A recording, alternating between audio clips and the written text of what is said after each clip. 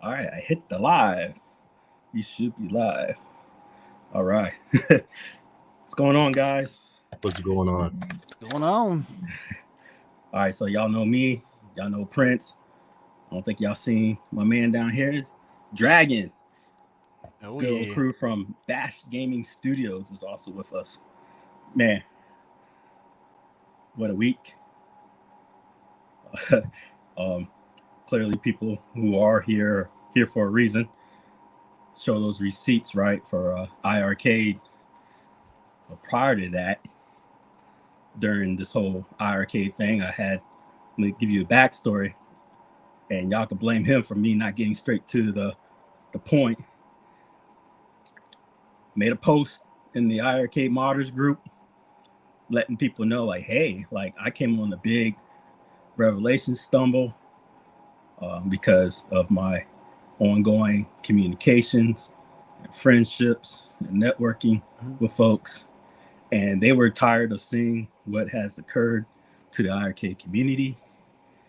And I got a hold of pretty much what I appears to be the whole damn shebang of the contracts that went with the iiRcade.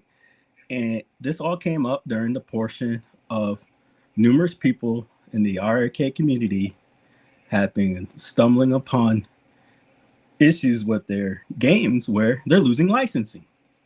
Right. Good friend Ryan from Bash came up with a fix that you should be able to push out to, I guess it's a program called iiConfig, and it will kind of like get rid of that check. So it seems what's happening with these games are there are expirations on certain games. When this expiration occurs, it it wants the phone home to in order to check to make sure that the games are good to go.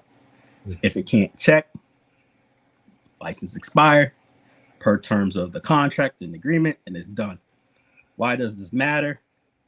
Because I know everybody knows in here these people have asked Jong time and time again, do we get to keep our games? And yes, my friend, it's forever. Yep. I'm not paraphrasing for him. I'm not making up nothing for him. There's not a soul here in the iiRcade community who did not believe they couldn't keep their game forever, except for me, because I was very skeptical of him and I knew crap like this was going to occur. So, sorry guys for not getting straight to the point. I'm going to roast this motherfucker who was trolling me. So I post this in the group. I get and he goes, why don't you just show it here?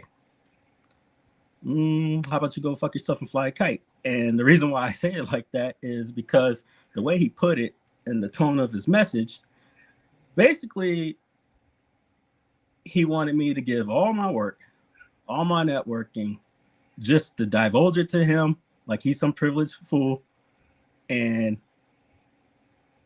you know, and when I didn't give it to him, he came at with me saying, what's up, brother? He came at me saying that, oh, well, you don't have Jack. Now, I don't know, you motherfuckers know who I am or not. I don't tend to speak on something that I don't have ready to throw in your fucking face. Now, whether or not I don't do it or not, it's up to me. But I usually have to have my back against the wall. But I didn't appreciate that.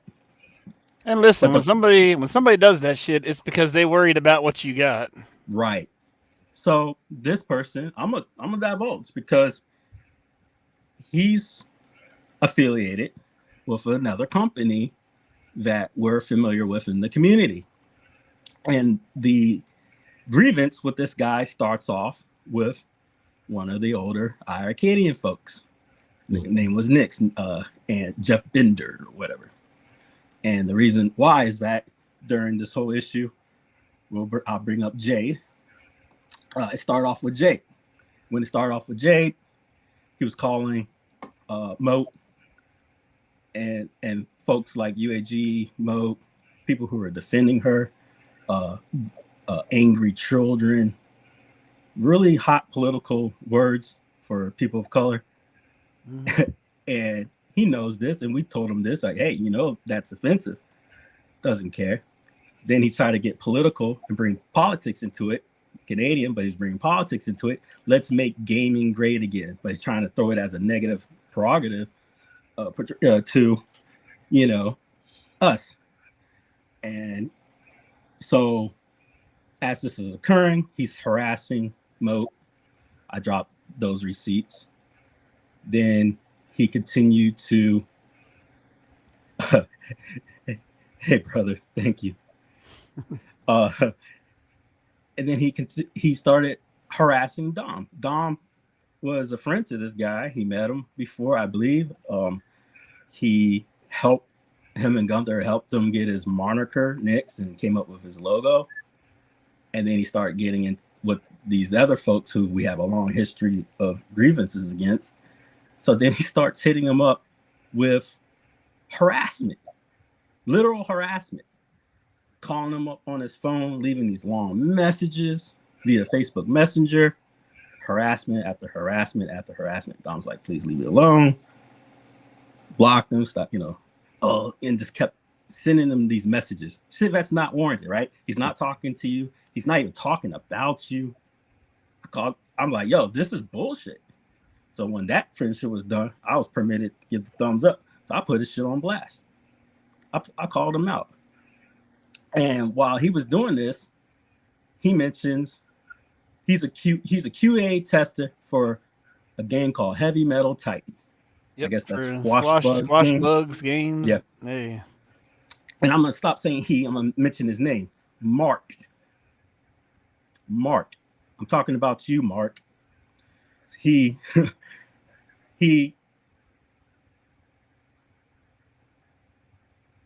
skipping a bit. Excuse me. This guy named Mark hits up my post when I call out Nix. Not just calling him out. I'm only divulging his audio and his video. I'm not adding my 2 cents. I give a headline, which is accurate. Nix calls XYZ, blah, blah, blah. I'm quoting, I'm citing. But somehow this guy makes it where, oh, you're putting out nasty audio. You're putting out nasty videos about the game and this and that. What gets me so fucking sick and tired of this fucking community, as simple-minded you motherfuckers can be. If someone's saying bad shit, that's them. But somehow you fuckers hate me so fucking much, you tying their own hateful fucking shit to me. I'm gonna give you an insane analogy. If Martin Luther fucking King today was fucking alive and he shares a Hitler fucking audio to go, wow, this is disgusting. This is sick. How could someone fucking do this? You same pieces of shit will tell fucking Martin Luther King he's nasty. He's fucking drama. But you don't go to the fucking source that's saying these hateful fucking rhetorics. You come for the fucking person who's the fucking victim. Mm-hmm. Mm-hmm. And that's what makes you motherfuckers so sickening. I'm gonna play his shit, and I'm talking about you fucking Mark, you fucking asshole. Then you go, I'm a lawyer, I'm gonna sue you. Fucking bring it, bitch. Because you should be embarrassed. Because I called your ass out. I say, well, why are you coming for fucking me and not the jackass who's starting this shit? Don't fucking come for me. Because you should be making a stance. We got nothing to do with it. Instead, he goes, I'm not going to take sides. But you're going to call this other guy your friend, the victim your friend, but you're not going to take sides? You're no fucking friend, dude. Not taking sides is taking a side. Exactly. Today is going to be a good day. Excuse me. So when I'm done with his ass, I'll get to the shit. So I'm going to show you guys the receipts of how it started. Present. So once again, back to what I was saying, the Jade shit. Share. So on this audio, Mike is responding to this jackass, Nick's, the Bender, the iiRcade version. He goes, "Who the fuck is this guy? Yup, we're childish, but they defend others' nonsense. Stand down with that. Don't even know who this person is, but whatever. Everyone is opinionated behind a keyboard. If you can't understand the difference between right and wrong, that's on you. Jade is a very passive person and doesn't like confrontation. Whoever this clown is clearly doesn't know who I am. Anywho, I'm not going to lose sleep and continue to be a child and say what others are too afraid to say." Thank you, Moat. Thank you, Mike of all trades. This motherfucker goes, "Look in the mirror. You are all just a bunch of angry people." This is something that he's been saying 500 plus times. It's sad to see. Obviously, you don't believe in God and forgiveness. Be better. He has so much energy to come for us who's defending somebody and then attack it, make it make sense. Go to the next. So now he's harassing Dom, you know, all this other shit. So I've sent out shit. It says, "All right, Jeff Bender's sending hateful, angry, childlike messages to King Creel." Here's the video. Mouth. You understand that? You guys are terrible QA testers. Terrible. The way you left the iiRcade version, whoever QA tested it last, you guys probably didn't even spend much time on it. You guys just saw an opportunity to just plug your friggin' logos into the game and whatnot. You guys did nothing. And you guys should be ashamed of yourselves. You guys are opportunists. And you didn't help these guys one bit. You should be ashamed of yourselves. You guys are terrible gamers, for one. You guys shouldn't even have a channel. You got no credibility, for one, for that. So you should just get off YouTube. You guys don't. That's why nobody watches you. You have no credibility. You don't high scores. You don't do nothing. You can't play games with crap. Really, nothing you guys are doing is going to stop that thing. So you know what? I've got an opportunity to work with devs now on Heavy Metal Titans 2. I help them more than all of you. Now, this is, you know, I put this thingy up because this shows that he's a QA tester. It's got Daniel Watson in it. Sounds that's me. Yeah, I was a QA tester. Yeah, the guy that I'm talking about who's going to sue me, Mark Orkin, whatever. Jerry, Shotgun Sean, Prince. Oh, that sounds familiar. Gunther, Dominic. That sounds familiar. Those names, people who help each other. So I put out this video and I'm like, look, because I'm gonna hold this motherfucker's feet to the fire. He needs to be held accountable.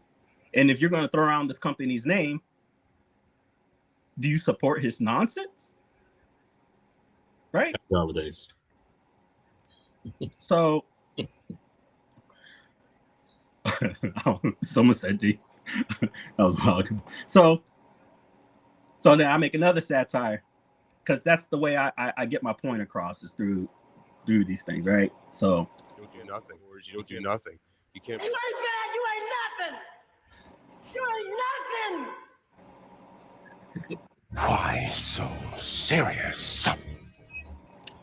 That was it, right? I'm mocking this jackass. I mean, because right now this is not to the point where he sent one audio to Dom. He's sending, you know, this guy's launching shit, defending stuff, and he coming out working salary, shit like that, and he's getting shit from a real child, just harassing him. Like, dude, like, I'm trying to live my life. Why are you sending me constant messages? This was just one of the good ones I put up, and he get, you know. So this guy comes for me. Legal Mark, but he had at the time Mark whatever. So at the time when I'm writing to him, I'm thinking he's like one of the head creators of the thing. Mm-hmm.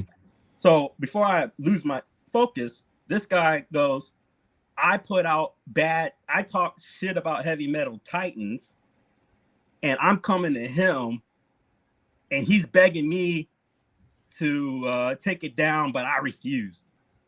Because he told you that. I got the screenshots, but I haven't put them out, obviously, because they're your screenshots, right? But that's what's one of the shit that pisses me off, right? Because it's like, yo, he's trying to go to other people and then, you know, lie. So he goes, that's not helpful. Heavy Metal Titans had a lot of testers in the community. I don't know why Nick sent this to Dom. Bitch, you know why, because I told you why. Or why you're blasting it on YouTube. Motherfucker, it doesn't matter why I'm not or I am. It happened, and he needs to be called out, and you need to do something about it. Because this is the shit they take when they're in the wrong. This ain't on me, motherfucker. This is on you guys. Yeah. Mm-hmm. Dom and Gunther are good friends of mine. If you were good fucking friends, you would tell somebody to stop. You had to put that bitch on. You had to put that bitch on blast instantly as soon as he fucking been sending the message and said shit. Right. Dom has publicly said what he's doing to him has accounted to what he considers bigotry, not just these words, but other shit and the correlations, because he communicated to this guy as a friend and goes, these are why these words are hurtful to me and to people of color like me. And he refused, and he kept doubling down. And then this guy is putting it on me and won't confront the guy who's trying to represent his company as the head QA tester, right? So then I go negative. He used your company as an unsolicited attack. Address him, not me. Have a great evening. So then this bitch still comes on, right? Sure, but this is your post, so I'm addressing you. Two wrongs don't make it right. Fuck off. You think you're the smartest man in the room. There's no wrong in this, period. I'm not even going to address it like that. I said, I don't fucking work for you. I didn't cuss. He made a 5-minute audio, sent it to him, used this association with y'all as leverage, and you want me to throw it under the rug like it didn't occur. Because it's exactly what he's trying to do. How about you do your job and address it with the person who caused provocation? Then as a man, we could talk on the side about removing it. Until this remains. He never asked me to remove this, by the way. Thank you. And then I wrote integrity, because at the time I thought he was like in the service or something, but he's not, so he has 0. Then he goes, integrity, interesting choice coming from you. Yeah, well, you know, my medals, good conduct medals that say I have integrity. He says so fuck you, right? I said, funny seeing how it's actually true. It's not my words. The fact you have more of a problem with me than the clown that said this is really telling. I said, integrity means truth. Get some. He says, you're the only one perpetrating this now. Bitch, I'm not the only one. This asshole keeps sending, at the time, messages to Dom. Everyone else dropped it already. Not fucking true. Because Dom would tell you, this jackass never called him. There's only one person who called him. But that's for Dom to say. It's your channel. Do what you want. If I can do what I want, then fuck off. Just know it's toxic. You don't think IRL harassing somebody isn't toxic, you piece of shit? What is wrong with you people? Do it. Just know it is toxic and not a good way to hash out differences. I'm not trying to hash out anything with a guy who thinks of us as monkeys. I don't give a fuck. What Jeff said is not true. Well, make that better public. Put out an announcement. That doesn't make your 2 videos about it any better. I don't give a fuck. You want to use the space as your personal vlog, go for it. Once again, you say that. He said I tagged him. I don't recall that. I know I said I did later down the line, but what I remember doing was tagging the Chris guy who owns it and then tagging the actual Heavy Metal Titans page. That's what I remember. You brought me here. I didn't bring you here. First off, learn how YouTube works. A tag is just a tag. It's a notification.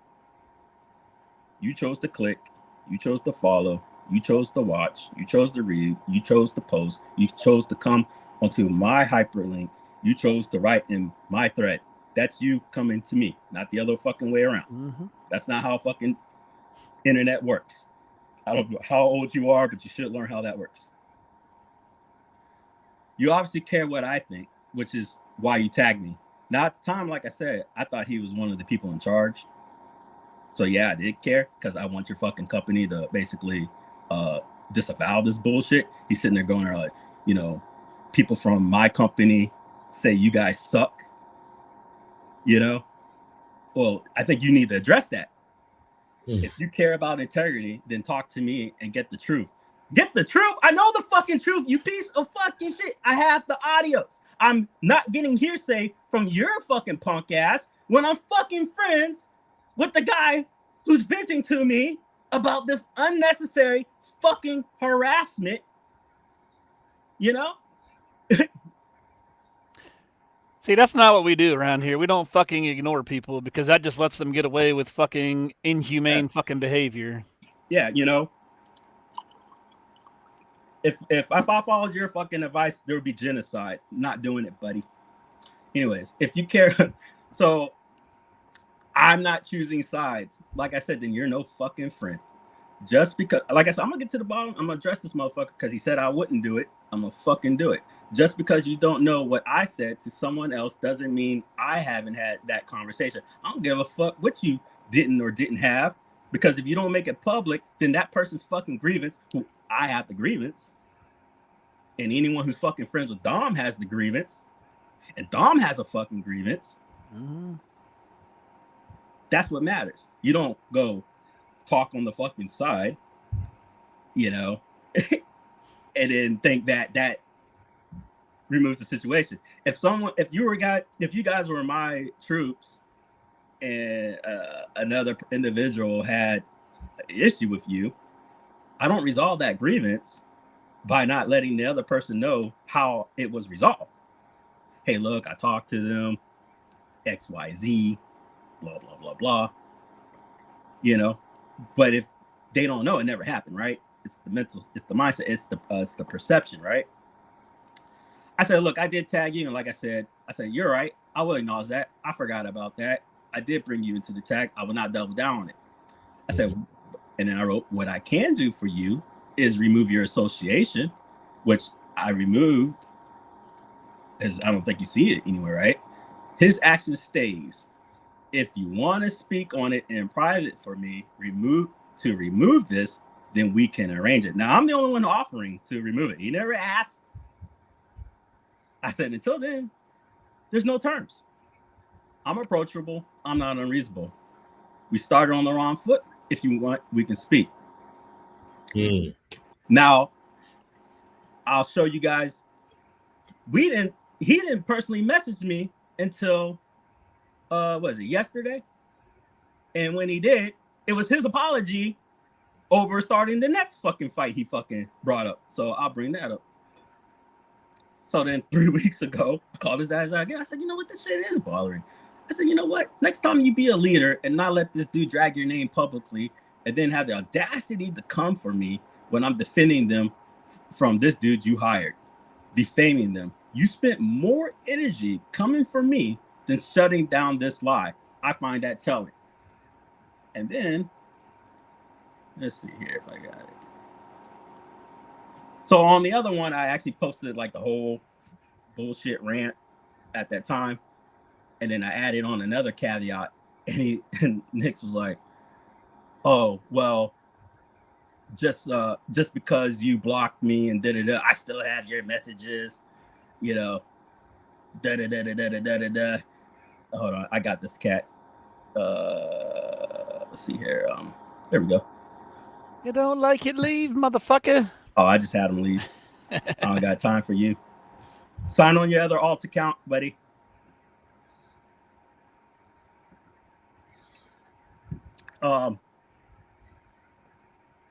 But yeah, see, that's the shit. It's probably that fucker with a troll account. I don't know. You know, that's the shit that we talk about. I got no followers. I get no views. But here you are. You know? You're watching my pretty face, probably naked, probably jerking off. Like, it doesn't make sense. Make it make sense, guys. You don't watch me, but here you are talking to me. Who are we to you, right? We're losers. Why are you here? Go away. I feel less nervous when, like, I love it when I come on. I see one view. That's probably like me on my fucking phone. I'm good. I'll talk to the wall. You know. So let me show up the other teeth, and then after that, we're gonna move into the good shit. Yeah. It's yeah. Go ahead. Your situation is very similar to mine's when, just working with the iiRcade community, trying to get devs to come into the space of putting games onto the console. You would have people that just would make unnecessary comments within the threads. Like, look, I'm doing a service for free for you. And for you to make all of these egregious comments about, like, nobody asked for this on the iiRcade, and they should have picked me up and signed me on to get games. Hey. Like, all of that is unnecessary. All of it is stupid, and like it relates to your situation. Like, look, if you're not happy about it, and if you don't like it, don't comment about it, because there are people that are savage in the community that will talk back, and they absolutely have the right and the freedom to speak what the fuck they want to say back to you. So if you're ballsy enough to say something to somebody, expect a ballsy enough retort. Yeah, like you poke me, and then you just think I'm gonna lie over like a bitch. That is not how this fucking life works. Like, but like I said, like when I made my MLK analogy, I know it was out there and stuff like that, but I don't see a difference. It's the same situation to me, because it's the same rhetoric. When someone who hasn't brought that energy to you, and you bring it to them, and they're like, no, fuck you. You can't just talk to me any old way. And you go, oh, like, it's disgusting. How you doing, man? Hey, I'm doing good. I happened to come across your stream, and you know how it is, man. This iiRcade controversy just never seems to want to die, and I don't get it. This guy should stick to popping popcorn instead of running off at the mouth. I'm so sick of him. He is one of the most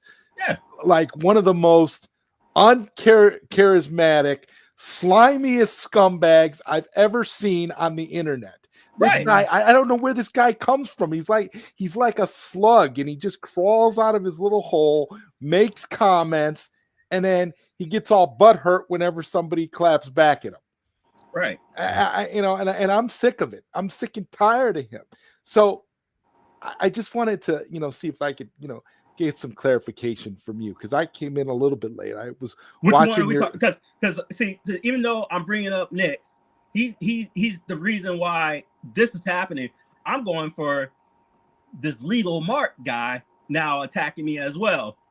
Yeah. I was talking about Nix. Oh, we can talk about him too. We can talk all night about that piece. Obviously, because for me, the guy. I mean, the thing is, where'd the guy come from? First of all, I can tell you, he just came out of nowhere, popped up like. I can tell you, because see, that's the thing. I've been in the scene. I was in the Facebook group before Jong even joined it. Okay. So I've had eyes and ears for a long time. People heard the story. I was iiRcade show, blah blah blah blah. I won't get too much into it. Anyways, so it was later on near the second Game Brew shit XYZ, and he ended up becoming good close friends with Gunther and Dom. And Dom, yeah, he lived off of their fucking backs. Right. And they were doing that whole iiRcade zone thing, the one that Brooklyn basically took the format and ran with it. Yeah. And so Gunther got the from what I remember, Gunther got he made his logo, and they came up with the moniker Nix for him. So he was attached to them. Hearsay, but it's blatant. Oh, I can 100% confirm that Gunther made that motherfucker's logo. I can 100% confirm that. Well, the hearsay part is this where it went left. So now he's friends with them. Well, where did it go sour? We're gonna bring up the same toxic stains. The IR fucking Cadians. Why are you hanging with them? Blasey. Oh, look at this poor baby. Back again. But you know what's funny is it's only like 5 people who it could be. You know. But anyways, you got to make a new account, buddy. No more timeouts. I don't get like. Here's the thing. If now I don't know. Okay, I still have my iiRcade. No, absolutely not. And I haven't installed the team encoder mod yet or all that. But is it really is a problem now where we're gonna have to worry about our games that are already installed on the machine not working anymore after a certain period of time? 100%. Yeah. So as soon as I go through these picks, lay them out, I'm gonna get right to that. But I shouldn't be no more than like 10 minutes or less. I just want to show the fucking receipt because this guy who I'm about to lay into said I wasn't gonna do none of it. He's gonna sue me and this. Oh yeah, threatening legal action. Yeah, like we fucking scared I'm gonna of do his a big ass. right here. Bring it, bitch. I'm gonna lay his ass out. I'm gonna show you people how much he's been a bitch to me on this stuff, and then I was gonna get right into it. But to answer your question right in here, right now, that's a yes. And I believe I got more than the smoking gun. I missed it, but I'm gonna show it to you. So you would recommend doing the mystery encoder mod then immediately because I do. And Ryan has from Bash came up with another solution that removes the check. So every time you do load it up, all you got to do is push out it's like a double push on the program, and it will remove that license check so you can still continue to play your games. So Bash Gaming Studio dev came up with a solution. Yes, with that. And he confirmed it working with a person who was affected by the issue. So is he going to be putting it out publicly, or it's put out publicly on the iiRcade modders webpage or Facebook group? Okay, I'll have to go on there. I haven't been on there in a while. But to be truthful, I haven't turned on my iiRcade in like 3 months, so I don't know. Yeah, I've turned mine on just to install the MIA chip and all that, and that's it. It just fucking sits here because fucking Jong done fucking pissed me off. Yeah, I haven't done shit with mine either. I brought that motherfucker so much money. That name just fucking pisses me the fuck off. Now I gotta ask you guys, did you guys see, and I don't know, maybe you know a little bit about this, because there's this other company out there now that's putting out an arcade that's similar to the iiRcade. I know what you're talking about. And it's actually called I think it's called like Icon Arcade or something. Yeah, I was following them. I have some receipts on that too. Nothing bad right now because I didn't drudge too much, but nothing bad yet. Yeah, but it rings a heavy bell to what happened. And I found their Facebook group. I found their personal stuff. I know their names. A lot of it was GameStop in Canada is selling their arcade machines, yes, and they're using Raspberry Pi and Data Sarah images, and oh my god, it's the rabbit hole just with this stuff, bro. It's like yeah, it's crazy, man. Freaking it doesn't ring. Sorry, drinking, but I'm drunk. Yeah, I wouldn't purchase it. I believe he's Dutch or something like that. It's hard to find the pages. You have to really dig. I found the foreign pages because I'm, I get into the international. It's called Iconic Arcade. That's what it's called. So it's essentially another iiRcade. Yes. Can you click on that Adam dude's message? Because he is under the impression that leaving his Wi-Fi disabled is going to protect him, and it's fucking not.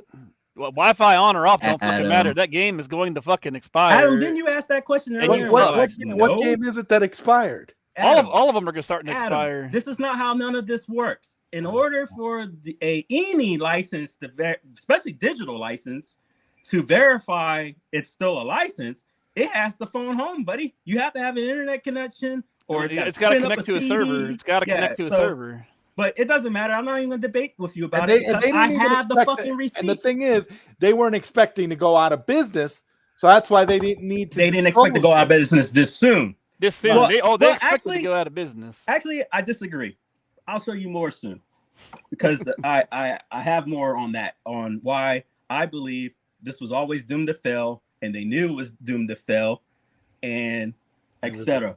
Quick money grab is what I call it. It was a get-rich-quick scheme. Mhm. Yes. So, That didn't get people very rich, but okay. well, it might have benefited a party of about 3 or 4. Well, see, that's the thing. We keep saying Jong, but there was actually someone even above him, Mensa X or whatever. He got paid more than him. Oh yeah, he made way more than Jong. Yeah. Oh yeah, about $4,000 more per month, and that's disclosed. So it's not me just saying this. This is just true. Let me see here. So let me pull up you. So real quick, I'll just breeze through this real quick. Sends me the shit. Get into it. I'm like, hey, so he's like, oh, you're just making up stuff again. If you got something real, post it. Like, fuck you. Clearly starting shit with me, right? Then he's like, oh, so then I go, well, there's no backstory. You defended a clown that went after Dom. You are a cuck. so are the people you defend. You condone actions that were negative to Dom. So stuff it. I said, I'm negative for what? Calling out transphobia. I'm negative for calling out racism. I'm negative for calling your ass out after you came to my channel to defend bigoted rants against Dom. I said, shut the fuck up, clown. Nobody got time for your crap. You can post one thing you can't post one thing that supports your negative.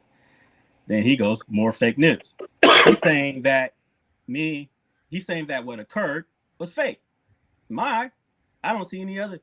And look at the political, like I said earlier, make gaming great again. More fake news. Fake news.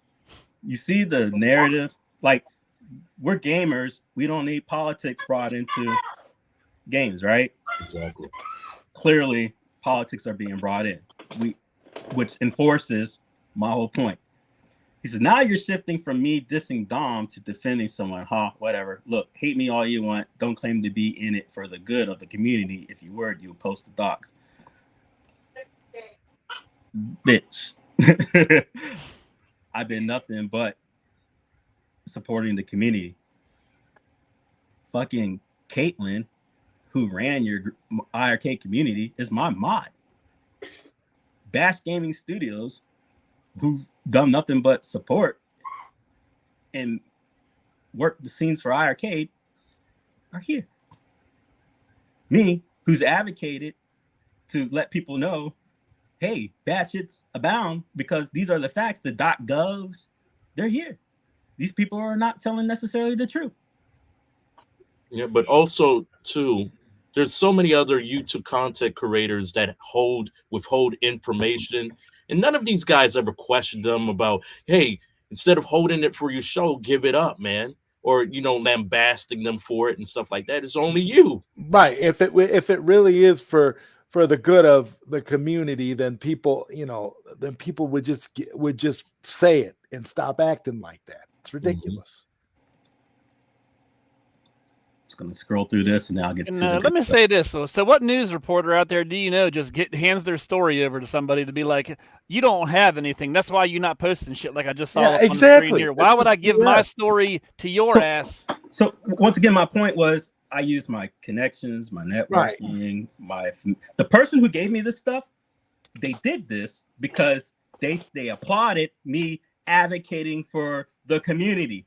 Mm-hmm. I didn't just find this willy-nilly and hack a system, They're like, dude, I'm tired of this shit. Mm-hmm. No, and what you're sharing on your own terms, and there's nothing wrong with that. No, and I wrote on the same shit he's criticizing after I do my bit.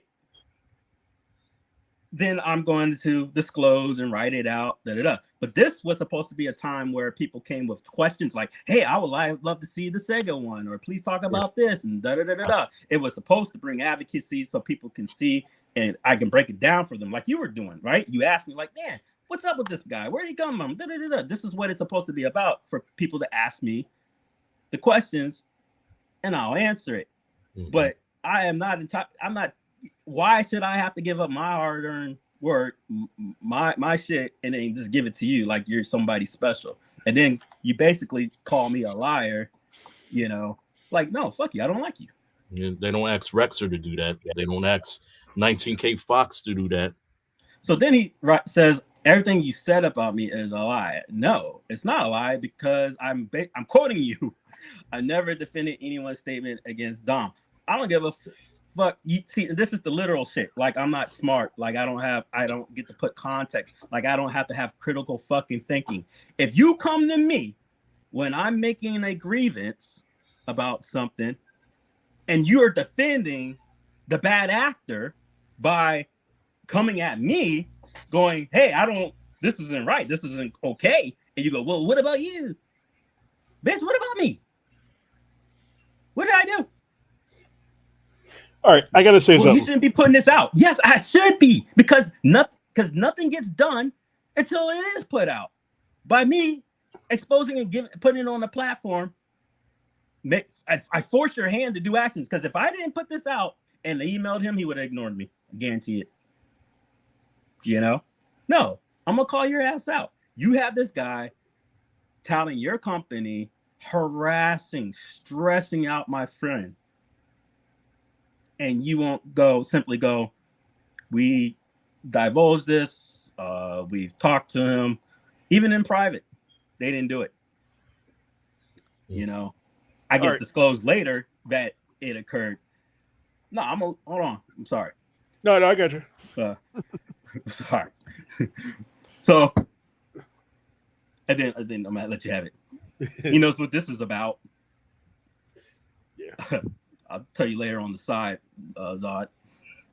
Okay. And he's like, well, read your message. So Prince is here defending me. Like, what are you talking about? You know, Masai's been nothing but transparent, showing the receipts. I don't get you. And then here's the bit. So this is where I called him out. He goes, well, you're toxic. You do this and do that. And these guys are my friends. I was like, well, sorry to throw you guys, you know, Prince and Dom here, but it just didn't make sense to me. Well, if I'm toxic and they're on my show, 99.9%. Now, we're not the Borg here. We have difference of opinions and different whatever. But if they're agreeing on certain solid stuff like bad is bad, good is good, then are they they're not toxic? You know, like they're clearly the victim who was Dom, who gave me the information and allowed me to put it out, saying this guy's bad. You're permitted to put the shit out he sent me, who's the victim. I'm toxic, but Dom's not toxic. Like, this doesn't make sense. Like, I don't get it. You're blaming me, someone who's advocating for a victim, for your employees' shit. And then he goes, well, if he's transparent, he posts the contracts. I don't have to post it on your terms, jackass. How many times? I don't like drama. If you don't like drama, then why do you cause it? Why do you cause it? Yeah, that's the funniest part. You're causing it. People. Because all I did was post, hey, guys, I got information. I wanted to share it. Go ahead. I'm sorry. Yeah, it's amazing the way they do that. It's crazy. Yeah. So, a big thing. Yes, sir. One, I hopped on here because I saw my bro Zot right around here. Got to come full circle because, Zot was the first person to have me on the show when I first started in the game business. Yeah, Old Man Ruckus. That was a fun show when you came on and you started clarifying stuff. Yeah. That was oh man, the Unico days, MVS X days. Oh yeah. So I got I had to show big shout out to my bro. Today I'm not feeling chippery like I normally do because I'm not going to say why, but yeah, I understand. I will say, I guess because of that reason, a lot of this stuff is bothering me more today. Yeah, and a lot of this stuff, I go back to I'm going to hold myself accountable. And by that, I mean, there's a lot of things that happen in the community where I guess because of my stature, because of me being a dev, me being who I am, and just starting to realize, where I've become. And I guess that also, a lot of that's credit to Zod too, is that, a lot of I've lost people I considered friends over this drama that happens in this community. I've lost people who I thought would, were actual friends of mine. I'll go to Steps, for example. Steps is one of the people who I would thought she was my friend.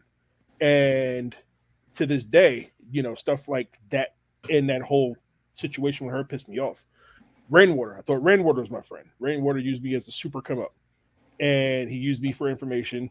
And I gave it to him willingly because I thought this is what friends do. Friends share with each other. And I thought these people were genuinely my friends. And with the community as a whole, I came in because I looked at myself not just as this guy as a developer, as somebody who worked with Unico, somebody who built this stuff up from there.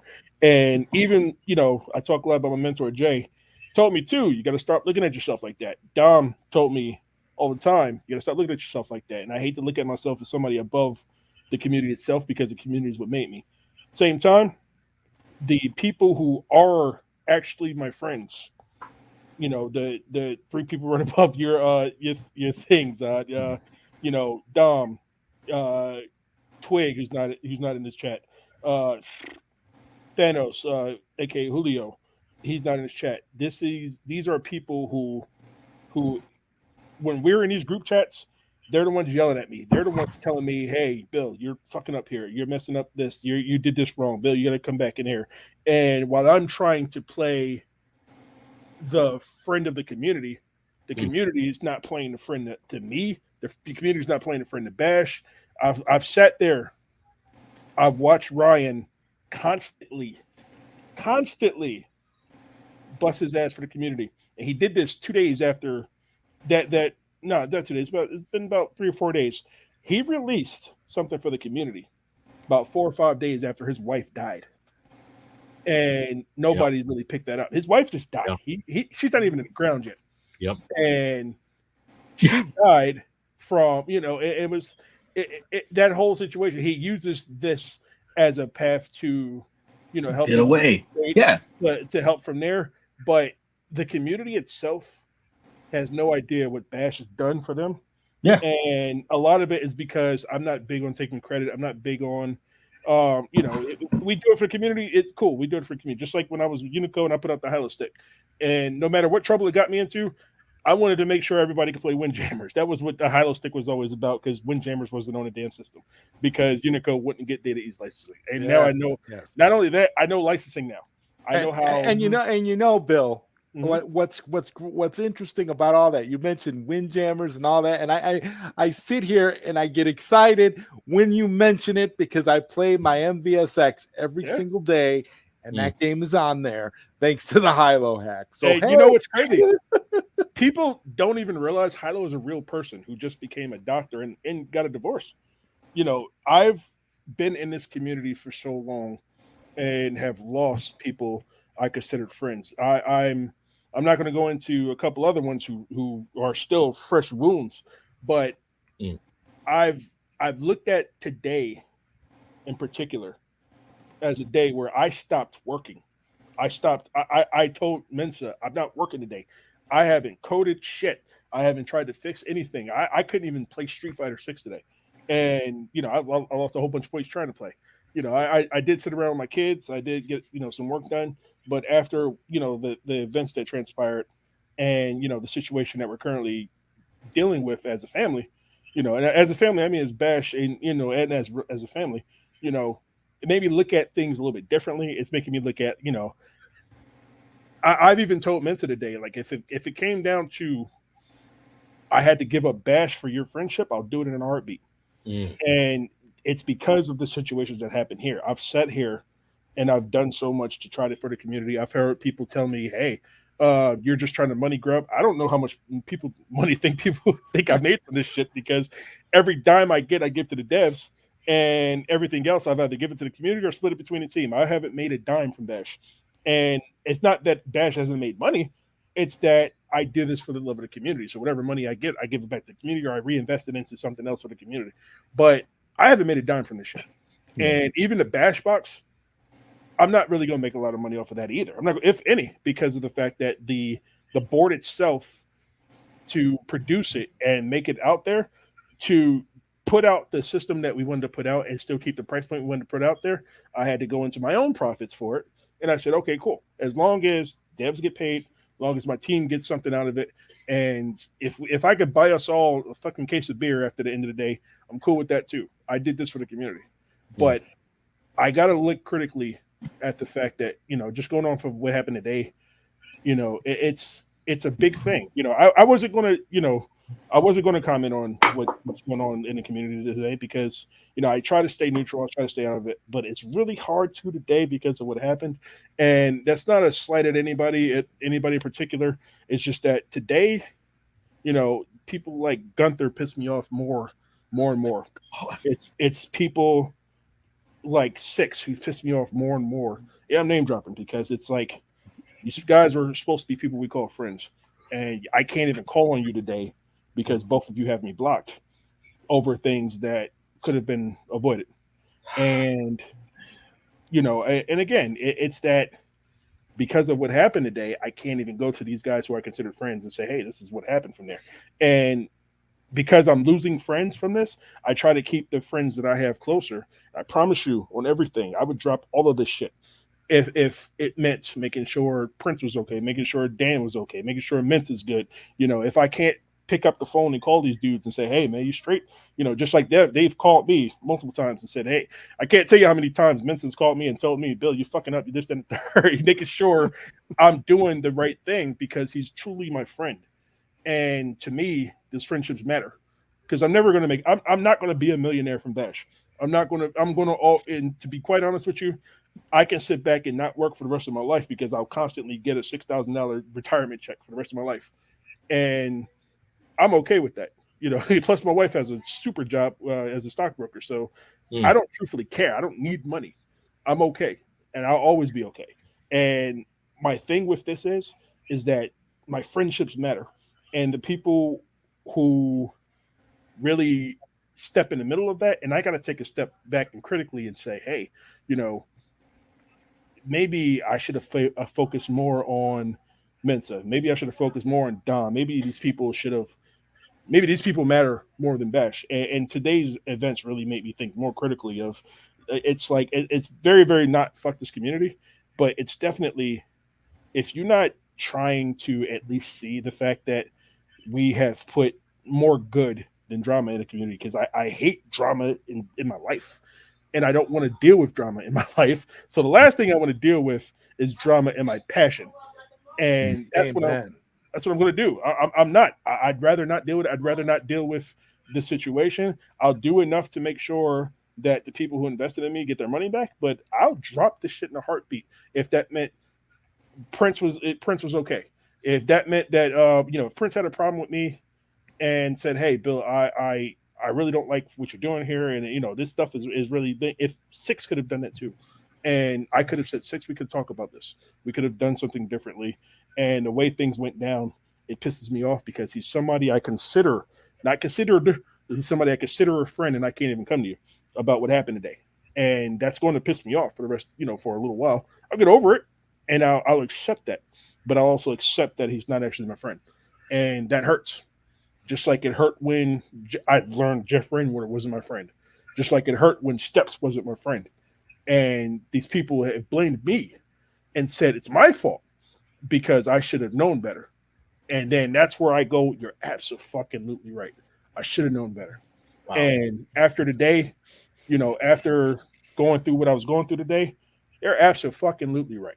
The people who matter, and people who don't won't anymore. Thank you for sharing your story, man. Let me drudge through this so we can all get to because I'm gonna be stuck on this shit. So it won't be much more. All right, that's all I had to say, man. Plus, I wanted to hop on the Zod, because my guy's not welcome. You can stay on. Of course. No, I gotta drink it. I gotta deal with the family today, man. We love Vincent, you. The situation that's going on. So I kind of love you. Keep us posted. Well, Bill, we'll catch up later, man. Don't worry. Of course, man. We'll catch up, bro. All right. Man. All right. Take it easy, brother. Segue. What a great this dude goes. I don't know why he's always mad at me or every time we interact. This is like the second time I've ever interacted with him. So that's the exaggeration. That's the lie. Then he goes, I basically won't watch anything he's affiliated with, but you do. That's just my choice. I don't give a fuck. His content is generally very negative. Yeah, because of your employees. You're not very bright. I don't really watch any of the content creators these days, but you do. I am interested. That's why you're trolling me. And I would like to see the source material. Then watch the fucking show. I just don't want Messiah's spin on it. I don't give a fuck.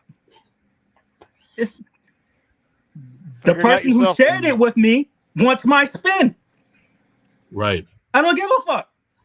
And wait, I got a question. I got a question. Who said anything that you're gonna spin it? You always give it to everybody straight. I literally read and quote. Thank you. You don't be spinning nothing. I love you. Thank you. What's the spin? What is the spin? Hey guys, I'm reading this. Now I might, and if I say anything that is opinion, I say this is my opinion. Exactly. You always Where's do the that. spin? You've always done that. I don't understand Thank what you. you're talking about. He doesn't want your spin on it. Like, well, we know the truth. Who is he anyway? He got called out for being stupid to me. So, so all this is because I defend my friends. He's mad at me for defending Dom. He's mad at me for defending Jay. That's it. Because I don't see the actual root. That was something I like. So then, boom. This is the first time. This was yesterday, I believe. Yesterday or day before. So so I saw. Can I disclose what I read? Since I'm not gonna show it, but what I read from what he sent you, Prince, or no? Go ahead. All right. So he sends Prince messages saying, when he said, "I'll speak to you in private," he goes, he came to me about XYZ. He made a bunch of nasty videos about heavy metal titans. Like what? Like what are you talking about? And then he goes, "I'm sorry about the way I asked to see the contracts. Dom let me know I came off like an ass." Yes, you did. I was honestly just wanted to see the contracts because this is after I told him basically, "Fuck you, fly kite, XYZ," and didn't intend to be offensive. You did. Because you called me stupid and everything fucking else. Because he's like, "You can't fix stupid and da-da-da-da." I'm sorry for that. Things escalated from there. You just thought I was going to punk over when you're like, because what he kept doing, Zod, which you didn't see, was he kept spouting, "I'm a lawyer." As if I'm supposed to be intimidated. Yeah, like what does that have to do with I don't give a fuck what you are. You're not, you're like, oh, fuck. Like, I'm prior federal law enforcement. I know how the system works. You can't make up fake civil libel. If I'm to defame you, Zod, and I think you can agree, would be to go, you raped the child, you did bad things like that, legal shit, true defamation. Me saying you wear glasses, you're bald, and I don't think you fucking look pretty, is not, I'm not the case. But that's objective.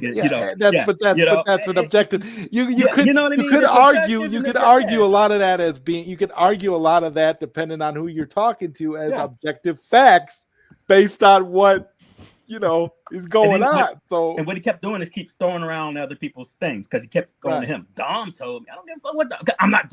Dom's not me. I'm not Dom. Prince ain't Dom. Prince ain't me. I'm not Prince. I don't understand these people because what they do is they go they'll go to Prince. Prince is not taking a side here. The Knicks thing. The Knicks thing. There is no Knicks thing. That guy shouldn't be anywhere near the community. That's the reality. Thing? Are you serious?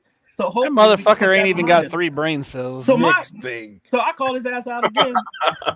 And then he told me he can't fix stupid da-da-da. But see, the reason why I called him out again on the other post after this is because I said, you know what? No, I'm not going to let you do this. Because if you're brave enough to start shit publicly with me twice and then apologize to me in a private, be a fucking man and do it in public is what I told him. Do what Heavy Metal Titan should have done when their little bitch boy he wanted to posted sound shit. all badass on the forums and then apologize to me in private, but not make it known to everybody else know that he actually apologized to me. Right. He wants to keep. I thought you were going to sue me. That keyboard warrior. He wants to keep that keyboard warrior aesthetic going for the chat. but he'll come to you privately, like you start crying like a baby, talking about, oh, I'm so sorry, I did this the wrong way. No, say it publicly like you said it. Right there, like crazy. All right, good news. I'm ready to move on. Is this the main event? Yeah, this is the main event right here. Main event. Sorry, but we got here. I just wanted to get this off my chest. Back to you, Mr. Lawyer. Sue me. Come, let's do it. You come for one, come for us all, bitch. Yeah, that's how we roll. Exactly. Let's do it. I'm game. Anyways, so the context was these iiRcade games, they're going out of style, right? So we all know that Jong said you get to keep them forever, blah, blah, blah, blah. We knew stuff was happening. I did a poll, like 6 out of like 100 plus people were affected. And people normally would go, well, what's that? But the problem is that's 6 too many. Something is going on. So is it true or is it not true? Do these things have expiration date? Like Adam said, well, as long as you don't connect to the internet, you're good to go. That's not how none of this works, buddy. And I'm going to tell you why. So I found the Smkn gun, and it actually happened to not be in the contracts, but I will show you the contracts. So let me pull this back up. Let me show you the Smkn gun. I'll just get to this straight to the sauce so you people can leave. Let's see here. Here we go. So this was from the bankruptcy court. Okay, this was the bankruptcy filing. It was in my face the whole time. But, there's so much to dredge through, and, you just don't, I didn't care for that. I was looking for, like, the money and how much he made and X, Y, Z. So you can see it right here. 62, licenses and franchise and royalties. We have released about, and this is what kills me. He says about. Don't you know the number? It's weird. Anyways, 370 games that are licensed from games companies where we spent 1.8 million in minimum guarantees. So what does that mean? From what I was reading, because in the contracts, guarantees is literally how much we pay you straight up. So like Sega, we will give you $500,000 and we're gonna pay you, make sure you get at least 50,000 right off, right? And then this means prepayments of royalties. So I explained it, and there it is, right? There's no spin. This is the example. This is it. Prepayment of the royalties, right? Mm-hmm. Games are usable on iiRcade store that is iiRcade branded and is non-transferable to any other store. Sounds fair. Game licenses also have, here we go, expiration dates. There you go, guys. And after expiration, you ready, Adam? They need to be renewed. Damn. Depending on negotiations, renewal minimum guarantee price will be much less than the original minimum guarantee price. So what does that mean? So the first time they paid Sega $50,000 of the minimum for a $500,000 total. I'm citing from my memory from how much they owe. I'm gonna pull that contract up. So next time they say much less. So that could be anything. I don't even know. It could be $1,000, but that's not much less to me. Much less would be like 30 to 50% or something like that. That would be my opinion. But either way, it'll be much less. So they're going to offer them less. Some games expire in 2023, some in 2024, and up to games that expire in 2027. That's where you guys are good, right? That is fucking crazy, man. Depending on how and here we go. Remember when we talked about Sega? So this depending on how the sale goes. The value of this could be between nothing, that's $0, to 1.8 million. Mm-hmm. I mean, so that's why I changed my tune on the forums where I said, well, do I have something? I don't know, because I didn't really go through this shit yet, right? Because I was going to go through this live. But then when I found this, I wrote on the forums, I found the fire that everybody's been asking.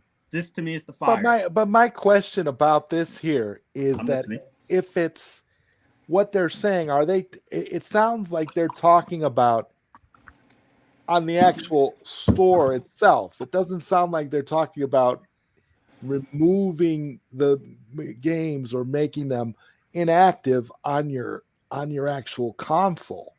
That's so yes, because the renewal of the games that are they come up with a I hear you, and that's a good point.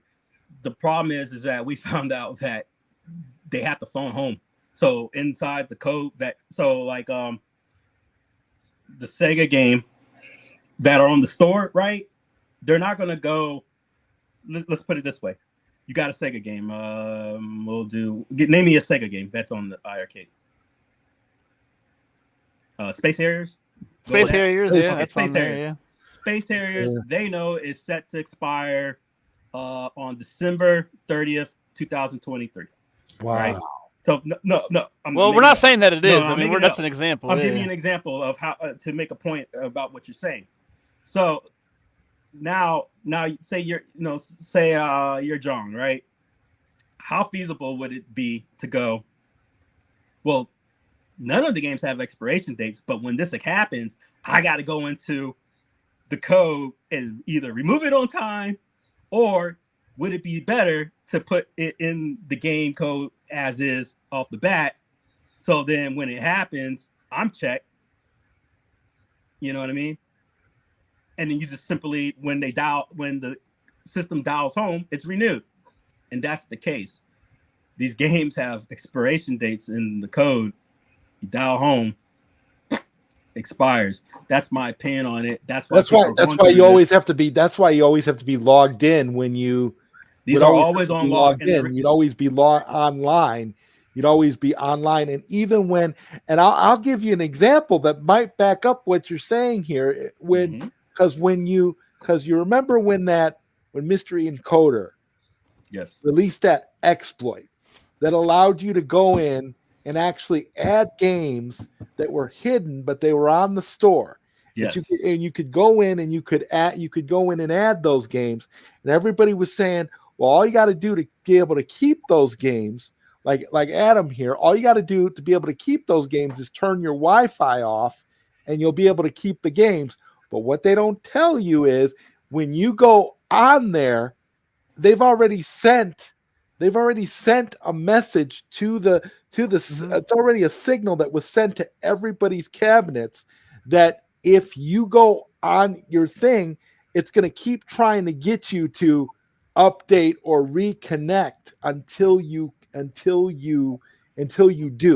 And then once you do, and this is what happened to me, once I reconnected, those games were instantly removed from my machine.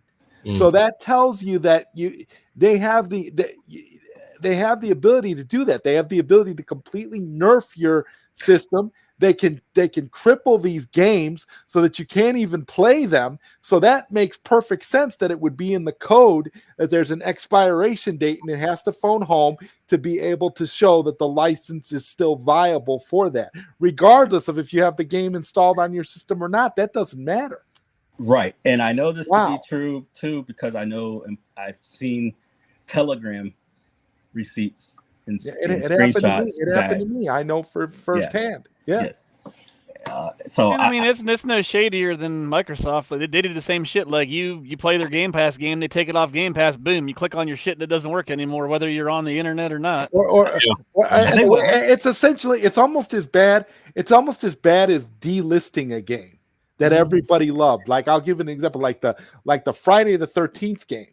There's this big uproar about how that game's getting delisted and you can't buy it anymore. You can't find it. You paid for it, but it's useless to you. Yeah. And that's exactly what's happening. We paid all this money, invested all this money into the iArcade. This is what we're getting. Like what? Yeah. It's so crazy because it's happening with PlayStation 2. They're delisting a lot of the Discovery movies. Yeah. Most of the games that you pay for, they're saying, well, I don't know if you guys heard about this. Like they're saying if you sell the original physical copy, it's a theft. The PlayStation considers they need to you know what? They need to start rewording this because all of these companies, I think, are setting themselves up for massive class action lawsuits because the thing is when you literally tell people you are purchasing something and you own this digital content, they have no right to take it away. If they're telling you, they should change it to it's an extended rental because So you really don't own anything. Here's the problem. They In their terms and it's conditions, actually they do, because somebody I don't know who it was at, but it was on the forums, and the EULA, whatever the fuck that means, but it was the iiRcades, right? And they laid it out exactly what you said, Zod. The problem is these poor folks who are loving Jong, they go, Jong, did we get, Messiah's lying? Did we get to keep to keep the double dragon? Yes, my friend, you get to keep what She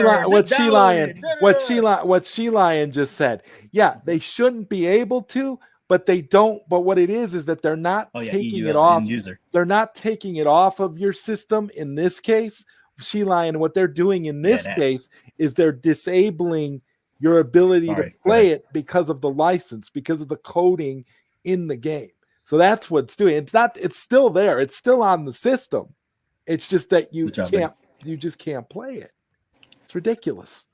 So I pulled up some, and then if anyone's got questions on any other licenses, I can pull up. I can pull those up. But here's an example. This one was with Pico. Thunder Hoop 2. No, that's one of my favorite games. The commencement date from when I read the legalese and the other license portion, the longer one, it's literally the start date where before it can start. These are 22 games. I'm going to just get to the point. They paid about $5,000 as a fixed license fee. Royalties, the fixed license fee. And the term is 1 year. Yep. So we are looking at March 17th, which is coming soon. So this will be a great experiment, right? It'll be a great experiment. I'm gonna wait and see how many of my games are completely March 17th, 2024. Let's see if this, and if it doesn't happen, then hey, I'm happy. I'm not mad if your games don't go. But this is a clear start. What if before they went under, they already did that? They already disabled that. They could have, because it's not unknown for them to do this stuff. Because the Sega one. Here's my spin. They did they paid them about $500,000, right? I'll pull up the Sega so that you guys can actually see the facts. Yeah, they did lose. Out of the 500, the they gave them a guaranteed minimum of 50, right? Mm-hmm. But then they're like, "Hey, you owe us XYZ." So I don't think the Sega expired because of the terms that they gave them. Sega wasn't like, "Hey, you only got a year with this or 2 years." Here's what happened, in my opinion. There's a clause, and I'll show it, and if I'm wrong, then we can read it, right? In the clause, it stated they have to pay an auditor, and if they don't, and I think it's every 2 years, and if and then when they pay this auditor, the auditor has to be independent and basically of like whoever the licensor is choosing, and iiRcade's got the money, and the auditor isn't just to be like, "Hey, you pay me my money." They basically want to see where the business is at. Now, my opinion is, hey, well, already we're a couple of years in. It's 2022. We're late on our taxes. We ain't paying our taxes. I ain't paying for this shit. Or 2023. I ain't paying for this crap. And they let it expire, and that's why they had lost at the time those games and shit. Let's see here. See the royalty. I said Sega, right? No, it was for Double Dragon. Excuse me.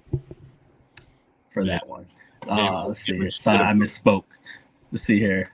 This one's for Digious. Let's see. I put this up for a reason. I put them all there. Let's see here. Let's see here. So a lot of these were 70%, which I was told by a good friend that that's standard. Here's another thing. Remember when Jong was spinning the fact that the developers were the ones who set the price and it wasn't really his choice and XYZ? I pretty much read in a lot of them that it was up to the licensee, which is the iiRcade, Sell them for, yep. that they set the prices. So this is why their prices were so high, because they're guaranteeing these guys 70% of the royalties. So they got to recoup some of the money, right? That's why they're setting it high, but they kept putting it on the devs. Mm-hmm. Not making the devs look like assholes. Why are you charging me $10 for a 40-year-old fucking game? Because they're going to get their money. Charging me $14.95 for something I can get for free on my phone. Right. Yeah, and speaking of that, so you got the did you get the Space Invaders jeans or whatever the fuck that one's called? Yeah. I got it, and then I tried it, didn't like it, and sent it back because it was buggy and glitchy. So what version did you think you got? Probably you got the Android version. Yeah, probably the Android version. Well, there's no probably, because so this was Killer Clowns one. So how much did they offer them? I didn't get that. Killer Clowns. Yeah, that's Killer Clowns. Crappy. No one did, because they got screwed over, and they got screwed over at the end, and then they offered their game for free, and then Jong took it from fucking everybody. Right. Yep. So that was one of the free games in the batch in the free. Yeah, so this is the Ettensoft guys, the brothers or some shit like that.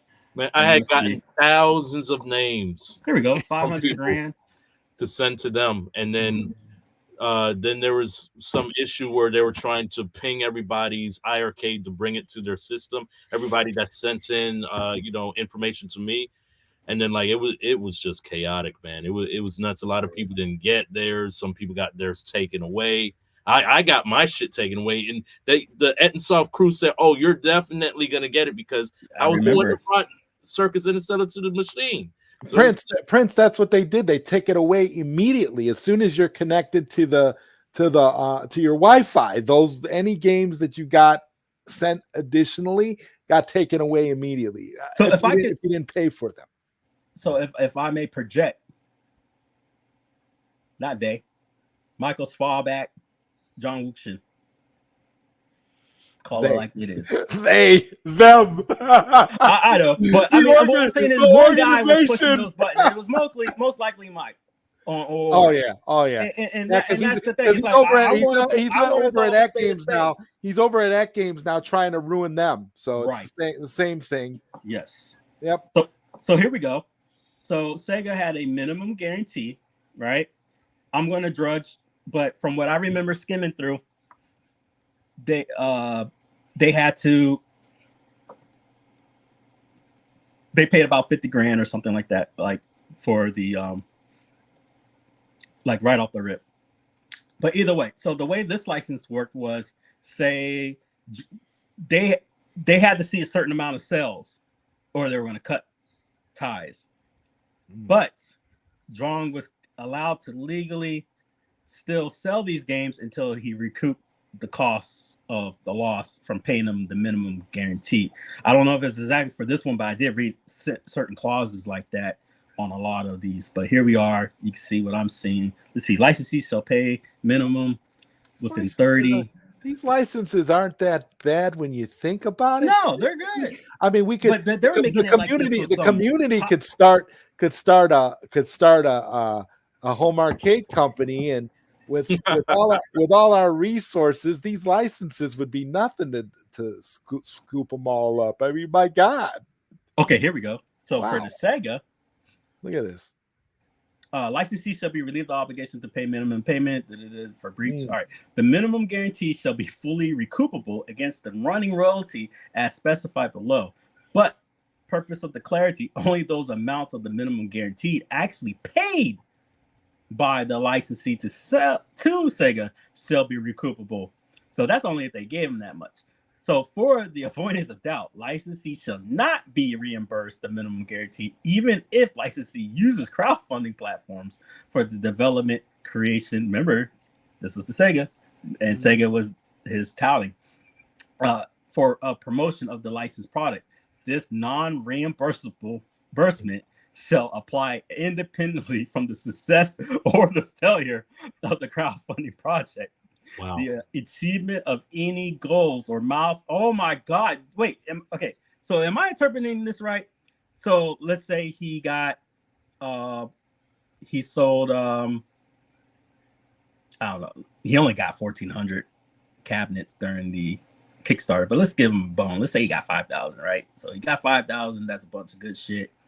And people went ahead and pre-bought all these games, but they're saying because of this whole crowdfunding, that don't count. Am I misreading it? Well, I think he used that as a means, like, so that's why they're mentioning like the milestones and goals, because I think Sega was one of them goals. Like he had to reach a certain amount of pre-orders or whatever to be like, oh, one more thing, Sega's on board now, or some shit, if I remember correctly. Yes, because during his bankruptcy that I have on the thing, he tried to value his worth, his net worth.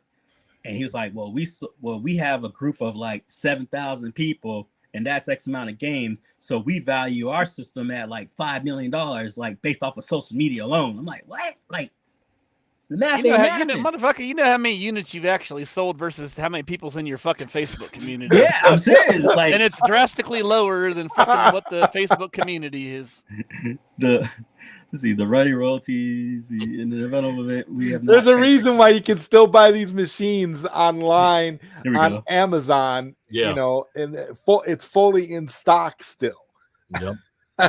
Because audits, if any audit or licensees' books and records reveal that licensees have failed to properly account and pay running royalties owing to Sega, and the amount of such discrepancies with respect to the period being audited exceeds by 5% or more with the respect to the period being audited, the running royalties shall actually accounted for and paid to Sega for such period. Licensees shall, in addition to paying Sega such past due running royalties, reimburse Sega for its reasonable out-of-pocket expenses occurred in conducting the audit. So Sega gets to choose the auditor. Yep, and you're gonna pay for that fucking auditor. Jong Wook will have to pay. Now, let's be real. I don't know the facts, but I would like an opinion. Do you think fucking John paid for an auditor? Hell no. No. And by not doing so, what do you think is going to occur? You know, like, no. Licensees shall make the payments of the minimum guarantee and any running royalties that made. And then you got all this good stuff. The IP is basically worthless now, guys. Yeah. And I think somebody was asking how many Sega titles were released. I think barely freaking 13, if even that. It should be mentioned here on the contract because they actually lay them all out. Let me see. Because I feel like Jong had more, but didn't fucking release none because he probably lost the damn rights to the Sega shit. This is it. So whereas Sega, the developer, all right, Alien Storm, right, Crackdown, Cyber eSWAT. This one confused me, but because I don't understand this legalese. Bonanza Bros, I'm gonna get to it. Conga Bongo, and then it says Shadow Dancer, the arcade version. Why did they have to put the arcade version in that? Because there's a console version as well. Is there not console versions of some of the other ones? Yeah. Yeah, but that's the only one that specifically says arcade version. So that's weird to me. You know what I think that could be? Because a lot of the iiRcade versions of the games had to be changed or altered to be able to run on the iiRcade in some way. So maybe they're not specific exact arcade ports, and maybe that one is an exact arcade port, so they mentioned it. So you're paying $500. I mean, that thing at the beginning said, I guess the minimum guarantee was like $500,000 for like seven fucking games. Is all like around seven yeah, fucking games. They paid $500,000, and I only see like a couple games. And on they that had to pay list. it, or they would have never got the license. So it's safe to say they actually did pay this amount.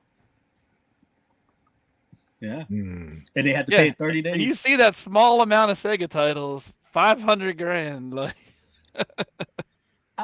I would have paid $500,000 for a Sega title that's going to sell. Right, like why not get one big Sega title like Streets of Rage 4? If you're going to spend that kind of money, get a big title of something that you could run on your machine. Virtual Fighter. Is that Sega? Yeah, I'm pretty sure. Yeah, $500,000. I want fucking Michael Jackson Moonwalker. Damn it! That game on the iArcade, I would have give iArcade a pass for like 3 fucking years just for that alone. Like, it's like, give me one, guys. Just give me one. Yeah, one big title is what I think that's where they made their mistake. They were focusing on all these small titles that nobody really cared about instead of acquiring one big title for that money that they could. So you ready for the red pill? Consoles. You ready for the red pill on that, Zod? It didn't matter. You know why? They had no base. They had no selling base. So in these other ones where I was judging through, say they pay out this type of money, right? And then they had ones where they're like, okay, well, every 3 months you owe us $70,000 for, these payments on top of, whatever, right? How the hell are you supposed to get that back if you can only make for like $4.99 at, $7,000? I'm bad at math, but you're only making like $25,000. But that's if you got 100% in sales. But guess what? You owe that person 70%. So you take that $25,000 and you got to market 70% back to the licensor. How are you ever going to make any of this back? You're not. This was a failed, doomed product because they had it was doomed from the start. It was doomed from the start. There was no recouping ever. No, even selling the Sega games like he was for $12.99, you're not recouping $500,000 fucking dollars. You take 300 games at the prices they had it, and we sold them all to the user base. I don't think he would have still made. Here's an interesting thing though. They could have, the example you gave, like Virtua Fighter or what I said, Streets of Rage 4. Either one of those games, they could have put that game on the iArcade and sold it for $29.99. And I bet you almost everybody who has an iArcade would have bought it. Okay, that's fine. But remember, here's the red pill again. How much was how many the install base? So how many was the install base? So let's do that. So you said, so we'll give them $30. Yeah, $30. 100% install. So times 5,000. $150,000. $150,000. Yeah. That's it. That's it, brother. So that was still would have been more than what they were getting off of those little titles. Right. But my point is it would have been a lot more than $500,000 probably for the game, right? But they were doomed. There was no recouping. Even at 100% install base, they were never going to make it. And then no matter what they did, there was no hope.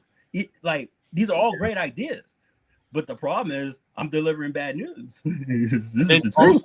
Also, you got to remember what Jong's promised. He was trying to sell games underpriced to us, but then at the same time, remember when they brought out Retromania Wrestling, people were bitching about the price then too. So there was no way iArcade was going to make this amount of money to get us more games.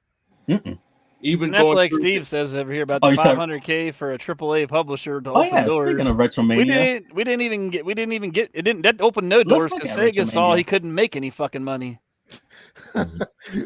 Sega was laughing at them every month. Sega made out in this fucking deal. That's all I'm gonna say. Sega knew what the fuck they were doing, fucking with Jong. Yeah, so Retromania, right? So let's look at Retromania. Let's see here.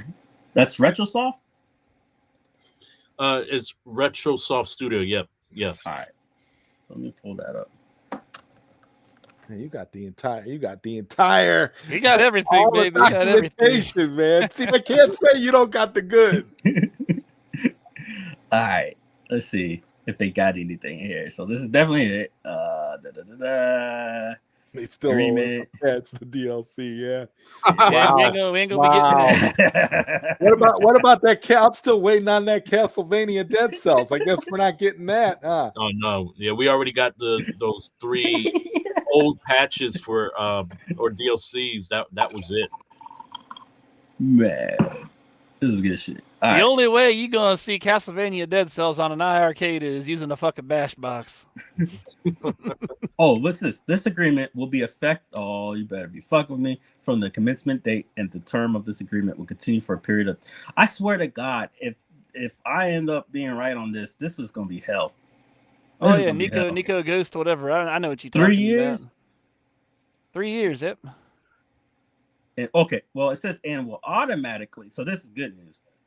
So maybe they were able to put in the fact it doesn't need the phone home, but it will automatic. See that here, Zot. This is why I was getting kickback, because this clause has, because I did read this prior. It says will automatically renew. I was reading on some other ones that wasn't the case. So if it's not going to automatically renew, then that means that there's something in, to my opinion, in the software that's gonna, when they phone home, ain't gonna occur. Yeah, this thing can't automatically renew. There's no server for it to connect to. Yeah, and you're the dev dude, so I get shut down on that one. So I mean, yeah, there you go. All right, so successive 1 year terms thereafter, unless terminated by the party. What am I reading here? Sorry guys if I missed your stuff. So Sega hit John with the Predator. Yes, they did. Is the arcade jukebox out of beta yet? No, sir. It's in beta. It never will be. Hey, but I'll tell you, if you want to sell your iArcade, you better mention about the jukebox, or you ain't gonna get shit for it. Right? I mean, if they only sold Let's Be Nice. I just feel bad for those. I just feel bad for those poor souls that see it on Amazon and buy it on Amazon, and they boot it all up thinking they're gonna get, because it says that it comes with like 11 games, right? And you don't get those games because there's no way you can connect. I was nice about that. I actually came up with the 7,000 number, but I exaggerated it just to be nice. Like, okay, let's just be nice. Problem is, I'm pretty much been confirmed. I'll pretty much double down that they're at like around the 4,500 install base. It's pretty low, man. It's bad. Yeah. But even if we were nice and gave them that exaggerated number, hell, let's give them 10,000. Let's just say John was right and they got a 10,000 base. It still sucks. It's gonna be worth a lot of money in a few years because there's so few of them. The problem is, and it won't be. This is a big reason I think they were trying to really bank on the independent route, going after the indie games, because most of those guys are unheard of. They can't sell on the Xbox stores, they can't sell on the PlayStation store. But since iArcade was meant to be the system that could, revolutionize in the way that you play, these games could be pushed to the system. Like, they were trying to bank on that, but the indie developers were smart. They were like, no, we're not going to give you our games for cheap. Games like what's the pony fighting game, the My Little Pony fighting game. Like God. The Bronies one. I know what you're talking about. Yeah, I know what you're talking about. Yeah. Even though to us we would think, this game ain't shit and whatever, to the devs it's worth a fortune to them. Right. So like, and they try to bank on it, and it did not work. No. Doesn't look like these guys have a guaranteed price. No, it looks just like royalties is all they were offered. But I meant to type in the word price, because they're in a lot of these. Company will offer the product for sale download on the platform store at a price to be mutually agreed upon by the parties. You see what I'm getting at? So we can go back now, Zod, and look at a lot of this stuff and go, well, the licensor didn't really set the price. Yeah. Because this one says mutual, but I take me for my word. It's different for the license. So it's different in every licensing case. Every contract. It was. I saw ones that said licensee, which is the iArcade, set the price. I was like, motherfuckers. Actually, you know what? Let me look at. Okay, what did I say? Product pricing, right? So let's go to Sega. Mm-hmm. So iArcade should have definitely went the route of. Remember when a lot of people in the community were asking for like gift cards so they could buy whatever games they want? Yep. Yes, and he said that couldn't be possible. Right. One more lie. All right, let's see. Licensee. There we go. this is Sega, right? This is Sega. Licensee shall have the sole discretion to establish prices and applicable terms and conditions regarding sales and distribution of the licensed products. And just to double down that this is Sega, Alien Storms, Crackdown, etc., etc. And at the bottom, we will see who signed. We have Sega Corporation, President, and iiRcade. Who set the prices again? Jong Wook Shin. Jong Wook Shin. Licensee right there. And it's safe to say we've asked why, and people complain, why are the prices so high? Who does he because blame? I signed a bullshit contract for $500,000. But who does he blame, right? Yeah, blames developers. In a way, though, he should have blamed the people he was licensing the titles from, not the developers. Yep. Well, true. Blame, he could have blamed Sega and said, "Well, I got railed in this Sega deal, but well, I the was problem is he stupid enough can't to because sign it." So. Mr. If that gets back to Mr. Yukio Sugino, he's gonna be like, "What the fuck, man?" And from what I know, rumor wise, and this is my opinion, is that these were like he knew people, from prior past, so he was able to get these things because of this. But as you see, because we could go through any game you want right now, we can look. He needed some kind of licensing guru to go in there and get him some big titles. Let me share this screen with you guys, and I will show you how much I got. Let's see here. So game contracts. Okay, here we go. Let me share this screen. Let's see here. Hold on. So no. By the way, Jason's on fire tonight with those. Oh yeah, yeah, he is. All right, Baron, read them off for me. Sorry, this is good shit.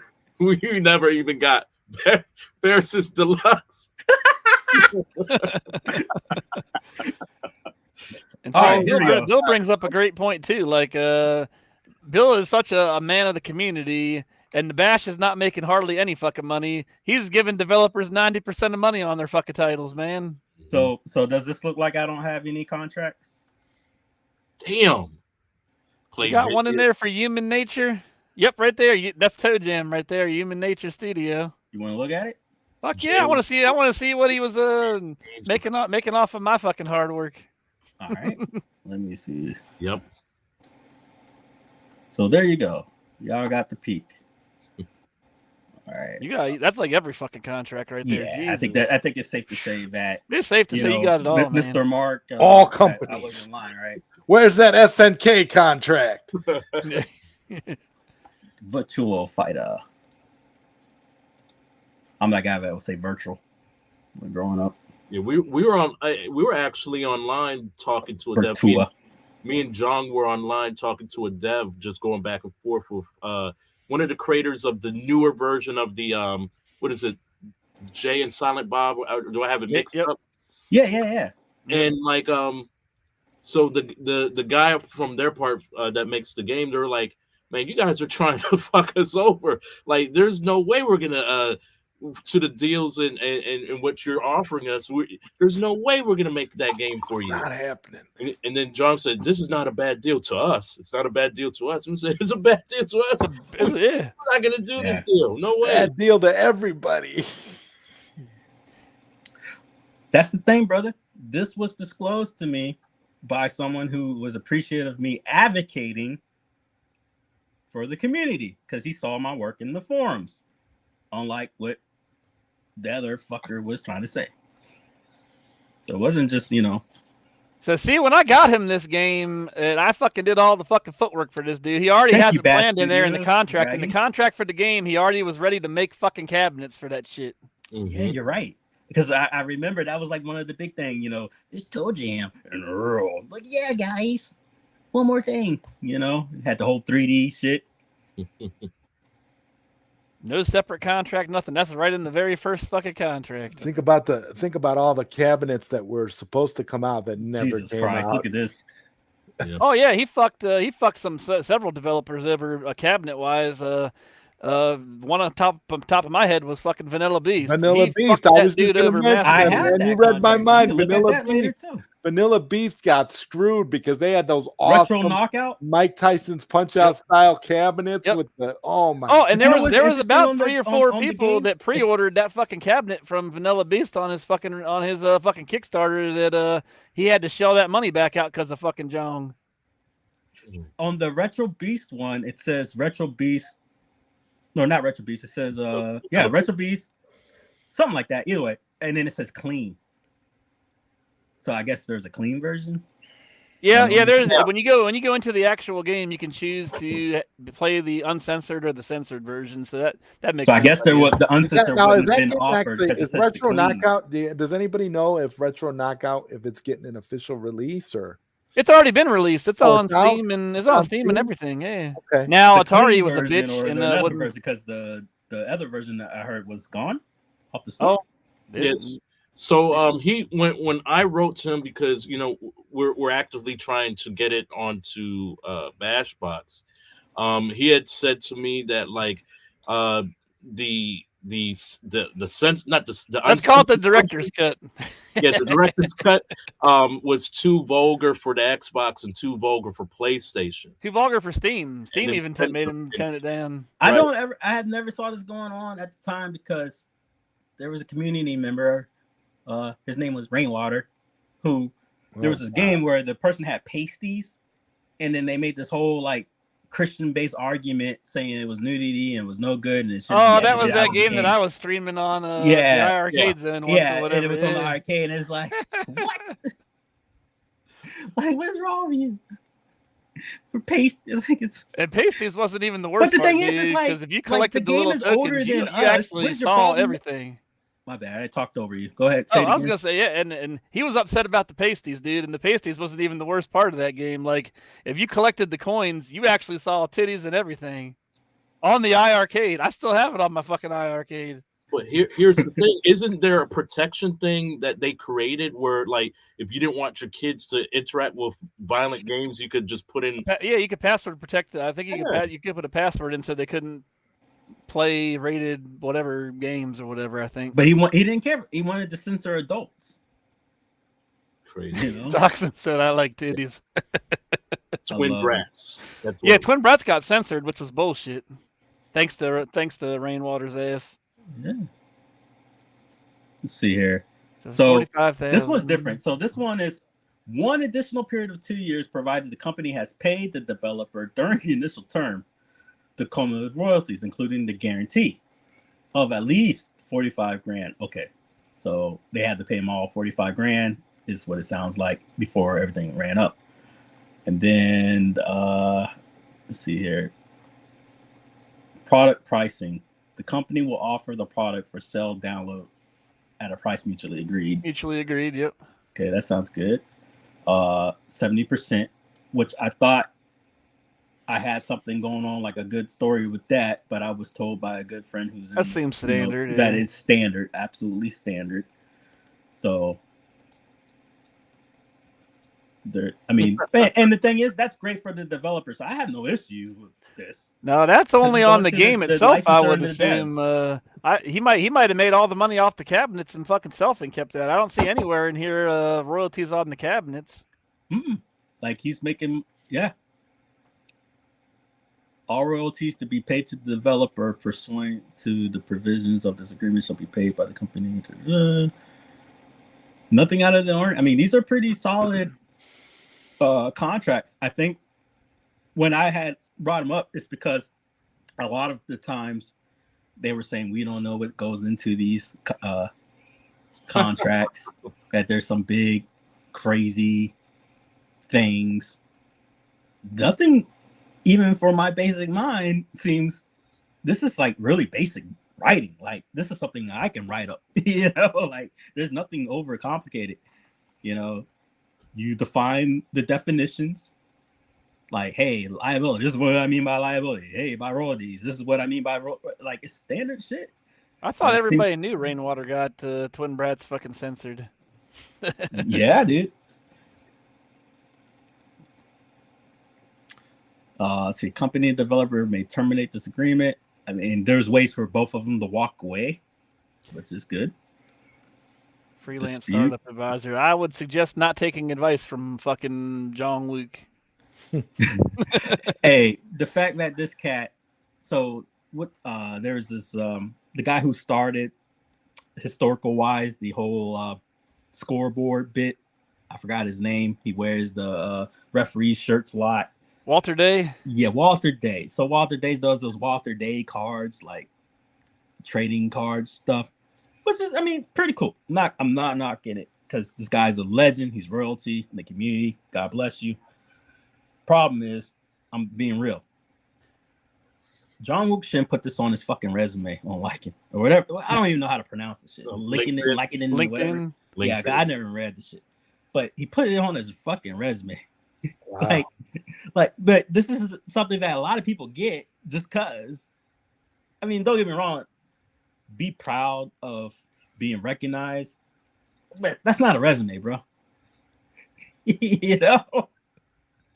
Yep, Toxin. I knew better. I didn't buy a single fucking game when as soon as they announced that bullshit. Nope, ain't getting my fucking money and running. Let's see here, Toe Jam and Earl back to the groove. Now, how many, that's a question that I have. How many people after they announced that shit, they were 15 grand. They were 15 grand up front. Yeah. How many people actually continued to buy games after that in those last? Oh, there was a shit ton of people buying up fucking games.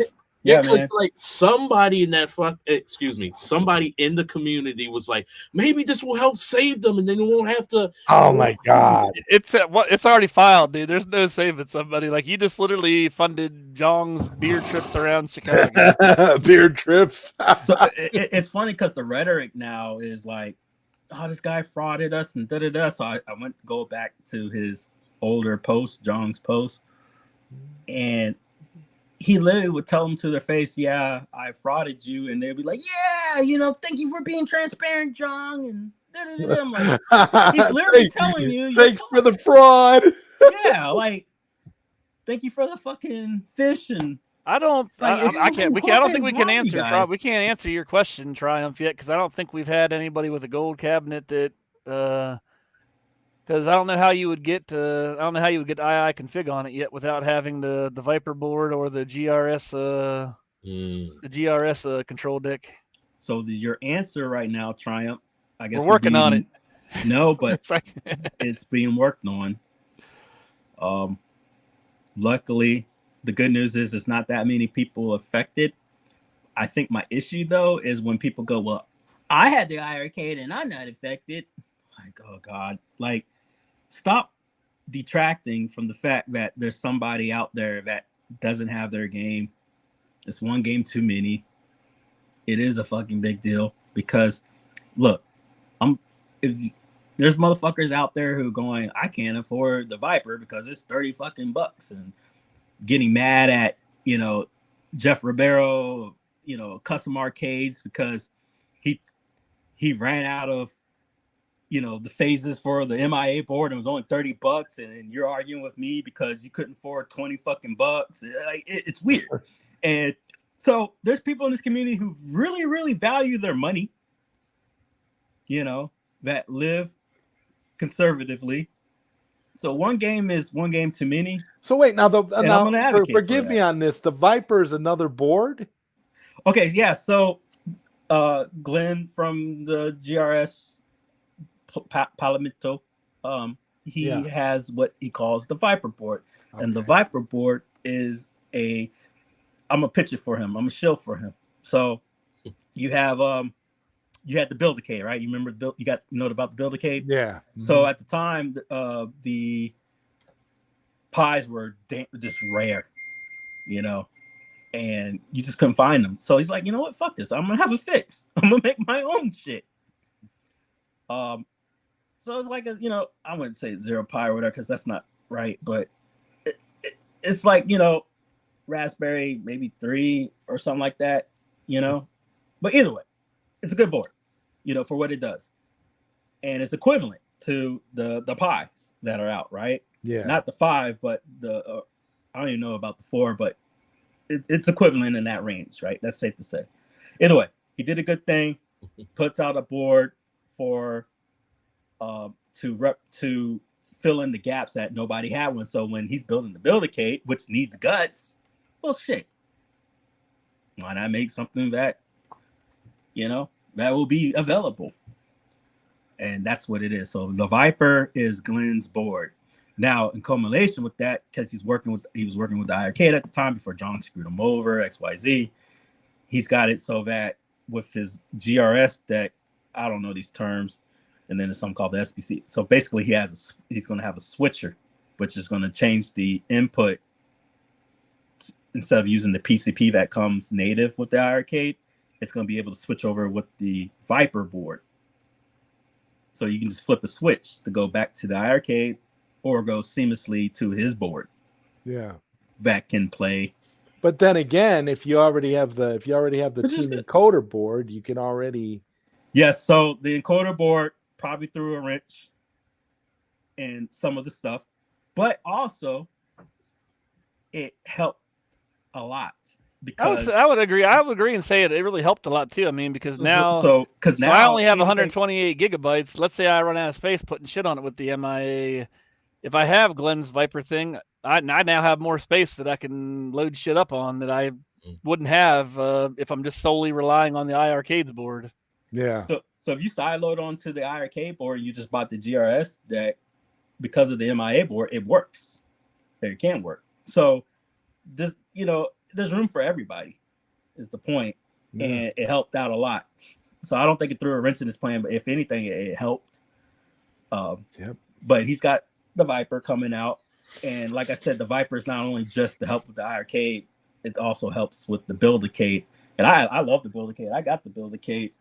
And I'm going to be getting 2 Viper boards with my products. I'm going to put one in the Build-A-Cade and I'm going to put one in my iiRcade. And then I'm going to put I got to get another Akari stick, and I'm going to make an Akari thing with the Viper on the iiRcade using Glenn's stuff. Can you talk a little bit about the Bash box too? Yeah. What do you want to know? Yeah. If you got a specific question, I'll answer. Yeah. Well, like if you get that and you put that in the iiRcade, what's the advantage of getting that and putting that in the iiRcade?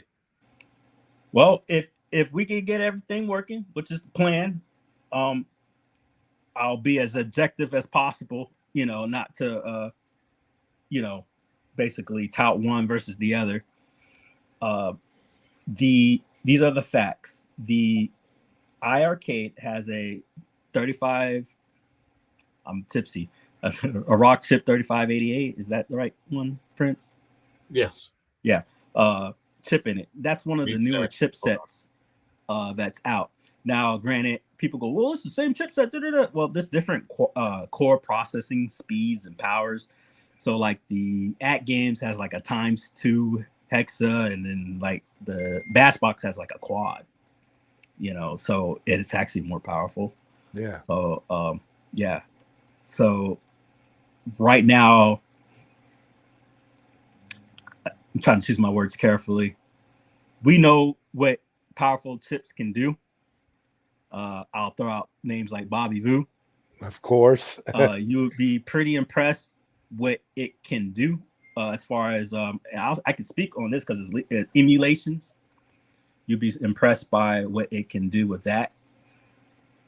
I've seen some pretty good stuff.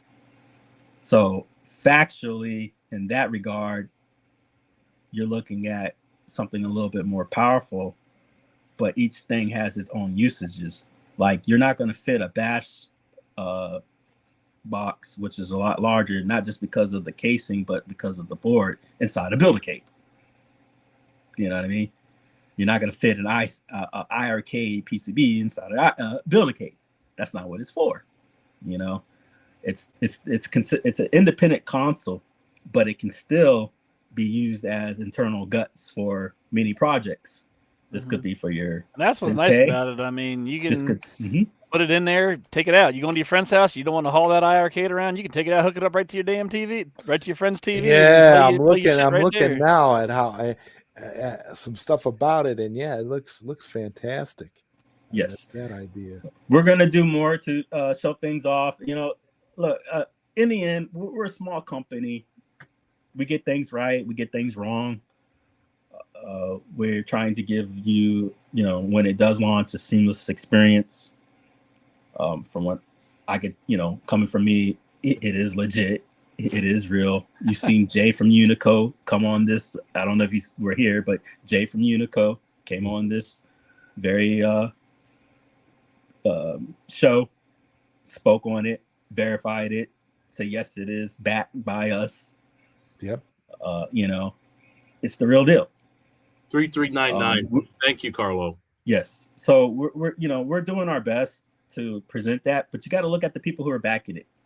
You got one of the longest old school developers in the game, Bill McLaughlin, who helped design and correlate the MSV X. So, you know his position and what he helped do to extend the longevity to making the MSV X one of the most popular one of the best home arcade systems available in the game. Yeah, absolutely. He's worked for the iiRcade as far as all of Bash.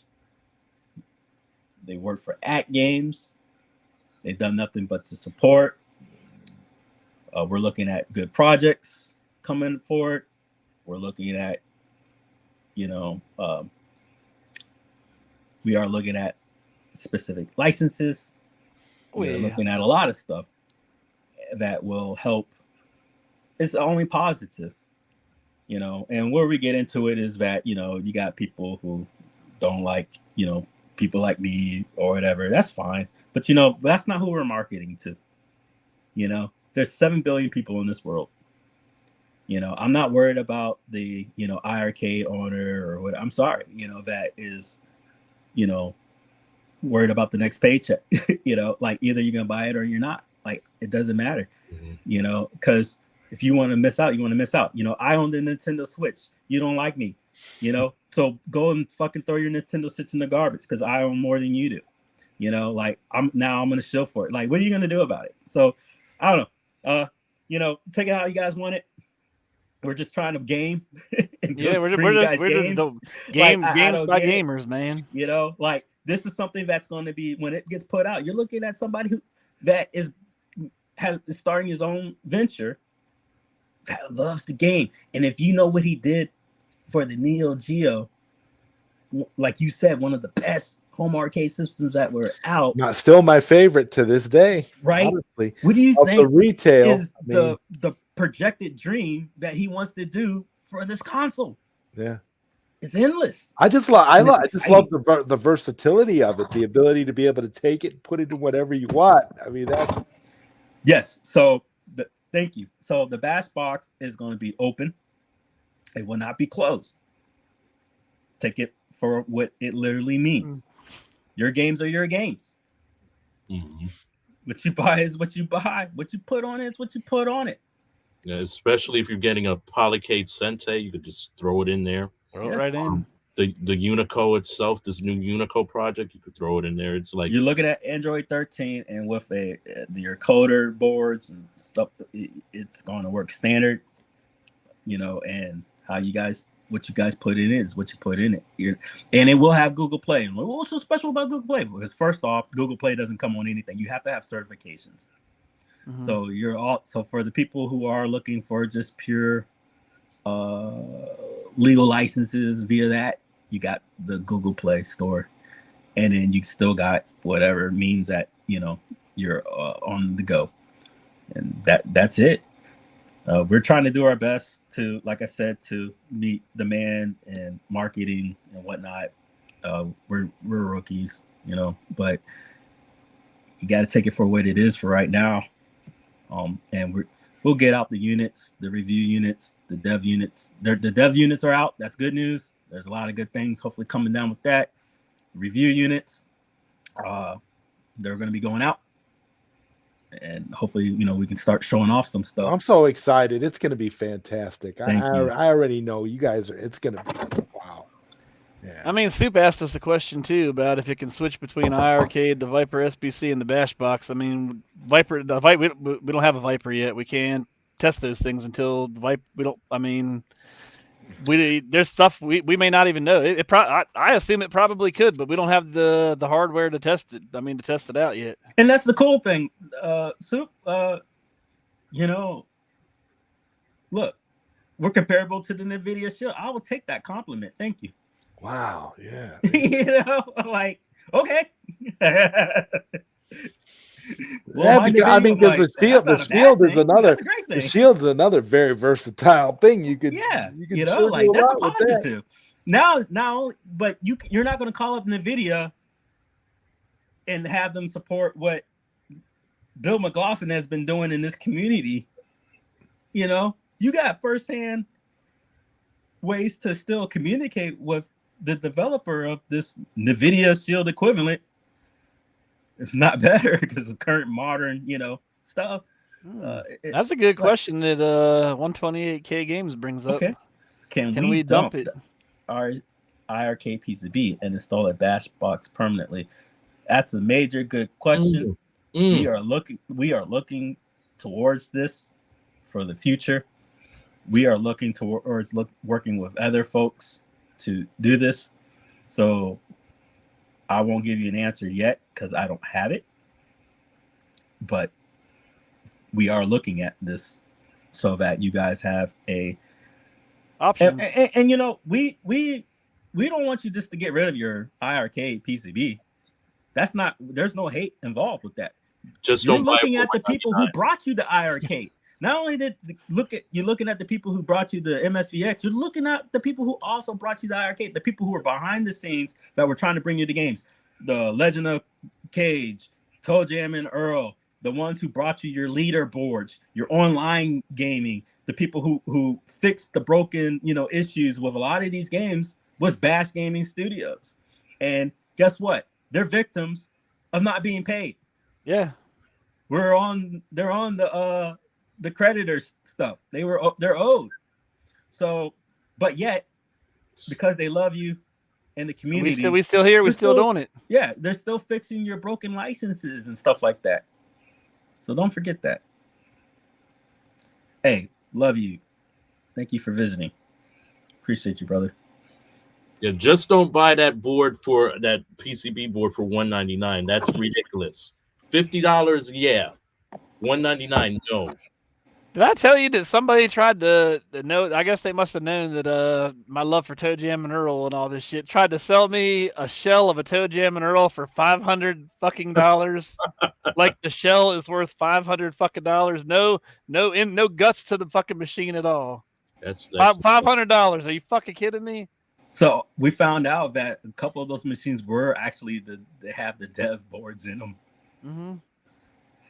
And they got we saw some pictures, and so, but it sucks because it's like, wow, I got gold in that they found a good product, but at the same time, no, because unless you have the know-how and whatnot, it's dead. But what you guys can do, there's something called so what you got to understand is that there's something called LCVDS or whatever. So long story short, there's boards that you can put in the back of your monitor that will swap out the stock for the iiRcade, so you can still plug HDMI in it. There's ways to solder or wire to the stock speaker and put an amp on, or you could just put a Bluetooth or your own speaker in it. So there's alternatives to still make the cabinet feasible, if that's what you want to do, and still use your monitor. So all hope is not lost. And then of course the MIA board, like it's just it's $30, use it. It's great stuff. But as you see, going back, I got everything. If there's any questions of any license that you got or contracts you want to see, I know Bill was waiting to see that SNK contract. There's none, I assume, right? He told me it's got to be there. That's what Bill said in the chat. It's got to Okay, so be in there. And it's under the Smkn, folks. That's what he said. SNK. Okay, let me look. Samurai Games, Sega, Soul Chase. Oh, SNK is from us, so it might be under Bash. Oh yeah, so Metal Slugs. Is that what Yep. you're talking about? Mhm. I have that. I got your Bash stuff. You want to see the Bash? Pull it up. All right.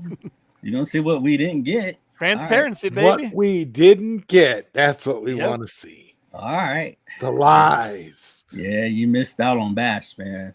All right, so let me pull them all up here. So and then press enter. All right. Let me go back about 5. Let's see who we got here. Scroll down. See if I see Bill. Okay, that's Bill's signature.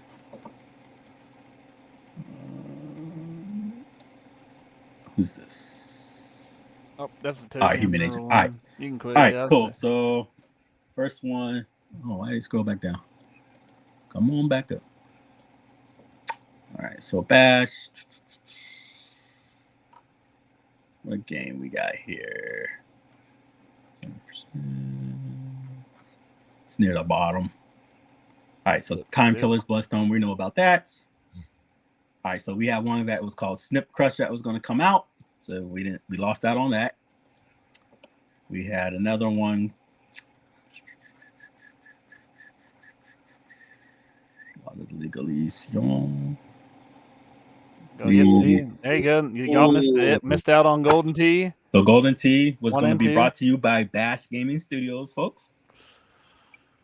Were we Also, gonna which y'all probably don't know is that we got Golden Tee going to be its own cabinet? could have been, With a but Bash trackball? was going to bring you that. Could have been. So this is by Bill McLaughlin, right? And then also, which you guys probably didn't get to see because I know he showed it off a couple times in the forums, but people probably scanned over. He had it working with the trackball, and it was a GRS trackball. And this was way back before the GRS controller was ever announced. So once again, we love GRS. Their products are great. It works. It's only beneficial to work together. And look at that. Pretty cool, right? And Bill. Now, Bill also was going to bring you. This is before, Jong screwed him over and didn't pay him. Yeah, and Bill just said that we had it running with the trackball before they even announced the trackball in a gold cab. Mm-hmm. So Zone Blasters, that I believe that never got the release, and there was a lot of great compliments on that. That never got released either. Yep. But a lot of good compliments on it because of during that whole MIA fiasco. Yeah, I got to play it for a little while before it got taken away from me. Mm-hmm. Yeah. As I like to say, illegally stripped from your fucking machine. Yeah. We will not post ROMs, but there's a place for you to go for that you can go to maybe the Discord, Bobby Vu or MIA, but I run the iiRcade Martyrs group, so I won't post that anywhere, and we don't post those. Yeah, but you can find it. Google or Team Encoder Discord. Yeah. We do not support ROMs, but we do support legal use of emulators and games you own. Let's see here. Here we go. Duke Nukem 3D and Shadow War, the classic version. Yep. Brought to you by Toxin said he Gaming tested Studios it with an Amazon USB trackball. That's cool. Damn, just imagine. He was trying to bring Duke Nukem 3D to you. Just imagine the Duke Nukem cabinet. Oh yeah, that'd have been sexy. But constantly Bash keeps getting bashed on. It's like this don't make no sense. Like, look at the stuff. Like these people act like we weren't bringing no heat to the iiRcade. Like, no, somebody was gatekeeping shit. Exactly.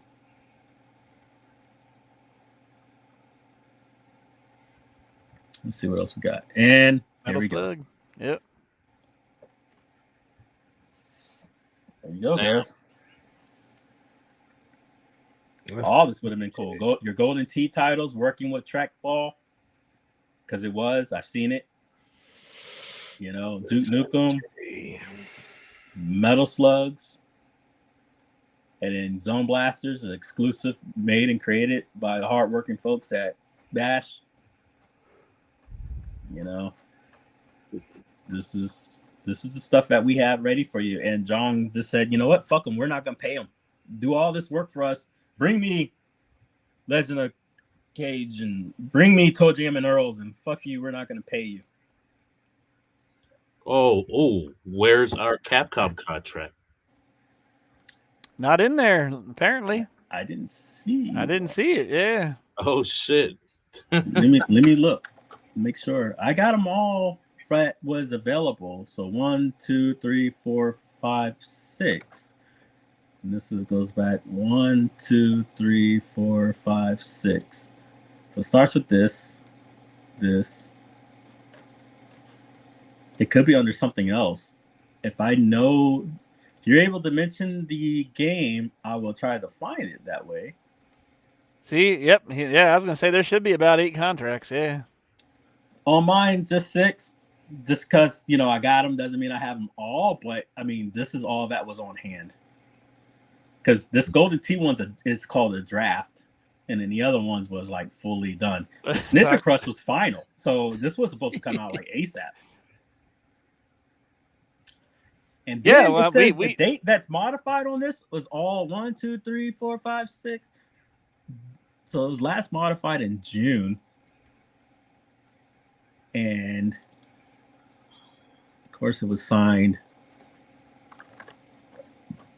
way back. But my file folder says it's modified way back in June. So this is the stuff that he probably uploaded. So there's a guy named Brian Canada. Who the hell is that? You know what I really hate, man, is like when we were in the live chat every Tuesdays and Fridays, we'll talk about games like, man, when are we gonna see what's that Dreamcast game that's made by Capcom and you could ring out people? Soul Calibur. Turbo and Soul Calibur. No, not Soul Calibur. It's Jesus. People were just we'll just say people were talking about it, and then every time, we can't talk about such and such, and there's an NDA, and it's like there wasn't shit. There's no NDAs. Oh, this is crazy. There were NDAs for games they were dreaming about acquiring. That's what there were NDAs for. Because the thing is, we would see the contracts for it, or see them in the creditors list. We had Street Fighter 2 Turbo, Ghouls and Ghosts licensing, Cannon Spike. That's it. Yeah, so for Mikey D, Ryan, the Bash, the II config should fix every game. We haven't seen where it hasn't worked yet. Because I see one for Bash Bowling. No, that's not it. That's just my file. All right, let's see here. So Psycho shit, right? Street Fighter 2 Turbo would have been a big one for the iArcade. Yeah. All right, so I have Gunbird and whatever this is. We didn't even get Gunbird 2. Oh, look at this style of message. It's like a weird. That's weird from format. all the other contracts. Yeah, it's not like this is like almost handwritten type shit or aerial format. This is weird, and it seems like a lot lighter, like it was scanned. The fuck. All right, what is this? Antisocial forces. What the fuck? Antisocial forces mean the person having such a relationship with the antisocial forces that shows the antisocial forces. What the fuck? The fuck? Yeah, like weird. Hold up. See, that's just weird. Now I'm going down a rabbit hole. Hold on. No, hey, Bill, it wasn't Cannon Spike. It was fucking Power Stone. A lot of people in the community asked about Power Stone. That's not. That would have been another good couple of games to grab. Mm-hmm. And wait. This is okay. This is the home address of iArcade. and What? iiRcade. The fuck? These are the people who created the iiRcade. I know this address. Are they doing like a license with themselves? The intellectual property license agreement is made into March by KM Box Inc. with its principal address. This is them, dude. I swear. This is the people who made the product and iiRcade. With its principal address is that's the iiRcade address right there. That's iiRcade. This is the front. This is the front. This is the actual home. This is the true people. Licensors is owner of, what is this even for? The fuck am I reading? Downloadable software means exclusive games available for the iiRcade. Exploit means the developer guarantee. I get it. Actually, what's the anti-social? If it says anything in there about games disappearing from the cabinets. I would love to see that. Let's see here. Intellectual properties, licensees. Licensees shall not use, disclose, or copy of the deals in the game or instruction manuals except as permitted in the performance of this agreement. Is this an agreement between him and his folks? Part with possessions of lend and transfer licensor intellectual property. Wait, so did Jong make a deal with the people back in Korea who are helping him make the box? Is this what this is, you think? Who made the actual iiRcade product in Korea? Licensees shall be responsible. Logo. What is this for? Licensors logo. Royalties. Yeah. All right, we got to get to the source here because I'm confused. Hey, I'm lost in this damn contract. Holy hell. All right, antisocial force. This is exclusive from antisocial. These parties shall represent a warrants that is not organized crime group. And there's plenty of that. A person having such relationship with the antisocial forces that shows the antisocial force. Jesus Christ. I'm going to Google that later. See, at any time, what are we talking about? Relationships and parties, exclusions, waivers, limitation. Where am I See missing? if there's anybody in there by the name of Ponzi. Survival clauses 1, 2.2, 8, and 9, and 14 through 20 shall survive expiration of determinations. What the fuck?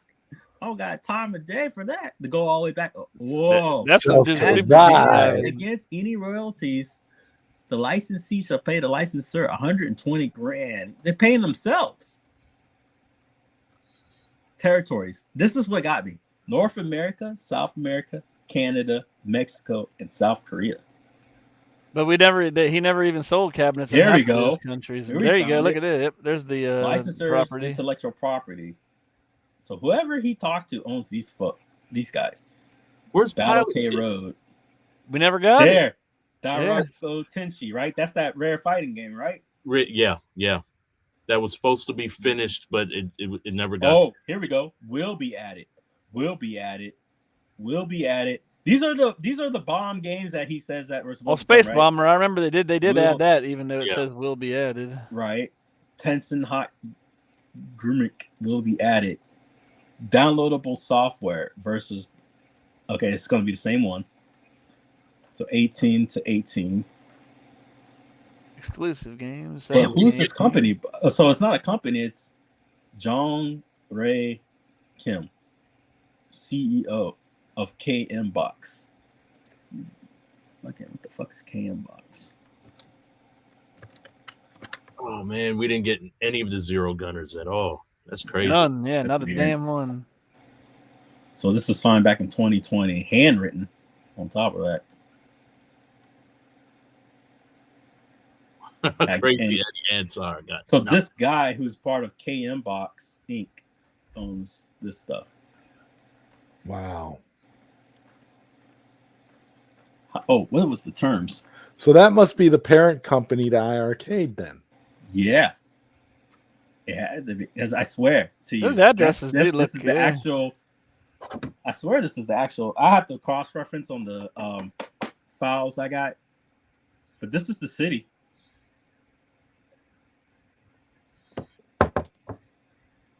That was made from. Maybe just coincidence since it's in Korea. So he was able to get a lot of these licenses through Korea. Yeah. And went back door. Mm. Not from, you know, the typical Japanese folks that we know and stuff like that. So he got since he's a Korean company, got Korean licenses, and then he was able to exploit it that way. So it seems like he went through a lot of backdoors. I mean, he still got them legally, but good for him, but still fucked over everybody. Oh man, remember we were talking about Rainwater was talking about Virtual Fighter, or during that melee of mess. Oh, that was bullshit, man. Can't fucking believe that. Streets of Rage is coming. Streets of Rage 4. Yeah, he promised it pretty much. He was on his stream talking about it. Yeah. Streets of Rage 4. He even said Shredder's Revenge. Mm-hmm. Actually, that was pretty funny because that's when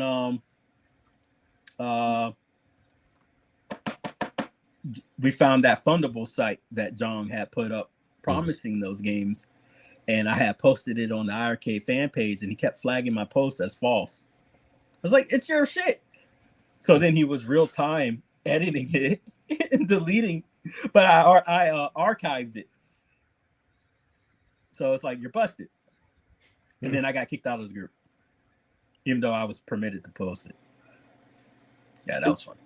Do you have the .emu you have the .emu contract, right? Emu? Yeah, .emu. Hey. Because I know we got the Pang game, and then we got that RPG game. It's like an action RPG Metrovania game. Yeah, there's a .emu right here. There's 3 of them. Let's pull them up. Wait, so there's three contracts?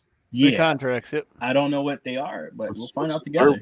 Because I know one is the Pang, with the Buster Brothers game. The other one is that Metroidvania game. And I don't think they released a third .emu game. All right, so let's see what we got here. So this is these guys, and it is for $5,000 for this one. It shall be paid in 2 lump terms in 2 weeks. And it was for Kunai. Yeah, okay, that's Metroid. So this is the Android one, right? Is it Android? Yeah, this one was it Metroidvania? Because this one was like some cheap, like little square creature. It was like a little square-looking dude that was running around. This was an Android game, bro. $5,000 for that? Yeah. I don't see this as reputable. Hold on. Let's see, Kunai game. Yeah, it was this. Yep, that was it. Yeah, the little tablet-looking dude. Yeah, $5,000. You paid $5,000 for this. $5,000 for the license to that hunk of crap. Wow. Yeah, it was this. You paid $5,000 for this. Look at this Mario ripoff here, looking like the airships. Yeah. Wow. Glad I didn't buy that game. So we got that. $5,000 owed. And let's see the terms. When's it expire? When's it gonna disappear? Renewal date. There, that was at the bottom there. Renewal date is scheduled automatically to renew and reoccur. Of course, because but that's the definition. You can't. So here we go. Yeah. 2 years. Yep, 2 years from the product launch. Oh shit. Unless terminated from either party. So hopefully there's nothing in the files that will, which I guess that's the case. Because there's nothing, all the games will eventually expire because there's nothing to connect back to. There won't be any. There won't be. That stuff don't even worry me no more. That Ryan done came up with that fix. I mean, my question is, why is it some and not others? Mm-hmm. That is a good question. It depends on when you purchased it. I agree with that. So do you think? Okay, so they say it's for 2 years, but that doesn't mean it's from the commencement date of the signed contract, but more of the commencement date of when the person downloaded it. Do you think it's unique to each iiRcade, or do you think it's something that's unique to what's already on the store You know, that could be one of the reasons why each console is unique for that type of crap. You know, could you imagine? Like, it could be, unless someone that you got you devs. And I mean, guys, that would partially explain why it's happening to some people, but hasn't happened to others. Like, when did you download that game? Like, when, or it could even be, when was the last time you were online and it checked with the system? That must be it must be that the Buster Brothers are paying something, yeah, maybe. Let's see here.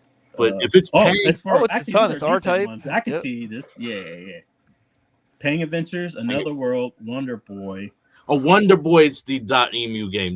That's. This is all .emu. Wonder Boy had some phenomenal music. I'll tell you that. I thought R-Type was IRM or something like that. I thought that too. I thought so too, but here it is. Because when you load up R-Type, I'm pretty sure it says IRM on there. Well, I don't recall it saying .emu. This is right here. Damn. That's the contract.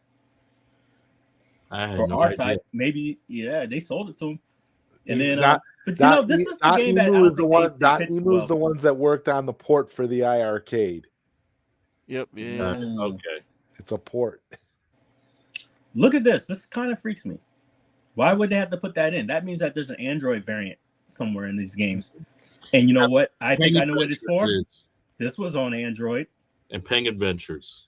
And Pang Adventures was on there. Because these two games they took off. So these are Android editions. I bet. And honestly, a lot of these contracts we looked at, I've seen that remove Google Play link, and like that would mean majority that of them. Guys out there, I apologize to you during the heyday when I said all of these games are PS4 ports, because that's what I believe. That's what you were told. Yeah, I mean, when I finally beat the game for Pang Adventures and I see the credits, I don't know why I watched the credits, but I did, and I see Android whatever. I'm like, holy shit, man, what the fuck? I was like, oh man, this is bad. Remove in-game ads. That right there lets you know it's a damn mobile phone version of something. One of these freaking damn games. This is crazy. Hey, give me 1 minute. I'll be back. Okay. The same thing with that other game.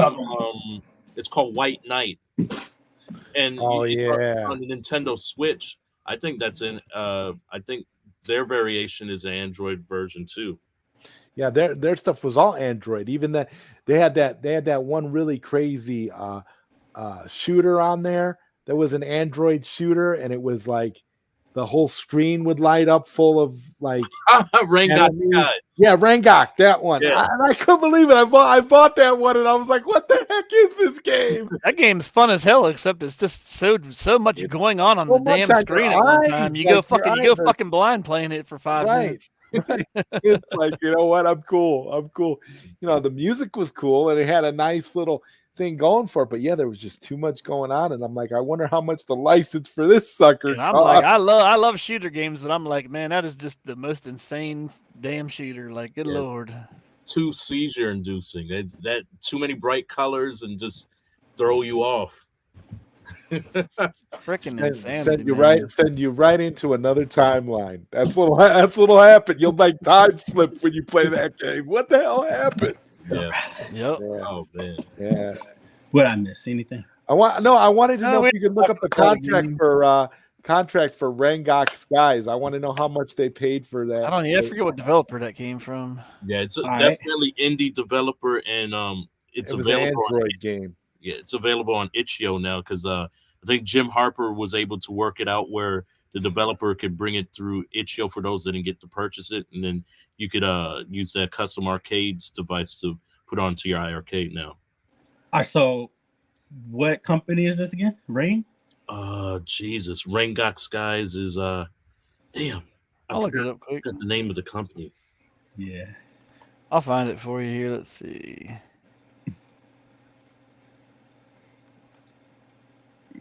Yeah. What the hell is Mommy's Samurai games? Games? Okay, I got that. Yeah. What the fuck's Mommy's Best Games? Anybody know that? I never heard of that. Mommy's Best Games is the one with It's the company that makes the game with the chef with the hat, and he's like jumping something payroll. You guys, you know, Yeah. Rangok Skies is on Steam right now for 99 cents. And what was the and what do we pay for it? It was $15 on the iiRcade. Yeah. What's the company's name? Samurai Games. Yeah. All right, I got it. I bought that game and refunded it. I ended up keeping it. I ended up keeping it because I thought it was fun as hell. Oh, they're serious. They got their signatures on each page and shit. All right, let's see here. Samurai Games, Morocco. What the hell? Roma, Morocco. All right, Damn. Moroccans. We got signatures on the side here. Signatures everywhere. That's weird that there's signatures on every game playing. On every page. You're supposed to do it. Actually. The whole family signed the documents. Everybody was like, "This is our inheritance. This is it right here. We're making a killing off of these iiRcade idiots." 70%. 70% standard. Okay. Termination, 30 days. How much did you pay? Rangok Skies. Ooh. Oh, look at this shit. You know what that means, right? You know what this means, right? Android. Fuck, man, we can't win. These aren't Android and they're not phone games. Yep, that's a Let's see if I can find the price here. All they do is remove the ads from the ROM and the in-game purchases and. Let's see how much the terms. Yep. Was for. Let's see here. Term will be 3 years. 3 years. Will automatically renew. That seems like one of the best termed ones. I mean, you ain't really seeing 3 pop up too much. There's no. I do when you had that Toe Jam and Earl contract up. I do like at the bottom. I saw there, Jong had to send them 2 fucking Toe Jam cabinets as part of the fucking payment. I think that's like the only ones out there, ain't it? Like, there's no other ones out there in existence. No, aside from like Dead Cells and the standard gold ones, there ain't a whole lot. So they only made like 100 Toe Jam cabinets as well, or so Jong claimed. Oh man. There's not gonna be no retro knockout cab. There was not even one retro knockout cabinet made. Not even a prototype. No, that's crazy. Dude, that fucking killed. That fucking made me so mad because I was gonna pre-order. That was one of the other ones I was gonna pre-order. Was the damn. I was actually thinking about getting that one too, just because I wanted that cabinet. I was like, that's gonna be awesome. Let me tell you, iiRcade fucked a lot of stuff up for shit that me and Prince Malcolm tried to do working with Bash. Like, they have burned so many fucking bridges. Like, it's hard. I'm still trying to sweet talk some people that he fucked over. Yeah. And they don't trust so you. Bitter, John made it to where they don't fucking trust people at all. It's hard to negotiate and talk and say, hey, look, you know, Bash is doing this. They guarantee this and stuff like that. I don't know if I want to do that. Look what happened to me the last time I made a fucking deal. Yeah, but it's contracts. I mean, I guess contracts don't mean anything. Contract don't mean shit when you go to bankruptcy court. Shit. No. Big deal. You had a contract. Guess what? Now I'm not paying you shit, and I sold your game fucking 15,000 times. If these stipulations are in here, this means that this is a Google Play game. Oh yeah, absolutely. That's just a fact. But we were told. I remember the shills. It's not. These aren't phone games. Oh, especially Rainwater. These aren't phone games. These are authentic console versions of the games. Yeah. These are arcade ports. Like, shut up, dude. You know what you're talking about. These are not. Well, Jong Wook Shin, I called him up personally. He told me. Remember when he said that? Remember when he said, "Well, I just got done talking with Jong Wook Shin." Yeah. And iiRcade is doing great. They're not. Oh, when I put out the fucking .gov of. Like, it was in red. Like, y'all haven't paid Delaware in 3 fucking years. It was like 2 days later. They went out and did their bankruptcy streak. Yeah, you know? I'm like, what? We're going strong, guys. Ignore that Messiah fucker. Yeah. Oh, you know he went on a rant, a 3-page rant. Streets of Rage 4 is coming out next month. Like, okay. John got so mad at me, dude. Yeah, okay, He Jeff. put a Go play your 3-page rant fucking on me. eggs game or whatever the fuck you used Oh to show yeah, the fucking horrible played ass that. piece I of remember. shit. He said I didn't have a mama.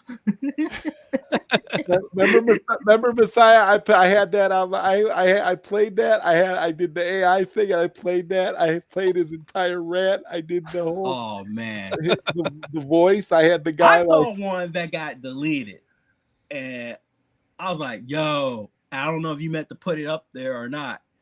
I'm gonna drop the name if you don't mind. Can I drop the name?" Hey, go ahead. It was a Papa Brad one.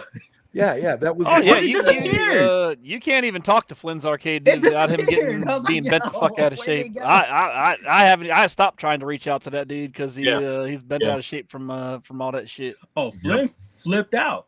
Yeah. Yeah, he really got I won't say your name, but like flipped out on 128K games. It's bad. You know, I got the names confused with this one. I know the face is insane, but I don't know if you know the correlation there, Prince. Yeah. Wrong ones, my bad. It's like, dude, I might have reached out to you to try to get your games to iiRcade, but I don't work for them motherfuckers. Like, don't take it out on me. Like, shit. Yeah. He doesn't want anything to do with the iiRcade. That's like Yep. iiRcade is a trigger word to that dude. It is. Like, yo.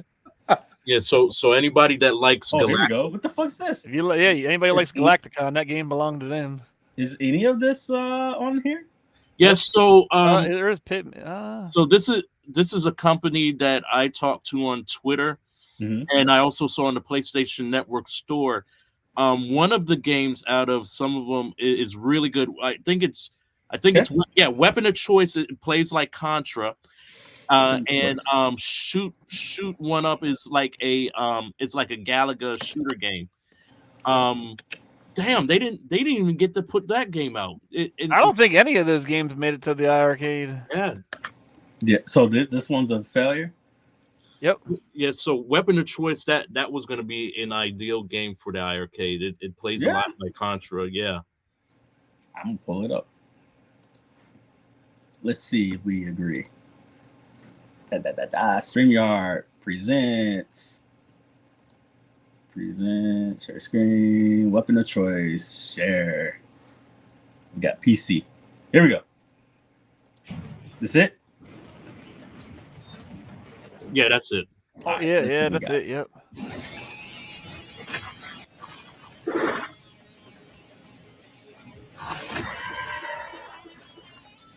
I think this is multiplayer or okay. Multiplayer would have been good. And this was supposed to come on iiRcade? Yeah. Yeah, it's in that contract right there. Wow. Yeah. We didn't get this either. Look at this. No. This would have been fun. Yeah. I know a lot of people, because it's like, well, this is not what I expected, but almost there's like games for each almost people. like a cross between Space Harrier and Panzer Dragoon. Right. Look at all the colors and the way you move and then the way you have the crosshairs. Wait. When he was doing that thing, was there's like a creek, like a little, look, he's climbing. Yeah, he's climbing across the. Yeah. Oh, yeah, he has, he's like, That's interesting detail. And I think in this game, there's a lot of other presets that you can add to your body, and you can do other like cool stuff. Interesting. So this one says it's PC. I could tell where. I wonder if the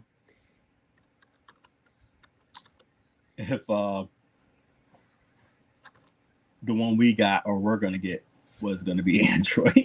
Right. I mean, we can't really go into talking about the games that we plan to have on the Bash box, but I can tell you, we talk, me and Prince, man, we talk to a lot of the indie developers are who the hell me and him spend all day freaking talking to. All right, so are you? That's guys, our community. Let me see if I can help too. Are you guys going to have the companies that never got to release the indie games on the iiRcade release them on the Bash box? That would be cool. Yeah, that's what we're working on now. Yeah, And that's where we're getting the issues because of these piss poor relationships with iiRcade. So if we had our way, the answer would be yes. We would love to get everybody that was ever screwed. So basically, Jong To have fucked a it up base. for everybody. Yes. because you got to understand that the bass box is an open system. So, we're not looking to do this, what Jong was doing with them. This is something that they can put out and make their own money. Yeah. This is going to be, it's like what Eminem did with 50 cents. Yes. He could have took all the royalties and all that, but he didn't. He's like, no, this is you.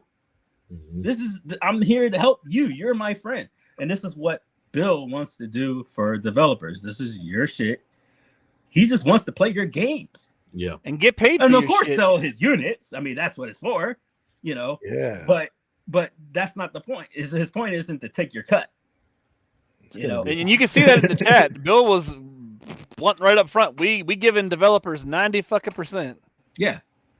And even that, I can tell you in my conversations with some people that even the 90%, it still ain't a talking point sometimes. That it's been so fucking pissed. People are so fucking pissed. Yeah. Because they see Jong, and it's like they score him so bad they don't want nothing to do with nothing.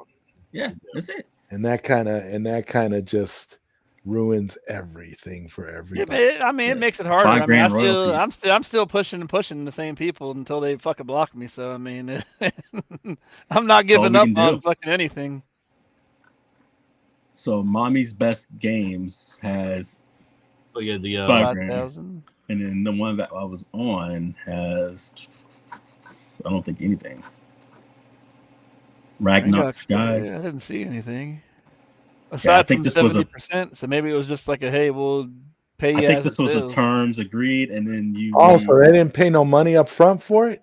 Yeah, so you don't have a lot of them. A lot of times you don't have big ones, yes, because Capcom and what they didn't have, but you know what I mean. Sega shit like that they did, but then a lot of these other ones were just straight up royalties only. But with these terms, you'll notice that none of them are purely the licensors' terms. It's either one that they agreed on, or that the licensee has 100% control over. So Sega, Jong had 100% control over. 100% control, yep. So him putting it on Sega, well, it's so high, guys, because, the Sega wants XYZ. No, that's not true. Mm-hmm. It was high because you had to, because you weren't going to make no money back. Yeah, Carlo's right. iiRcade's got a stink you can't wash off. Oh yeah, brother. But as you see, I have the receipts in the games here. The whole point to the whole fire shit I was talking about is because people are losing the licenses to these games, and we're trying to get to the bottom of it. And as you saw where I showed the disclosure from the bankruptcy, there are terms of termination. Why would you have to put that in a bankruptcy? That means that the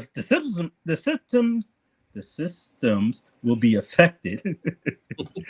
Don't do a DUI check on me. And this is bad, man. So 2027, I hope everybody at 100% doesn't have no games to play on. Because there's some simple, there's simple. Even up to his last day at iiRcade, telling everybody what you bought is yours. You have it forever. Yeah, I mean, we use the word forever. What forever is for however long the terms of the agreement are for. You do now, thanks to Bash fixing that bullshit. I mean, and it's just hard for me to swallow that it's forever if I'm reading that there's limitations to your licenses. That's scary, man. And here's another thing. While this was going on, they were still in the iiRcade community. Yeah. They were still lurking, in the community. So they could have answered up and said anything despite the bankruptcy. They probably would have got cursed out or whatever. But at least, help the guy. Help them the fuck out. Help them out. So when I disclosed the taxes.gov, paid money to actually prove it, right? Because you gotta shell out to get a bit. that people would go, well, that was yesterday. What about today? You know, and then on top of that, Jong sat there and stated, this is a lie. Not only is it a lie, we are doing so good that we can't believe how good we're doing. Oh, like, yeah. Just some weird rant shit. Like, and then there was the scam to port all your iArcade games to your cell phone. Oh, dude, that's ridiculous. and what was crazy was I called it out.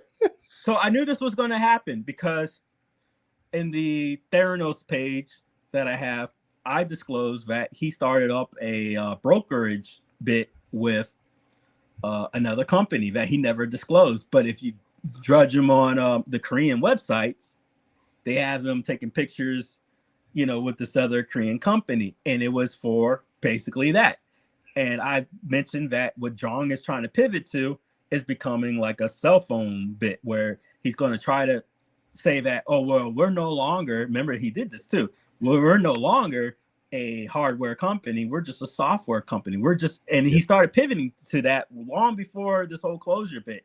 And I kept trying to tell people that this is what was going to happen, is that he's just going to basically say that we're no longer in it for the hardware and we're just the software. And people like Rainwater and all crew, they started spinning that information. So people started calling them just a software company. I was like, no, don't try that bullshit, because the whole point was the iArcade. Yeah. It was the hardware. It's the base.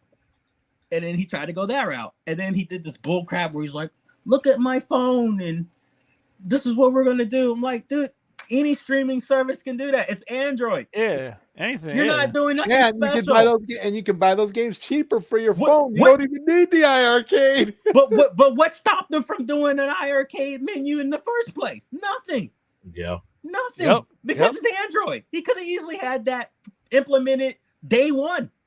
Yeah. Day one. It's because the licensors would not have gone for it, because it wasn't a closed ecosystem. And then he started realizing he was losing the software battle of the actual legal license. So then he was going to start to pivot to the whole Google crap. Oh, he was going to be full on Android. Yeah. You know, sitting there saying that, oh, well, we're not Android, but we're Android. It was weird. It just didn't make any sense. Let's see here. Backbone beat him to the punch. Yeah. Yep. That's all it is. Exactly. Because here's so this is the disclosure. I mean, .gov. And these are the money that he owes. This is not money that he was sending to Gary. This is money he still owes to people. Yep. So, mind you, this is in June. He had $1 million investment. Yep. That was from the company. Remember, he said that they copped out. Yeah. Yep. How did they cop out? But we see the amount listed. Yep. You owe them $1 million. He took their $1 million and ran and called bankruptcy. They moved. Yeah. But they conked out. No. But the thing is, this was called like the Murray, and then it was like, oh man, I forgot. But it had iArcade and da. Because this was the original investment firm for the first half of the thing. Because I have the paperwork. He got not only approved for $1 million, he got approved for more. It was like they added on. It went from like 50 investors to like 56 investors. And then he's like, well, they all copped out. How did they cop out if you're sitting here, if the government is sitting here saying you owe them and now you no longer have to pay? Ridiculous. A lot. And then so this was the Kims and stuff, the Shins. This isn't just because there's a homogeneous relationship with, you know, Koreans where they share the same names and, you know, appearances and stuff like that. These are family members, bro. You know? Yeah. This was the family business. Yes, because a couple of them I know, one's his mom and one's his wife. Mensa X is actually the Sony guy. See, look, and then let's see. Wages I swear to God, salaries. this says no. That's a lie. He's salary. wait. Does it? Okay, never mind. So basis for claims. Okay, cool. Never mind. I got that wrong. So it says is claim subject to offset. So it says no. Basis for claim, wages, salaries. So these people were on wages and salaries. Look, that means that he owed them. So he's gonna get his because he's the vice fucking president, Mensa. So they're gonna get their money. Robert Peacock, who brought us all the what do you call it? The $151. Yeah, he owed that. But Jong sat there and said that he has no assets, which wasn't true. Because we found that he had physical assets because he sold and ripped off that guy with at the what do you call it? The storage unit. And then don't forget the other guy who's selling all the boards. The boards. They didn't just come upon those guys. He sold those things. He sold, yeah. They didn't just magically fucking appear. And they thought they had a thing. Look, he got himself in here, making themselves loans. Wow. One lady, if you see Gimshook, that's his wife. She follows me. Oh, by the way, she's a subscriber to me too. Let's see here. Gotta keep. So this is the game licensor, folks. This is from the bankruptcy side. That's why I was like, oh, I already have all this from the bankruptcy. Where he states, all right, let's see here. We've been working with data groups, reselling, a reselling company to resell our gaming data without any personal information. Look at, so this is, remember I told you that's where I discovered the brokerage shit? So, because if you looked at the privacy stuff, he had all your personal information and he just sold it to people. Mm-hmm.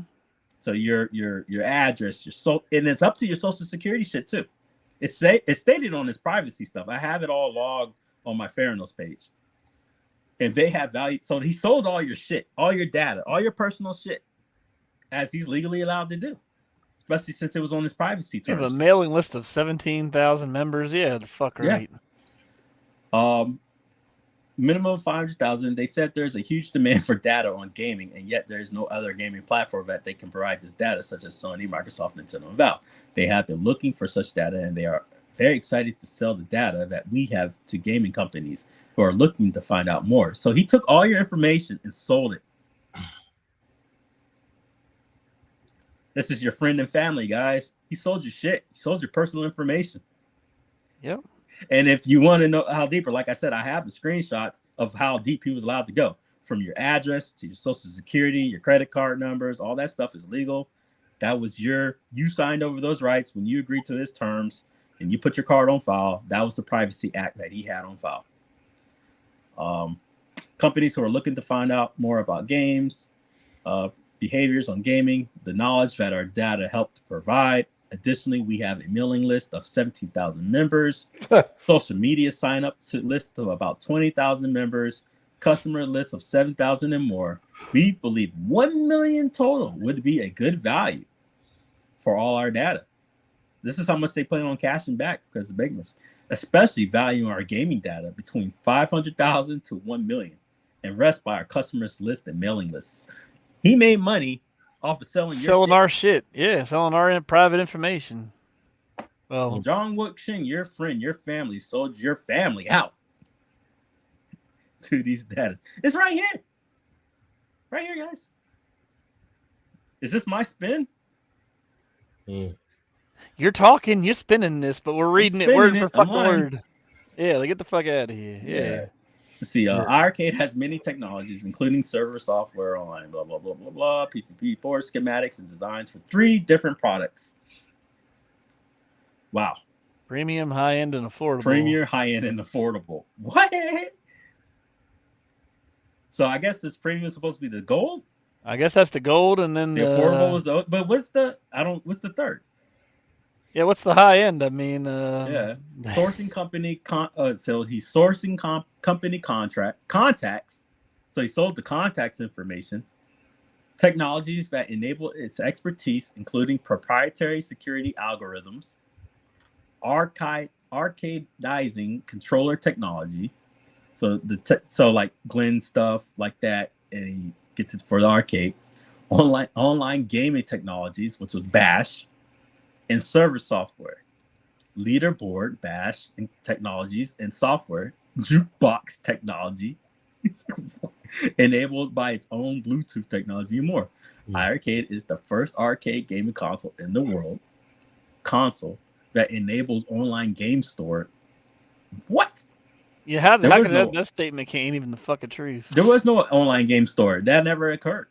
Now, mind you, this is the bankruptcy. This isn't a pitch. This is bankruptcy. Yeah, the online game store never came to the actual console. It was always you had to do it on your phone or on your computer. Yep. Because that's what I'm assuming. Because if this motherfucker's stating that stores like PlayStation Network and Steam and shit, none of that exists. Yeah, and online gaming services. And we have our own technologies that enable these experiences that have never before been seen in the world. Both an arcade gaming console similar to PlayStation and an arcade device form factor. Get the fuck you're not out of reading here. the commercial. This is his bankruptcy document. You had nothing. You had none of that. The iiRcade has both arcade gaming consoles similar to the PlayStation. Wow.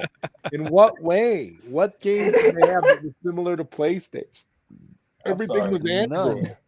Everything was either Android or some nerfed version of the arcade game so that it could run on their closed system. I mean, it's the PlayStation. Good God.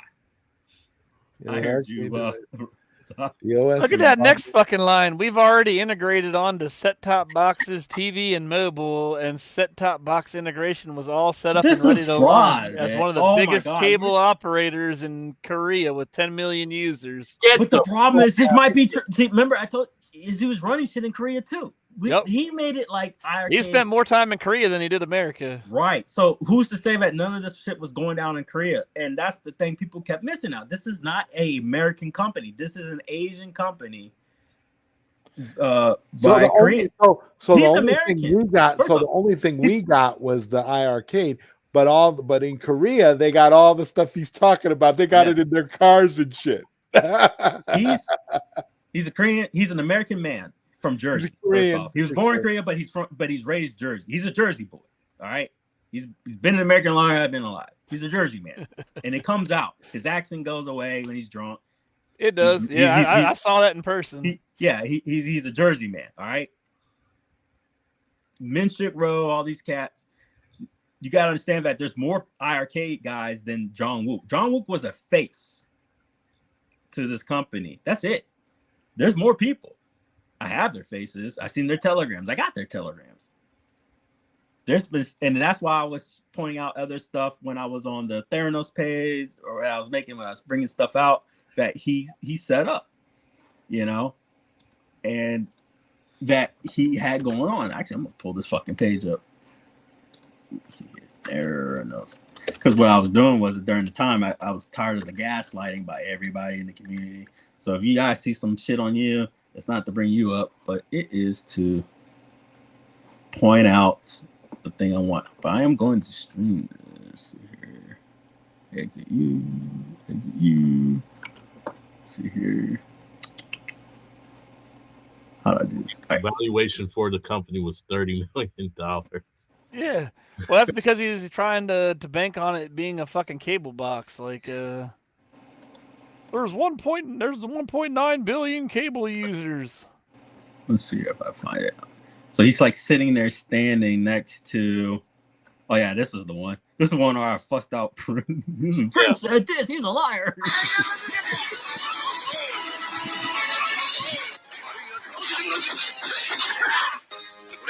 Showing off games they don't own and shit. All right, let's see here. I'm gonna find this shit. Games I'll never get. Oh, why doesn't it go? Okay, there we go. This is old stuff. I'm gonna find this shit. Oh, this is what killed me is that when look at this shit. Like this is bad. He's a great man. You suck. You're the fucker. Like this is him, dude. This is all him. I'm sure you've seen this all, right? Zod. Yeah. Yeah. Stealing trade secrets of handmade Yeah, beer. like, insane. Stealing secrets, like you. Yeah. Let's see here. I'm gonna find this picture. It was all his idea. He didn't steal nothing. He's a visionary. Well, that's where I should have done research and learned that shit. But like, hey, fucker, you already fucking stole shit from people once. I mean, come on. Oh, this was now. during the Kickstarter, the games that were never came out.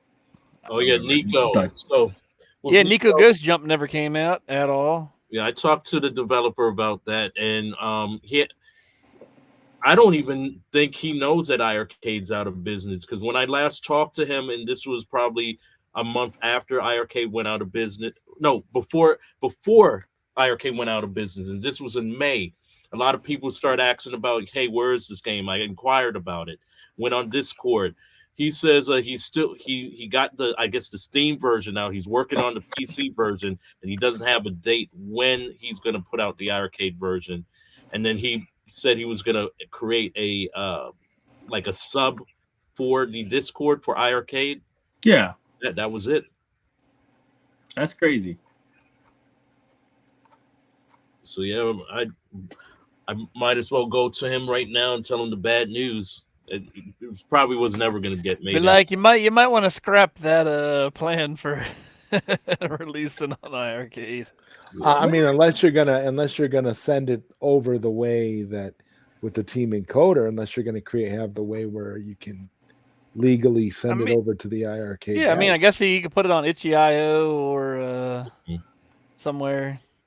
Oh yeah, when we started putting two together, when I highlighted his resume stuff, and then the actual shit was lining up perfectly. I'm like, oh, this is him. I'm trying to find. Damn, it sucks when you try to look for something and just can't fucking find it. But either way, so it's somewhere way deep down in the bowels.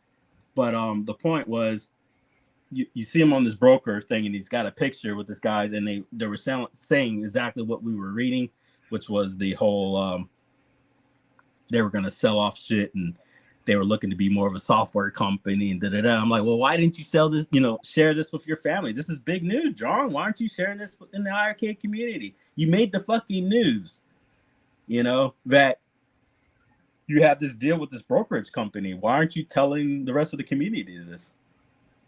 Clearly, that's why, because he was selling your shit. We got Encoder in here. Hello.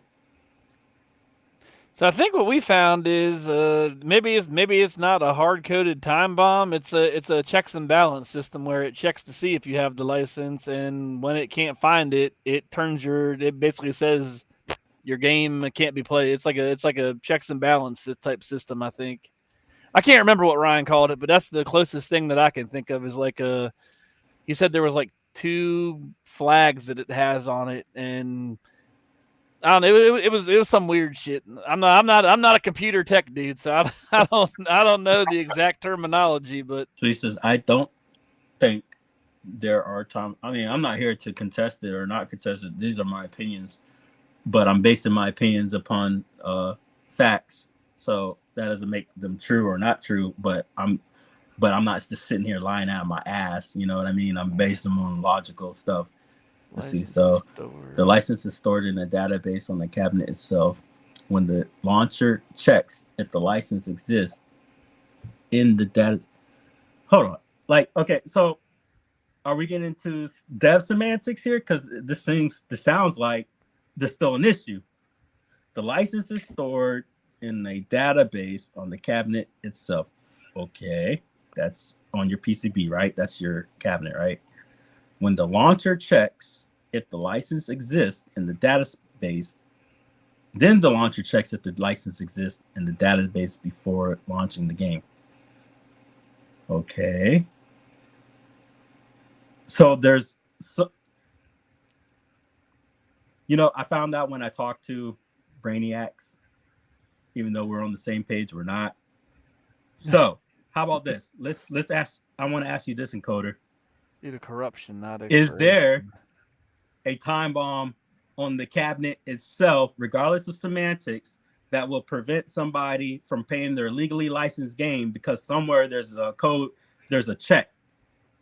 It's something checking to make sure that these games are legally allowed or not. And can that affect people in the future? Is that a fair question? About all the semantics of, well, it's not actually in the game itself, but it's, you know what I mean? Like, because in the end, people just want to know, can they play their games or not in the future? And is it because are these things also in there because of the limitations of the licenses, which would make sense. I don't believe anything like that exists, but I haven't navigated all of their code. Okay, so it's interesting. Yeah, I mean, it's interesting. Yeah, so that's cool. So yeah, so there's no way to approve or disprove it. So until it actually starts happening to people, right? Right. And so far, I've done a poll. Out of 150 people, 6 are affected. I still think that's 6 too many. Now the question is why these 6 are not 100%, right? Something is happening. Why would something that's I agree with that. Yeah, from whatever I am, and then what he says, what Mystery Encoder said right here, with every boot, there's potential for corruption. So yeah. So basically, because their code sucks, it doesn't necessarily have to be the fact that these licenses are limited or not limited. It's the fact that they sucked at what they did, and computers just fucking. Yeah, they didn't code the games right. Their code is sloppy. There you go. Yeah. Well, I learned back, from old school troubleshooting, some things just can't be fixed because things just shit. Like there's just reasons things just shit, and there's no explanation for it. But their code is sloppy. Yeah, I purchased the OG. I'm sorry if I overclicked somebody. We'll turn on the iiRcade and go test every single game that's on there. Make sure they all still work. I remember people was having problems with Retromania, like it would crash, like they couldn't boot it. I had that one too, or where I showed that off on the Theranos one. It's like, why is it crashing like that? But the thing is, it's still hurtful because Jong made it clear, regardless if you can or can't play, that these licenses did not have a term. You will have your stuff forever, And that's I kind of feel like it's what he's saying there. It's there's got to be a phone home or something because there's no point in with the contract thing then. Right. So far the error has been what we've known is that they cannot, like you said, it was literally in the writing when it got corrupted that the leaderboards couldn't get contacted, et cetera, and Ryan was able to do a simple fix for that. But I think Ryan's fix is temporary until it's rebooted, or is it permanent? I think it's temporary in a way. It's still a fix. Because I think he said something about his fix makes the system think it's a preloaded game, so it doesn't check it anymore. Or so, it's something like that. He said he was working on. Well, I'm not a dev. I'm not a coder guy. Yeah, I'm not gonna. I'm not gonna say. Well, we'll see if if Double Dragon stops working on everybody's cabinets, then we'll know because Double Dragon was a preloaded. Why did Double Dragon stop working on everyone's cabinets at the time? What did Jong say? Does anybody remember, or where do they believe they remember him stating when those people couldn't play their iiRcade? Does anyone have any input? Oh yeah, I don't remember. Yeah, I don't remember. I don't remember because I stopped paying attention. Because he simply freaking lost the license and he had to renew it. That's my memory. He kept claiming that he didn't lose the license to Double Dragon. Really? I was gonna say I remember him. I think I do remember him saying that he didn't lose the license. But I can tell you, and I might have receipts somewhere that he's threatened me before about posting pictures of my right. The two illegal ones disappeared: Double Dragon 2 and Double Dragon 3. If you didn't buy them and you got them after the fact, when the Mystery Encoder put out that exploit, if you got or not. It wasn't even an exploit. It was just a hidden menu, basically. And they, they took them all away if you had your Wi-Fi on, or as soon as your Wi-Fi went back on, they were gone. So from the store, Double Dragon 1 and Double Dragon 2 were gone. They were gone, yeah, Right. yeah. You could no longer purchase it because this is the same day when we discovered when I brought up the point that Arc System Works was working on a new game, Double Dragon Gaiden, Right. trying to get Jong to work out a deal to get it over, and then that's when Michael fussed me out and says, "Oh, we can't do that," and I'm like, "Whoa, you're attacking me when you have other people going hard at you," and then so people start discovering that, okay, So- Double Dragon, where is it? It's not in the store no more. So the contract expired. It disappeared from the store. It did not disappear from their not from the cabinets. not from the Not consoles. from the cabinets, yeah. Because I've always still had mine, yeah. But I guess the problem was if somebody had already, removed it from whatever reason, or they couldn't find it and they were panicking. And there's but he stated that See, he brings because up a good somebody point. somebody found out that they were gone. But Yeah, they were able to re-download it because it was in the pre-download section. Mm-hmm. He brings up a Also good for- question too. Why was Metal Slug still on their servers after the deal with Bash was off? I He don't know finally why they said so would. because he was forced. Hey, to maybe say maybe so. they were hoping that they'd be able to work it out somehow.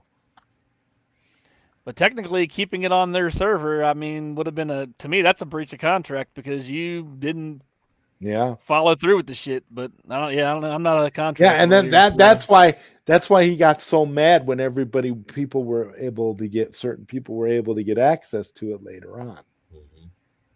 I don't have that personal. That Bill can answer that encoder, but from what I understand is that game was ready to be launched quick. Yeah, look at that. See, because they're loading it on their friends' cabinets after But- shitting on ROMs. But yes, so I'm aware of. I'm gonna drop fuck it. There's people in that community that shield that got games. yeah. that Yeah. pirated games. Oh that- yeah. And this goes to what he's saying. John gave these guys Mortal Kombat, Metal Slugs, stuff like that. Stuff that they had no permission, no rights to give.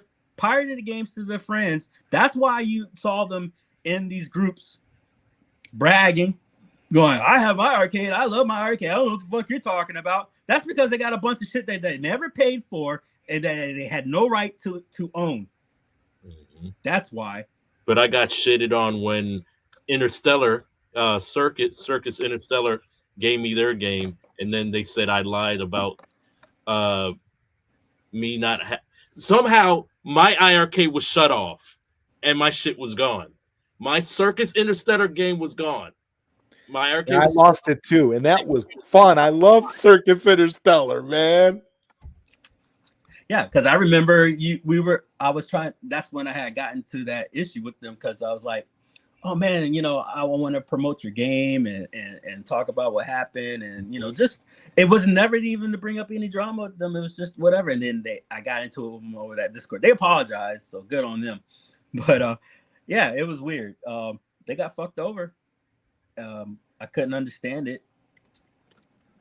Yeah, I didn't mind their game. I would have probably bought it. Yeah. P. Malcolm and those guys wanted their game out there, but Jong couldn't have that. Correct. It doesn't play in their narrative. He wanted control. Yeah, absolutely. No, only John can give free shit out. You know what he gives you? Fucking looping. That fucking piece of dog shit game. Because I wanted to talk on Daniel's shit again. He had a Double Dragon modded shit out. And Oh yeah, John I got a nice ass. I modded the shit out of my Double Dragon one with custom fucking grill covers, and I sent Jong a picture and was like, "Yo, check out what I did." Oh, you better never post that on there. I'll lose the license to the game trying to tell me I can't post what I did to my fucking cabinet. Like fuck. But you, dude. But he appreciates Bobby Vu's shit and right. And Bobby, we ain't talking. And Bobby does great shit. We I got love no you, beef with Bobby. Bobby. But I that's love Bobby. bullshit. Yeah. That's bullshit. Why did Bobby get a fucking pass? Yeah, Bobby was being all when he did the thing and when he taped the cell phone to the tablet. That was funny as Refrigerator fuck. built in there, looking all That's sexy. funny as Like fuck. I put grill covers on, and I'm told, oh no, don't post that. They'll take my license away from the fucking Double Dragon game. I'm like, all right.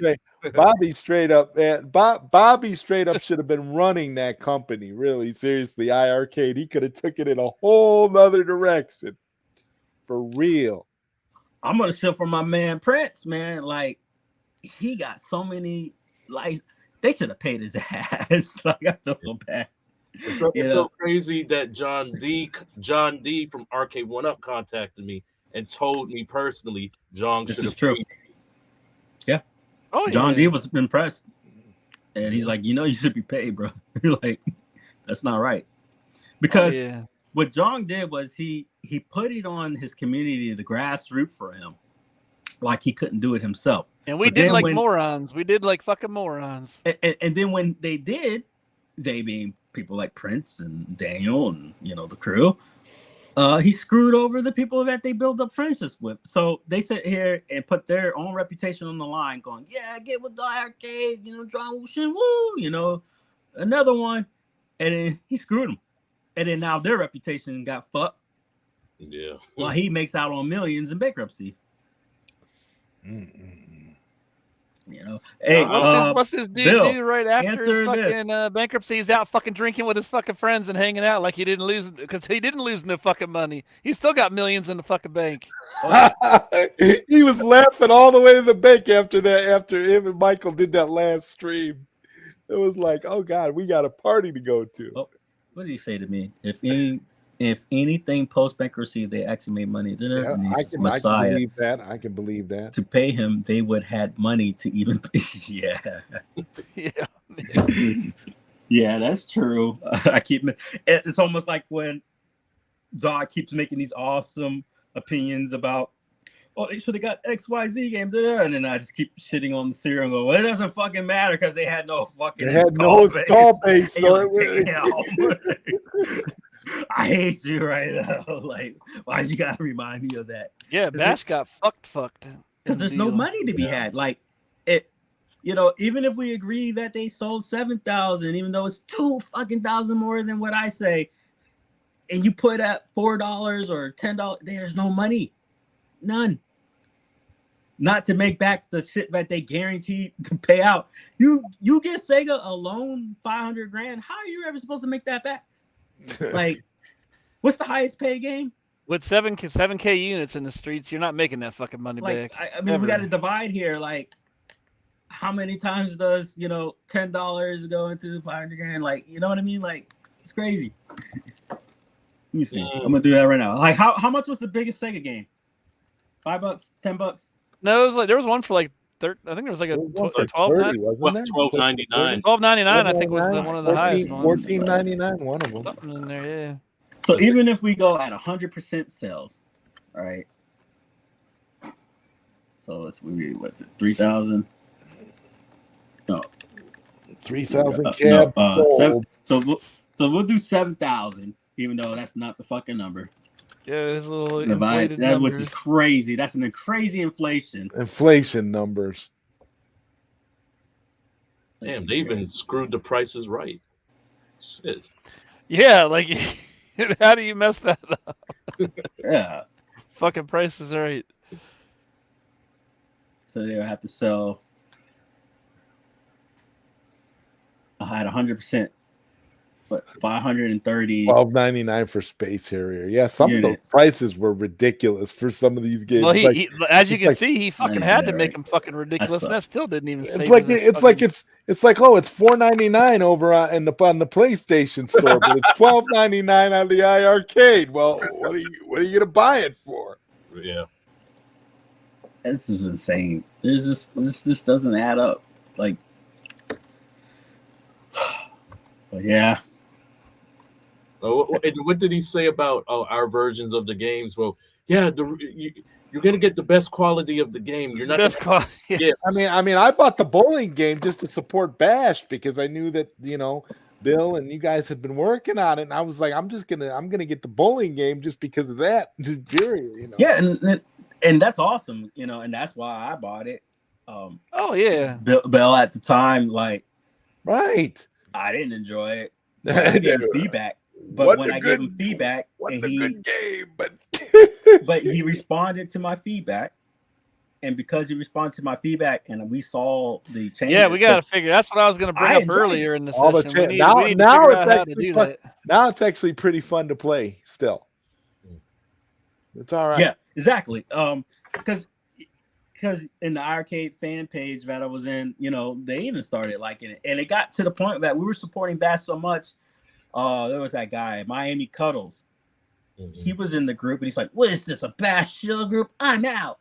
Like, what? Why are you hating on the on the iiRcade guys? Bash is doing all the work. Why are you? But that tells you. But guess what? He ended up going on. He ended up going on the iiRcadian show. He ended up they end up insulting Prince and this and this that. I mean, eventually he may do and say, hey, Prince did this, Prince XYZ. But they were giving all credit to the other guy. But you saw a correlation. Why are we insulting Bash Gaming Studios as like they're the worst of the worst, but then giving passes to 2018 ColecoVision homebrew games and making it a score like 11 out of 10. Like, it doesn't make any sense to me. But then why are we hating on when you got 150 people that you're calling iiRcadian haters in a private group, and now you're calling us the Bash Shield page? Because majority of the people who are critical of the way that the place ran and were critical of not getting their AAA games are sitting there going, yeah, thank you for listening to our grievances about your game. Thank you for fixing it. And we enjoy it now. Mm-hmm. That made no sense. Oh, and then the people that still some of them fucking iiRcadian fucking whatever the fuck ever happened to them motherfuckers gonna talk shit on the game, but we've got receipts where you be in the chats going, "Oh, I fucking love it. It's fucking great." Not only that, most of those iiRcadian bastards got the games for free. Yes, that's the other thing. For free. Now look, let me tell you that. So I work for fucking Bash. I don't accept any money, no fucking nothing. I don't even get in the beginning, I didn't even get games free. I fucking supported Bash, paying for my fucking games, even being one of the main testers.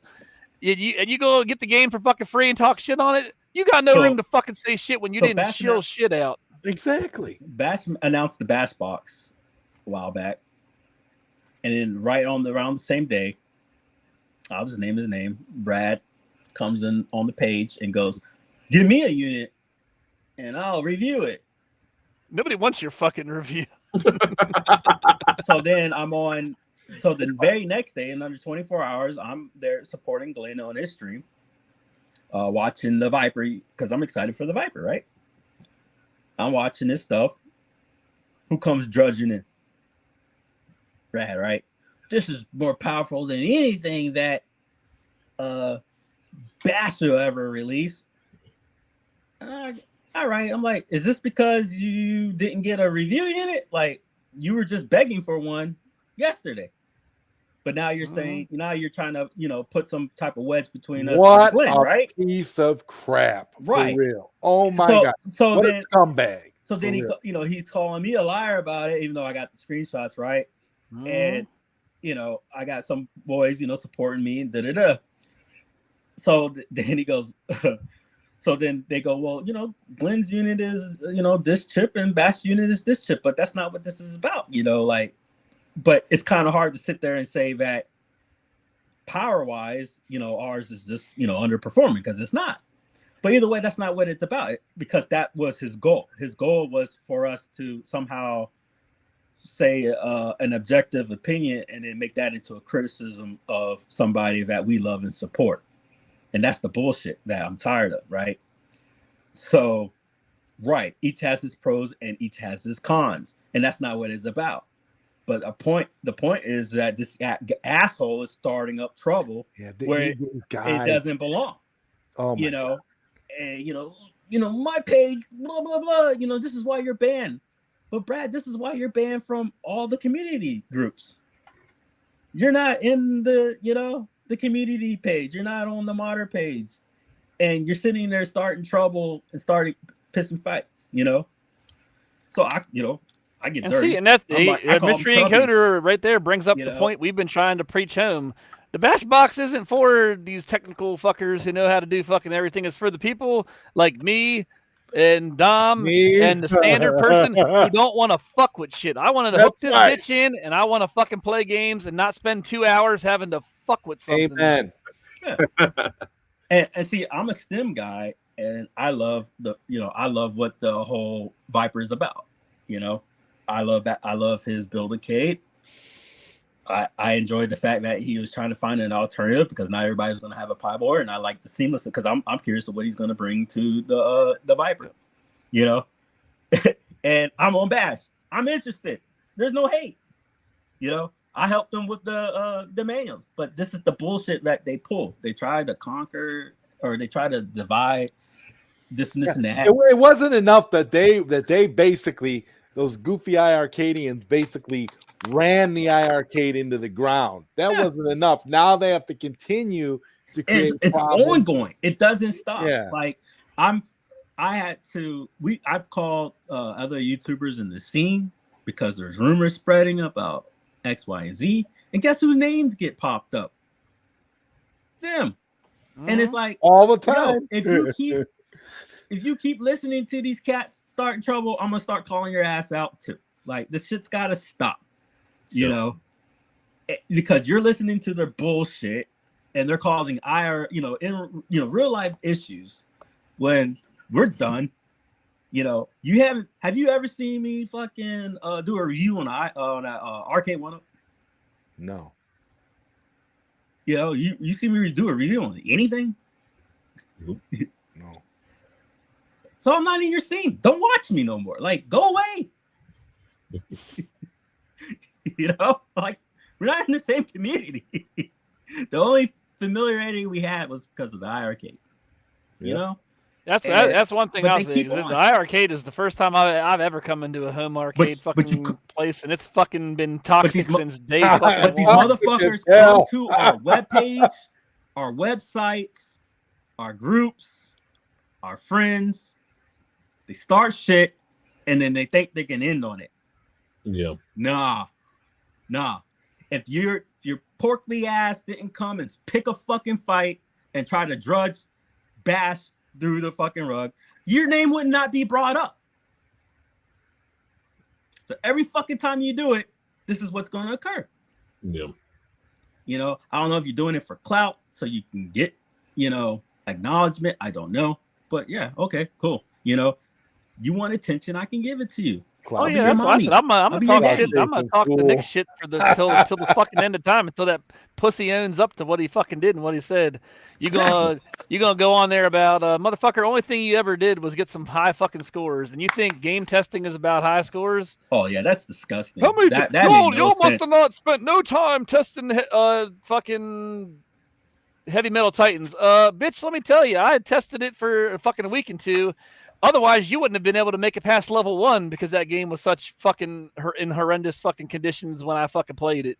Like, get the fuck out of here and fucking go talk shit. Like, only thing you know how to do is pump quarters into a game and lie and get your high score up fucking high and pause your game, which on the iArcade, and come back to it after you've rested for 3 fucking hours instead of playing straight through like a real fucking game. Let's not forget all the cheeseburgers he's gonna pack away before he does it. Oh, so yeah, Mystery Encoder doesn't know who I am. So I'm the dragon. That's what I go by. I'm the what does Bill throw on my title now? The social media manager / lead Q&A of Bash. So I play games. I'm a gamer. That's all I do. I go to work. I come home. I play fucking games. You're cool as hell. I was backer number 3. And I've got the fucking tag to fucking prove it on this fucking worthless iArcade sitting fucking next to me. I've been around since the fucking beginning. I've gotten Jong's ass fucking titles to games that he would have never fucking got. Mm-hmm. You ain't see that motherfucker. Motherfucker got the license to Sega and paid $500,000 for it. But I brought him. I got him in the loop with fucking Toe Jam and Earl and shit. I've got 0 credit since day number fucking 1 for that fucking game. Yeah. somehow, and I'm not mad at Shotgun Sean, but somehow all the fucking thunder went to fucking Shotgun Sean over that game. But I did all the motherfucking work. Right, Like, right. okay, whatever. Like, fuck it. Yeah, because they were like, oh, look, Jong has delivered Toe Jamming Earl to you, Shotgun. Yeah. Here you Yeah. go. And Like, it's no, this guy I here. fucking he might have made the deal and signed the He got the contracts, but deal. I fucking brought the fucking shit. Like, Yeah. get out of here. No credit. That's I'm crazy. like, fuck none them. whatsoever. No credit.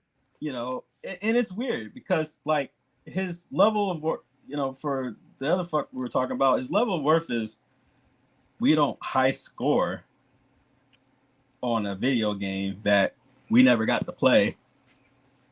But you know, high score on life here. Life, baby, yeah. On every fucking Fucking day. loser. You know? And it's like you're a loser. So here's dude. my Like, other thing. like, In that no video, sense. he mentions, you know, how me, Dom, some of us are in this fucking game. This and that. We never asked for that fucking shit. We didn't ask for our logos or our fucking images or this or that. They came to us and was like, y'all are top members of this fucking community. We want to put you in this fucking game. So don't be mad because your ugly fucking face ain't in this fucking game.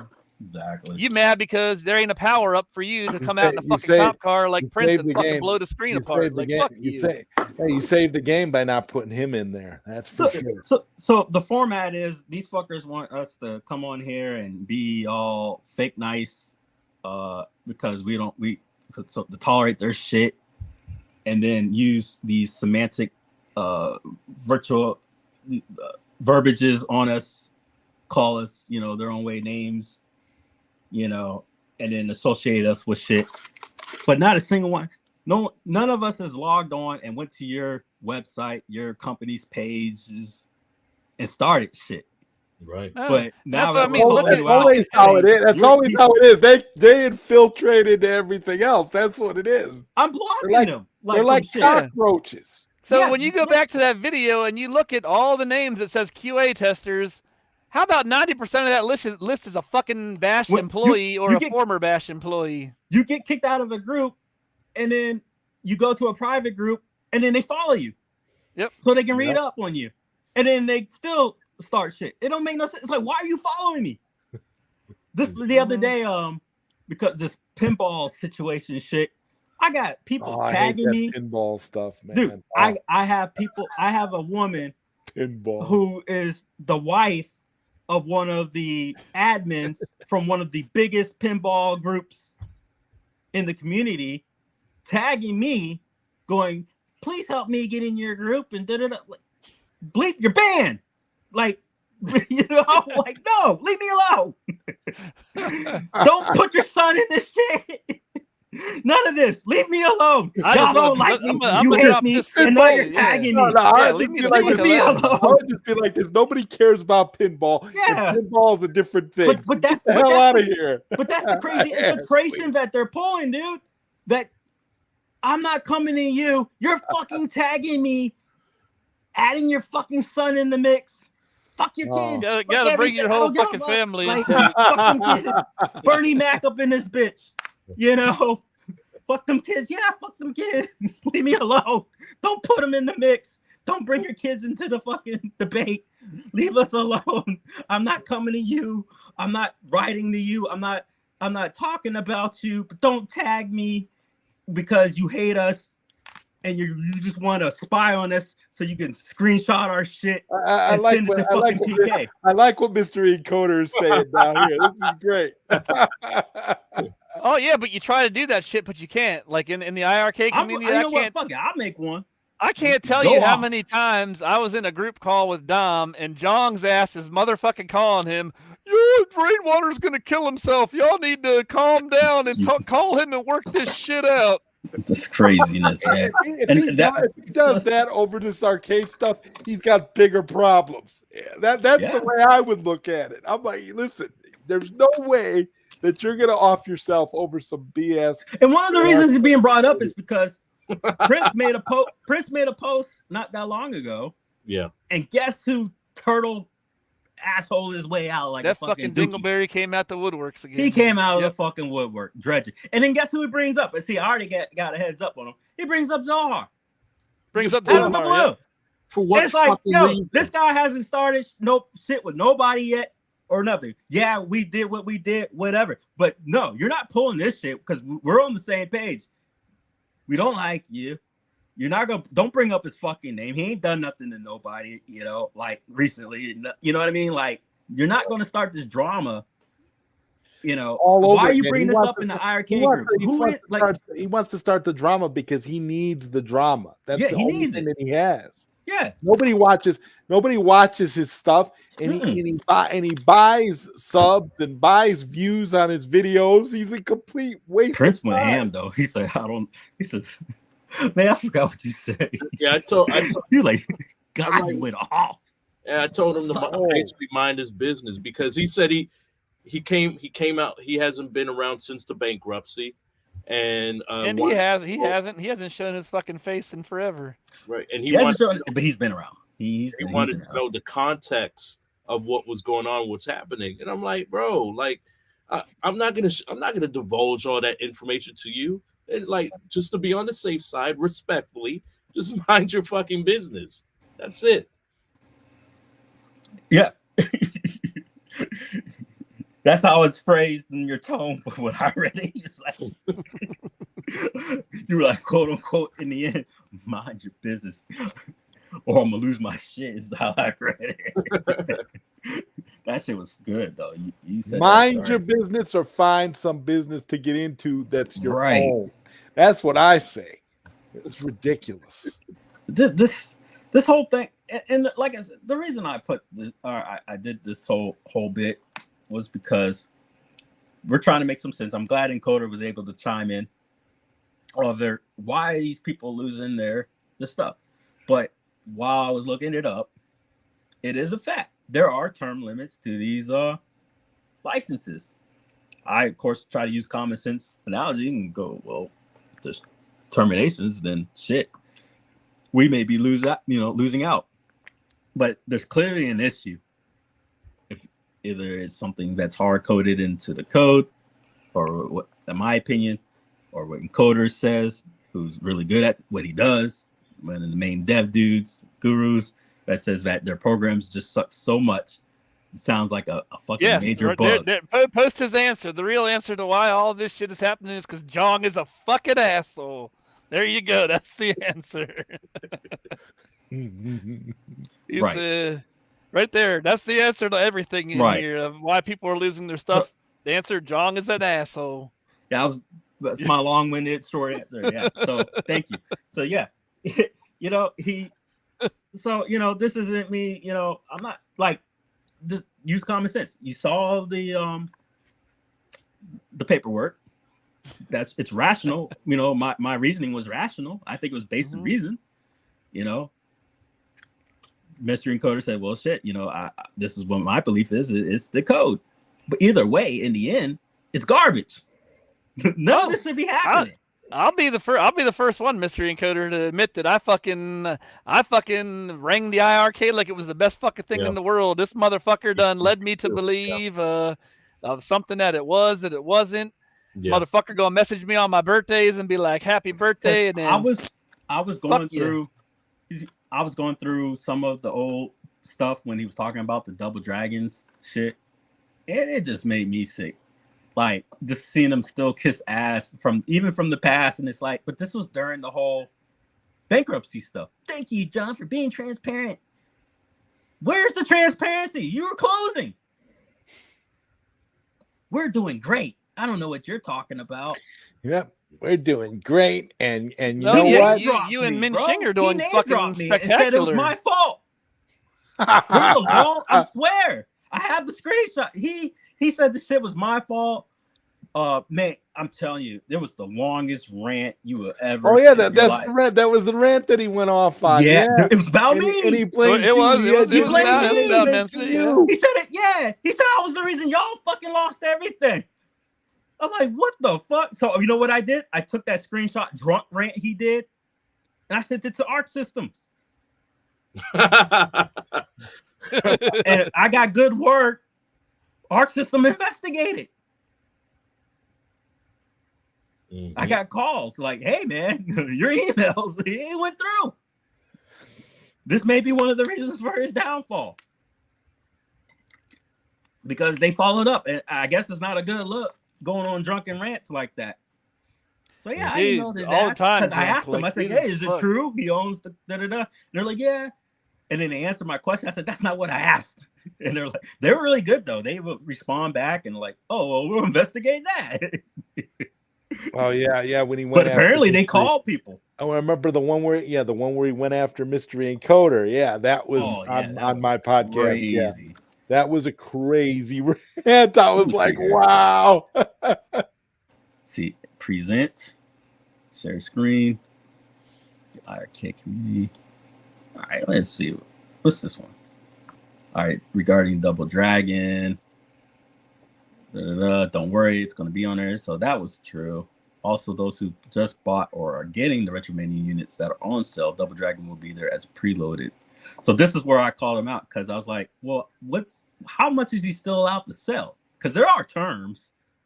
Mm-hmm. So that was my question to Arc System. And when I had made that public, that's when he went on that long rant. He was pissed that I asked him a question. I'm like, well, why would you be so mad that I asked a simple question?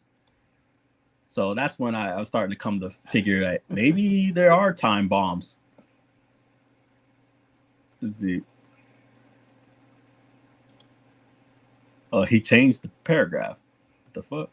Guys, not sure if anyone else noticed yet, but it looks like those who bought the retro cap last week will have Double Dragon. The last paragraph seems I added recently. Okay, so he edited it.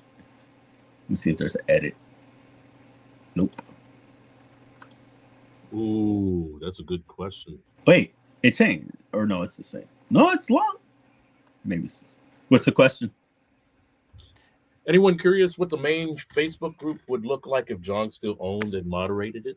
There wouldn't be a bunch of fucking fanatics that. I'll tell you, I would say there. I'll tell you, there would be a moderator. Papa Brad, he'd be in there moderating. Yeah, 100%. Yeah, that's his other big lie, Carl. And them fucking tempered glasses ain't fucking even tempered fucking glass. Tempered. You drop that bitch, it fucking shatters into a million pieces. And tempered glass don't fucking do that. You gotta clean it up. And you gotta clean it up. Yep. Tempered glass. Thank you for the explanation. Are there any other titles during contract expression that we should be aware about? Like he straight up asked. No response. And he ignored. No response. That's what scares me. It's like, dude, this is one of your key shills. You know, I'm not saying that's not bad. I was a shill. Mm-hmm. Yeah, the tempered glass thing should be a fucking lawsuit because even the case and even false advertising lawsuit because the box that come in says fucking tempered glass and the product in there is not what you're claiming it to be. He picked and chose who he's going to reply to. Oh yeah, he's only going to reply to the fucking people that he fucking. Here we go. All right, so let's look at the ethics and then look at the actual rationale. So same, all purchase games are in your online. So he wrote, what about people that have bought them but not yet downloaded them? I bought a ton of games but haven't downloaded them yet. This was nearing the whole the bankruptcy, mind you, as I didn't want everything in my library at once, which made no sense because it's like you have plenty of room. Too many choices mean I don't really pay enough attention to it. I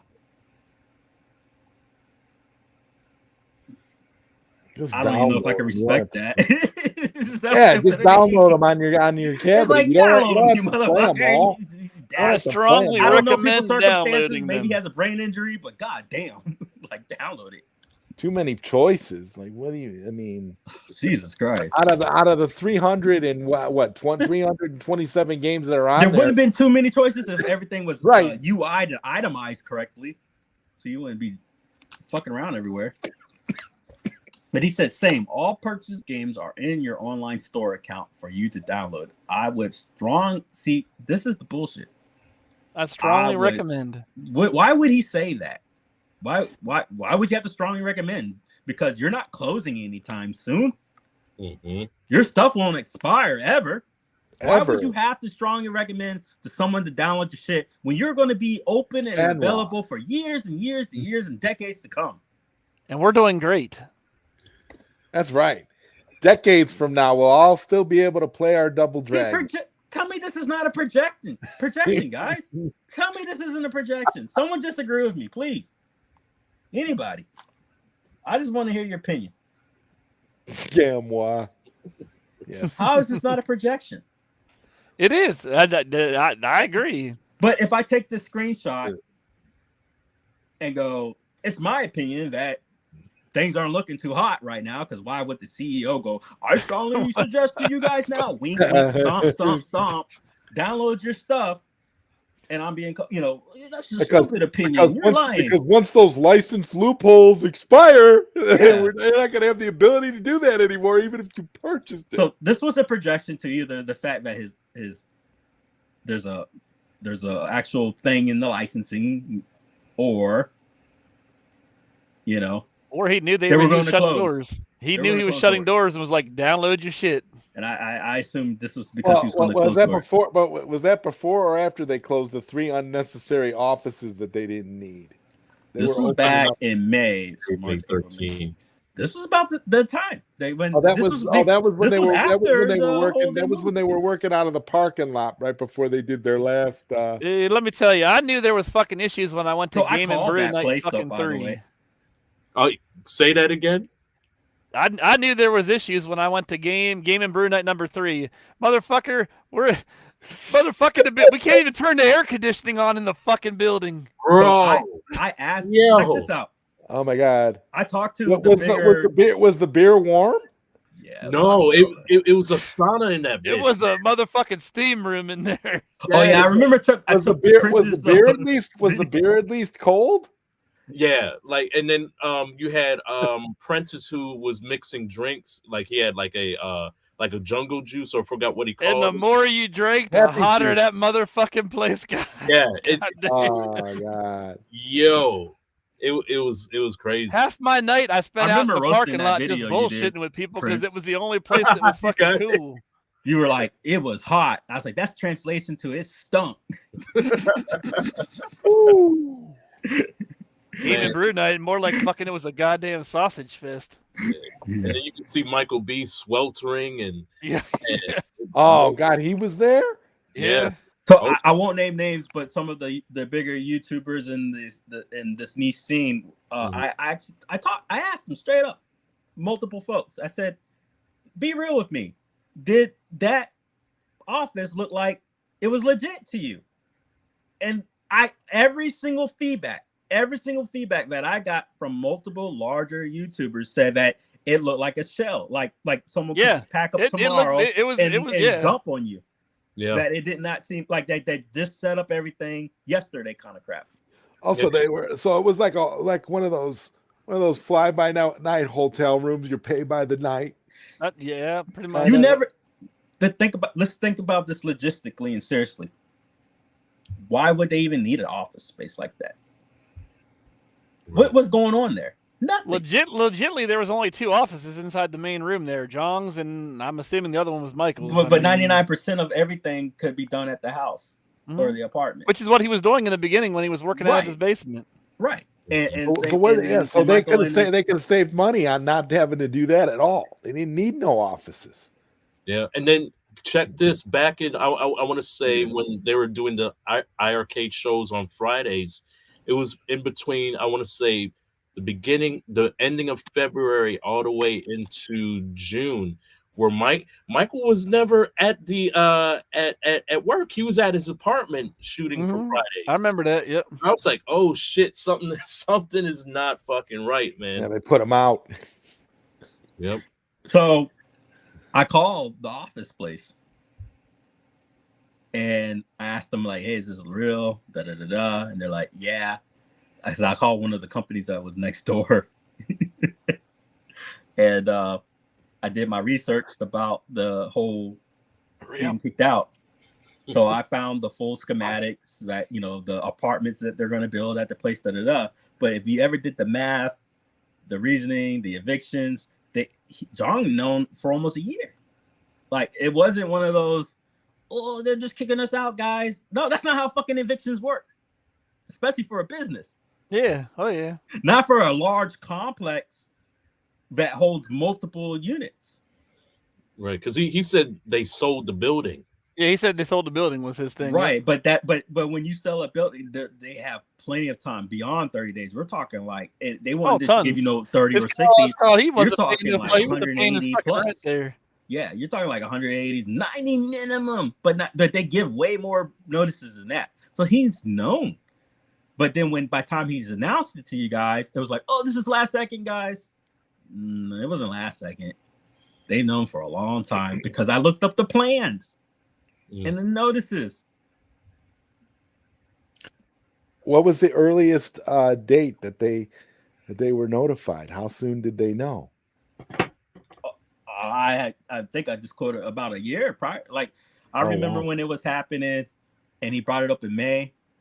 So I remember seeing something back in prior to that August. Oh, so if we were going in May 23, like August 2022 is when I started doing because I have it up somewhere, but I've seen the whole office plan, the stuff that was submitted to the city. I can see where every apartment and how it's going to be built and drafted, and then the notices and the agreements of when the tenants are going to be notified. I got added all, So he was telling the truth that it was sold, but these guys had well more than knowledge. It wasn't like these guys just knew yesterday. Like it was just some last. Right, he made it seem like walk up on the door. We gotta pack up and go. That's it. It's over. He's known. So day one, he could have communicated that to the community. And I don't understand why they didn't just keep working out of Michael's apartment. I mean, that was my point. Cheaper than his office in fucking Korea. So goddamn. That's when we knew the bullshit. So what they started doing was, well, we cannot work, guys, without having an office space. Remember, we're going to go dark. Yeah. Until we can get. I remember when he used that word, I was like, huh? And it's like, well, but that was the red herring. That's the craziness. That was the gaslight bullshit that people fell for. Yep. You haven't worked out of this office space in a year and a fucking half. You've been through COVID 24/7 in Michael's fucking apartment, and the only time that you were ever shown in that fucking place was Game and Brew. And a couple dude, and even being there, you could tell that an ounce of work never fucking happened in that fucking building. I mean, it was fucking flat ass empty, but some arcade cabinets. But hey, we can't do no more work physically, guys, because we don't have a fucking office space that we don't even work out of in the fucking first place. And then people accepted it. Like, be real. There's nothing. He's not doing any physical work there. It's not like he had a digital game and his computer was only there and that's the only way he can fucking work. Yeah. And then they said these type of issues when they were working on a game or trying to get a license, like one would not ever overstep the other thing. And then they started making other excuses. And then these shills, would go, they started spreading that these guys were no longer hardware folks, that they were just a software company. So they tried to start spreading that, like, you can't blame them. They're just a small software company. Like, no, the whole fucking point was selling cabinets. They're hardware. Yeah, maybe trying to make their scheming off of software, but no. Yeah, I want my retro punch out cabinet. What the hell are you doing? I want that cabinet. And that's so crazy because that's when you got people questioning. It's like, wait a minute. So you guys aren't gonna make any more cabinets? How are you guys gonna function? How are you gonna function? Your base?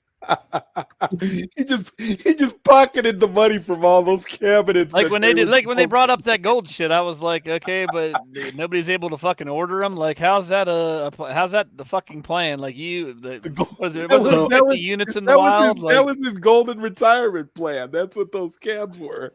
Those were the retirement plan, sell enough of those cabs, pocket the money, screw the developers, and just disappear. Well, yeah, that was the bit. Is that it wasn't even through the selling; it was through all the false loans and the PPP loans. Loans that he fucking because they paid back. PPP loans, and then just not because when you bankrupt, it's just the business. It's not you that's losing the money; it's the business. So he paying himself bullshit salaries, And that's what he saving, and claims. then paying That's his what he family, claims he's and paying it was himself. a- Let it me was tell you, a- that motherfucker. I know that motherfucker's got money. It was Left, nepotism. he left Oh, he's all got the way to the millions, bank. Millions. And then how do you get JBL stickers backwards? Bet Oh, that upside, was bet upside ridiculous. down on the shit, basically. Yeah. That was funny as hell. I but And you know then, what was I funny? mean, that question's never been answered. Like, he always says it has JBL software, but does it really have the fucking software even in there? Hey, mystery encoder, have you researched the hardware itself to find whether or not that JBL thing is really accurate as far as being on the Or is that just a fake Gucci fucking tag on the fucking thing? I can say that there is JBL software for Android, but the problem is that could have been easily downloaded on the OG cabinets. There is no difference. The same fucking speakers. That's what I and was it's just thinking. software. You Because just put it on if there's anything that they did right, it was this on the OG cabinet was the sound. The sound is great on that cabinet. I never had I don't issues know with my sound. Why they needed a JBL? They could have saved money on that JBL. That was the marketing scheme. That was it. So this was back in January, right?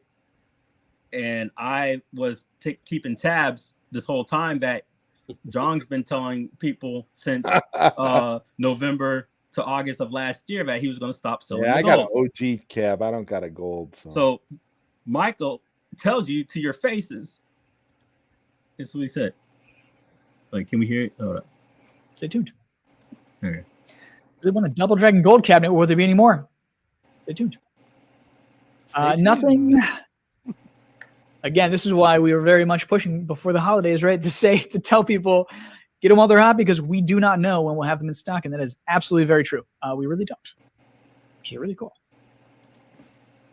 I mean, you're the company that's producing them and getting them, and you don't know when they're going to be in stock. That's clues right fucking there. Well, because they're not going to be in fucking stock ever again. Never, ever, ever. The major clue for me was I was following the what do you call it, the bill and lading, and there wasn't anyone shipped out since like August. So like 6 months there was no shipments, and it's like, why?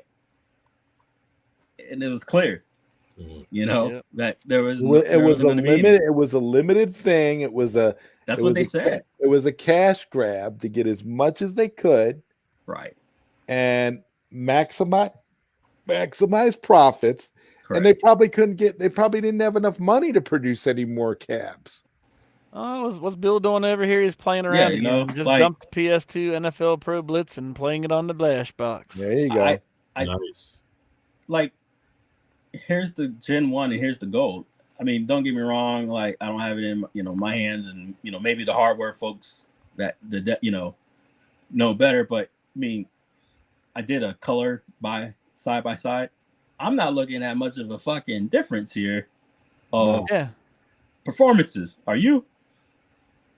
No. Just match blue to blue.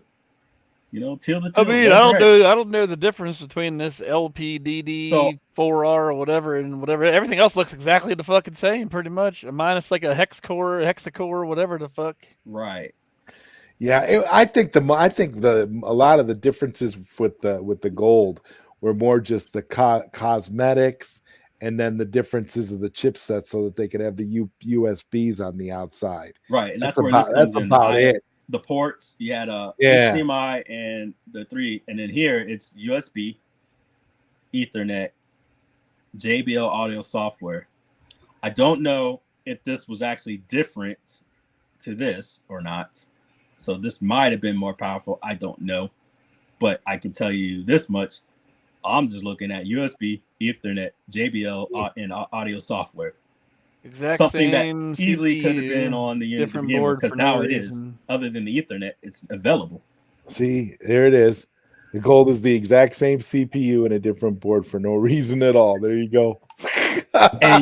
and people paid a 800% markup. 800% markup, pretty much, yeah. An 800% markup for a different style looking cabinet and a And a board, different board. a different For no different reason. board and some USB ports. Leave me alone, guys. I know. I'm an idiot. Oh yeah. I sold my fucking arcade 1-up Star Wars for $500. Get that shit. Yep. I remember you doing that. Oh wow. I sold my Gen 1 and the arcade 1-up Star Wars. I could have got way much more money for it and went towards getting that gold. Your Gen 1 was the one you should have kept. I know. Yep. Yeah, the Gen 1 is good. I'm glad I still have the Gen 1. Yeah, so the arcade 39, what was it, $33.99? That's the Viper, right? Is that what the Viper's got? Anybody there? I don't know. The Viper's specs are I don't know. I don't know. I haven't been following the Viper. Because I never planned to get it. I mean, mystery encoder, that encoder thing is the only thing I was fucking interested in at the time. Mm-hmm. All right, what do you say? See on here, there we go. If we get our hands on the actual prototype gold board, we may still be able to work. So, were you able to get your hands on that one from the guy that we saw on the forums? Because he had one, right? Yeah, I thought that guy was willing. I thought he was willing to give it up, maybe. Yeah. I'm way back. I just scrolled down. I want everybody in the community to suffer. If I can't have it my way, they can't either. Right. Oh, that coder going off. Holy shit. I said my Pizza podcast after he claimed I did XYZ or made a stupid claim. I'm still way back. God damn. Sorry, I missed y'all shit. Wait, huh? Okay, so the Viper's 3566. Well, what the hell is the iiRcade? Oh well. He said 3399, I think. 3399. Yeah, so that's what he said. So those, if we just go by if that number is higher or lower, it's higher than the iiRcade. I keep my OG Captain in my downstairs office. All right. 2 of my monitors are absolutely horrid. Yeah. Glenn may make an additional CPU. Yeah, I heard Kickstarter. That's be cool as hell. Not yet. Don't. As long as you don't mess with the tempered glass. Oh Jesus Christ! So yeah, there's a guy who found. I don't know if you've seen Zod, but there was a guy who found who got the storage units. He bought the storage unit and found all the glass in there. Hey. Yeah, and so he's got all the glass. I said, okay, it's cool because I talked to him and he's not trying to scam nobody or nothing like that. So he's a real good guy, and so I had that. Me, he tried to scam me with the shell of a toe jam fucking cabinet for $500 fucking bucks. No pieces, no parts, no fucking nothing. Well, what was it? But he was honest about it had nothing in it, right? Yeah, he was honest about nothing in it, but I'm not paying $500 just for some fucking wood. I think he got a pricing off of. I mean, I can see there being a little bit of a price increase because there's only so many of them released, but this doesn't even have any. Somebody spoke to him about some shit and gave him bad pricing. Yep. I don't think it was because he was necessarily like, this is what I don't think he was trying to fuck me intentionally. But somebody he spoke to gave him the wrong. Should have told him, look, man, I'll give you $50. That's all it's worth. But but I did tell him in here. but what I did say is that from here on you guys can sell your shit, but you will not say that the tempered glass is tempered. You have to call it like it is. I forgot the type of glass it was, but you got to say it's not tempered. Oh so it's just standard fucking glass. So when he wrote glass, it's like glass not tempered. With a black bezel painted on it. Yeah. So he admits it when he sells it. He's like, hey, I have so X amount of glass, and then he puts in parentheses not tempered. So fair. Yeah, it's not. It's still better than that stupid ass plastic, but it ain't tempered. But that's dangerous, man. You don't sit there and say some shit's tempered and it don't break like it's supposed to, and then it just shatters into little pieces. People be letting their kids play with these fucking things, and then somebody gets a fucking glass of shard in their fucking hand. Yeah, dude, not cool. Or some shit like. It's bullshit. That shit was a lawsuit waiting to fucking happen. He's lucky nothing ever did fucking happen. Well, it did to a lot of people because if and what's crazy is nobody called him out because I remember seeing a lot of broken broken shit getting delivered. Yep. Yeah. But people were still saying, I remember these motherfuckers would chill so hard. They were calling this shit like HD.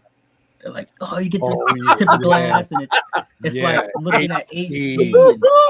Like, are you high? Like, what are you looking? When I was trying to, like be cool with Brooklyn and stuff like that, I'll be in his streams and stuff, and I'm like, yeah, that's a pretty cool game, But one game clearly sounded better than the other. So like Brooklyn would be playing like one game that was like more modern, and then you had the old one. So you can hear the sound quality differences. Like basically one sucks and one's like, yo, this is pretty banging. And it was, he had to do this whole elimination thing with it. Fucking John goes, you have to be in person to enjoy it, and da-da-da. I was like, yeah, really, John? And this is recent too, really? And he goes, yeah, it's like being in a IMAX and da-da-da-da-da. And I'm like, if you don't shut the fuck up, IMAX theater. He's obviously over never been to an IMAX theater. It's like, what's wrong with you? Like, don't give me that shit. Like, I just hate it because it's like, say that shit to idiots. Like, I'm not an idiot. Like, don't give me that upsell. Don't crap. insult my intelligence. Yeah, and look, we're playing fucking retro games here. I'm not playing fucking Mario Kart and need the best fucking soundtrack to fucking listen to. Like, come the fuck on. This ain't Crazy Fucking Taxi. I'm gonna find this shit. It's on fucking Retro Ralph shit, where Retro's shilling for the iiRcade at the time. This poor guy didn't know better, right? Nobody fucking knew better. Yeah, he's the one that sold iiRcade to everybody. Yeah, it was him and Dubs, right? Yeah, it was like if it was you motherfuckers owe us our money, fucking back. Right. So he iiRcade is the future. Yeah, okay. So Jong is sitting there, and he's like, "This is like a impenetrable box." And you know what this motherfucker tells Retro Ralph about the bar top? He said, I could throw this 50 feet in the air, it can fall, and it won't have no damage. I remember hearing that, yep. Oh, yeah, good luck with that. But FedEx seems to fuck half of people's shit up. Like, get the fuck out of here. But how? Well, to be fair, FedEx puts stuff through their paces. But my issue is, you see something made of basically cardboard. And I don't give a fuck what it is, and it's got a little ass PCP in it, B-board in it, and you telling me you throw this shit up like 50 fucking feet in the air and let it fall, that there's not going to be any type of damage. Who's going to do that video? I mean, I didn't still play it's my disgusting that nobody I would throw it off the roof. Why can't you just go, hey, I love you, John, but you are so full of fucking shit. Like, it just kills me that people will buy this crap. It's like, why are you kidding me? Like, why? Like, why is this okay? You're telling me this shit's an impenetrable fucking box? Yeah, it did. I mean, you don't wish yourself to be at that game in Brunei, because let me tell you, man, we almost had like fucking 6 fights that fucking night. Like, it was fucking getting wild in that bitch. It was too hot. Apparently, everybody else's cabinet came on them because everyone was fucking hooked on that bullshit. Yeah, everybody else is taking something. Everybody else's cabinet looked like IMAX and HD and all it was HD crazy. And IMAX, and yours didn't. Hell no, mine did. What kills me is like people are like, I'm losing my games, blah blah blah blah, and I'm like, yeah, but you guys may lose more. Well, it doesn't matter because it's an event. I made a perfect investment anyways, and it's like, well, if you made a fucking perfect investment and you're okay with losing all your fucking titles, maybe, then we don't have fucking nothing to talk about. Nothing to worry about. You're good with losing your fucking shit and temporarily renting your fucking games. Like, what's wrong with these people? Why are you detracting? Well, I mean, to be fair, he was consuming an awful lot of happy juice when he said that. So let me tell you, motherfucker knows how to throw a party, but doesn't know how to run a fucking business. Let's put it that way. He knows how to fucking party. He knows how to throw a party, but don't ask him to run your fucking business. He should have been a party planner. I mean, yeah. I'm drunk. Fucking. Name me one other CEO that you have seen intoxicated as many times as you've seen fucking Jong fucking intoxicated. I don't think I've ever seen a CEO of a company intoxicated. Yeah, he did. He threw a party with no fucking AC, no fucking. But they don't broadcast it on the internet to their investor groups. You know, and then delete it, and then get mad at me for having it. And then you got your PR guy, fucking Colin or whatever his name was, fucking Collins, showing man. the videos on fucking line, like, yeah, that was crazy. Like, I had the happy juice was flowing very liberally. That's just bruh. The only thing from that was strippers. Yeah, the only thing missing from Game and Brew Night was fucking drugs and strippers. I mean, that's it. It was almost turned into fucking Fight Club. I mean, and apparently Brooklyn recorded it all, and Jong wouldn't let him show shit. Because let me tell you, some people was about to get fucked up there that night. They were gonna get fucked up. Oh, was one of them Michael B? Michael B was pissed. I remember him being fucked. I remember him being fucking pretty, getting hyped up. Yeah. I wonder who would have been the one knocking him down. So I had that video. I looked in Jong's office because the door was locked, and the motherfuckers had like an arcade one up in there. I saw like a Galaga in his fucking personal office. What? Yes. What? Yes. Why did you take a picture?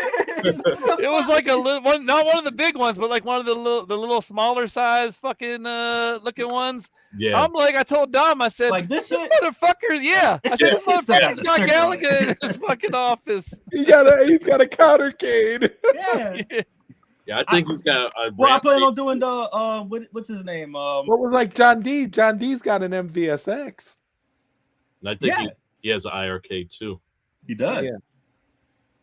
Yeah, dude. Like, I mean, these people play their competitors. I mean, hey. Well, you get some stuff for what do you call it? Research, stuff like that. I mean, that's why I said I'm like, maybe that's his favorite fucking game, and that's the only way he can get it. But he definitely got it to play it.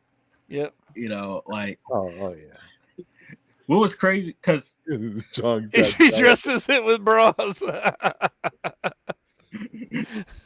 That's market research. That's exactly what it was. Yeah. This yeah, man. Because I mean, he was so John D was so against the high-low hack, but he sure had the high-low hack on his shit. I bet he did. Dude, he was playing everything. Oh, he had to be. Yeah, because so that's what I thought was funny too. Was Mike transitions to @games, and then when they get a recent update, CoinOps is gone, this is gone, that's gone. Right, that's what I was telling people too, Dragon. I was telling people Mike transitioned over there, and now all the bad decisions are happening over there. Yeah, like why are you taking this shit away that people fucking bought your shit for? Like, so, it was creepy because when he was trying to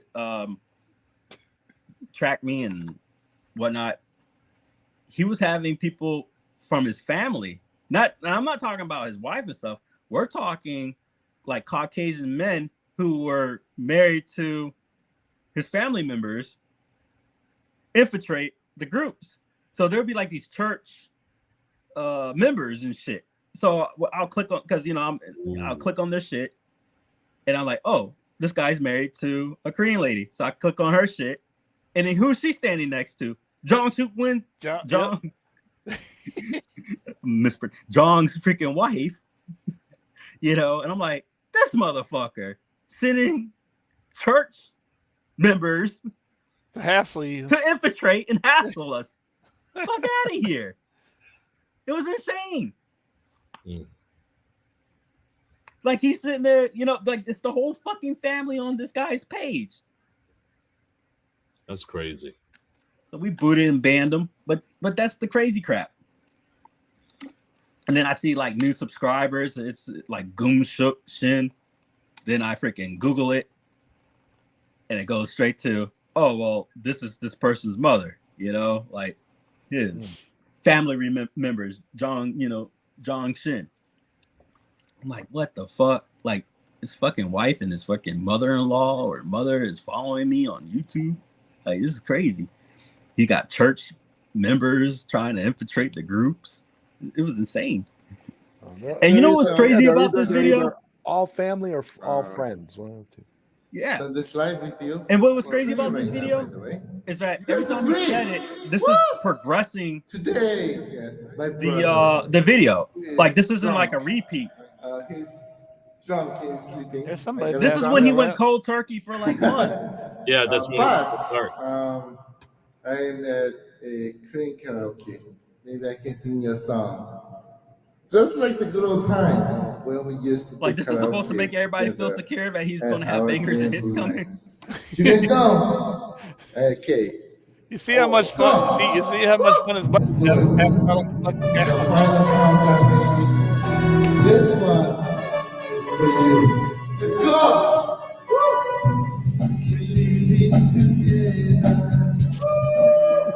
The final countdown. This is not a there's no repeats. I took your money. The final countdown.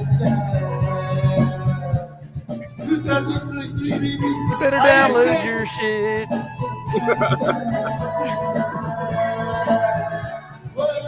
I'm in Korea right now. He's in Korea right now. All over again. Game Brew. He's dreaming on Game Brew. It's Game Brew, guys. It's Game Brew.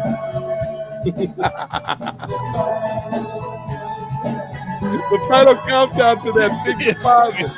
It's coming.